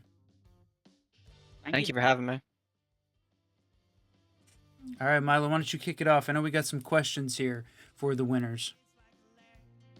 Well, this is a question I also wanted to ask you after the quarterfinals, but with obviously Brias and Inrio coming in from Aerial, they've had different IGL partnership, a different system. How are they fitting into your system and your way of wanting to lead a team? Good. I've played with Inrio before on like the finance gurus team with me, Mike, Skunky, and Candle. So like similar to the team we have now. So I kind of already knew what he brought to the table, and he fit pretty well in my system. And then Bryce is flicky leany. I mean, you can put him anywhere, and he's gonna do good. So that's not really me. That's just him. So we've got the big tournament coming up here, obviously with the win here in 3Z's, a nice stepping stone, but E4 is on its way. How are you guys feeling set up for this? Was this sort of practicing for some of the things you were going to see in coming up for that tournament? Yeah, we just needed to get reps in. Whenever we have a scrim, somebody always seems to get sick or something happens. But like game day, people want to show up for some reason. I don't know why. But yeah, we just needed to get some good reps in, and then I don't know, we thought this would be a good opportunity to just play some pretty quality teams, which we did up until the finals. So it was pretty fun. We saw it after the quarterfinals, you were able to keep your stamina up and also play a blitz game. How were you able to do it today as well, going back to back to back, keeping these games up, almost going to overtime for the 4th map as well? How do you always keep up stamina and mental state to make sure you're always playing at your best level? First off, Cohen's really dumb. Like him setting up the back-to-back BO3s, he's just stupid. Like that was not part of our plan at all. And then to be honest, I guess just ranked, and like all of us have played the game for way too long anyways. So I mean, we literally lived on the game for the last however many years. It's not too hard. And Adam plays ranked 24/7. He already has dark matter on Black Ops 6. That guy doesn't get off his computer. So like it's pretty easy for us on that aspect. Yeah, I think that's really it. We don't really have like a regiment or anything that really helps us with it. Did you do anything specific to prepare for this team, to prepare for 3Z? Was this, had you watched any of their other games going into it? No. We actually like didn't run strats at all. That was like the only thing we did because we wanted to practice on kind of just like our team chemistry. Since picking up Inri and Bryce, we haven't had that much practice. So like our main goal for 3Z was just working on things that we could like power, working where we could say like if they're working like office side, how can we power the Montaigne and then still not get cut off by the guy like holding terrace window or shrine window. So like we have the guys powering office side, and then we have 2 guys who are able to come help and swing the shrine window guy while they fall off. Like that was like our main goal for 3Z, which we did a pretty good job on. Like I bet some of those rounds, like while y'all were watching, it was just like, okay, why are 8 people swinging this Montaigne? Or like, how are there a million people? Like, it's just like, that's what we were really trying to do. And we did a pretty good job, but there was definitely some rounds where it's like, what are these idiots doing? Like, what is happening? So we'll have to definitely find a happy middle ground. But we did what we wanted with 3Z, and then we won too, which was really good, obviously. Talking about 3Z, obviously in the group stages, it came down to the wire for you and 2 other teams. Did you ever get a bit nervous going to get out of groups in the end? Because obviously you all drew on 8 points. It came down to push us head-to-head in matches in the end. We won by 1 round. So we knew going into like the last game against I think it was like HUD's team, I want to say. We played against HUD's team at the end, and we knew we had to beat them by 1 like round count going into it. And then so we like got all the way up to the point where it was like 7-3 or 7-4, and we knew if we lost another round we would lose. So then we had to like come back and like win all 7 rounds. It was really weird. It was actually like super fun though, because it was like, oh, okay, well if we lose 1 more round, then we're not gonna make 3Z playoffs, and then we're gonna get made fun of on Twitter. So like we had to. It was very important. Had to lock in. Yeah. No more best T2 team meme. That's just not funny. And AimKey's the one who did it, so it's like, why do we have to hear about it all the time, bro? I don't understand. Yeah, that tiebreaker went all the way like 4 levels deep to try and make it in. So you just barely made the qualifiers and made it in. Had a lot of fun doing it. And speaking of fun, I know normally Whiskey Glitter's here asking some questions with us, and the question that he always loves to ask, as one of the throwback to one of the casters in the EU region, is if you could ban an operator from the game of Siege forever, who would it be you want to get out of the game? Monty or Blitz, bro. Take them both. Anybody who has a shield in their face, get them off the fucking game, bro. I'm so tired of it. I'm so tired of it. That's not even a hot take either. No, That was yeah, bullshit. absolutely everyone seems to be about that right now. Unless you are a shield main and really crutching on it, it seems like everybody is ready for that to change. Yeah, Coco, whoever, whatever his name is now, I bet he doesn't want to ban Montana and Blitz, but yeah, Jesus Christ, bro. Like, I think they played Blitz every single round and then Montana every single round. It's just like, you know how unfun that is for 4 maps? Like, oh my God. Sorry, that was like a yap, but that just annoys me. That just drove me crazy. No, it makes complete sense. Dealing with that Monty must have been annoying. So how did you keep up the overall team morale when every single round you had to deal with the grueling task of it's another Monty, it's another Blitz, it's just another shield in your... We're just trolls. Like everybody just like we're just too busy laughing. Like, for example, there was a round where Sean and Inrio trying to power something, and Inrio didn't do this right thing or like whatever, and they're just yelling at each other in the middle of the round. It's just like it's still like 3 people are alive. It's a 3v5, and it's like they're just like yelling and laughing at each other in the middle of the round. So it's like we're just too dumb to get chalked by them doing dumb stuff. And then like he was calling Sean a bunch of, let's just say, interesting things in all chat, and it's just like we're all just like laughing because it's just our average IQ is probably like 75, so they can't they can't chalk us. It's impossible. So yeah, that's really it. There's no like we're not giving good speeches or anything. Well, we've come down to the end. Anything else you want to say to the fans and fellow players that are still watching? It's basic, but shout out Thrive, shout out my teammates, and then to be honest, bro, shout out to y'all because the fact that you guys got as many of these games casted and streamed as you did, with how much of a headache it was, probably set this up was criminal. And y'all are up this late for a BO5 on like a Sunday night. So shout out to you guys for real. Appreciate that. Cheers, man. All right, cool. Thank you. Yeah, thanks very much. Okay, so Whiskey Glitter, hopefully you're still around with me, my friend, because it is that time of the evening to close the stream out. We did it. A best of 5 in the bag, baby, and it was an absolute blast. It took 4 to get it done, and you couldn't have asked for a better way to end the evening. But alas, we have some, socials that you can get a hold of us on if you want to see any more of our Siege takes, hot takes, cold takes. Send us your pics, send us your clips. I'm at glitter_whiskey. He's at racing ENGR, and we just want to talk with you. You can join the Discord for a bunch of like-minded Siege fans. Got a bunch of rank stacks happening there at all times, and it's one of your latest and greatest places to find any Siege information. But for us, it has come to that dreaded part of the evening where we must, alas, bid you adieu. So as the lights start to dim and the jukebox starts to sing closing time, as always, my friends, you don't have to go home. But you can't stay here. Ayo. Let's go.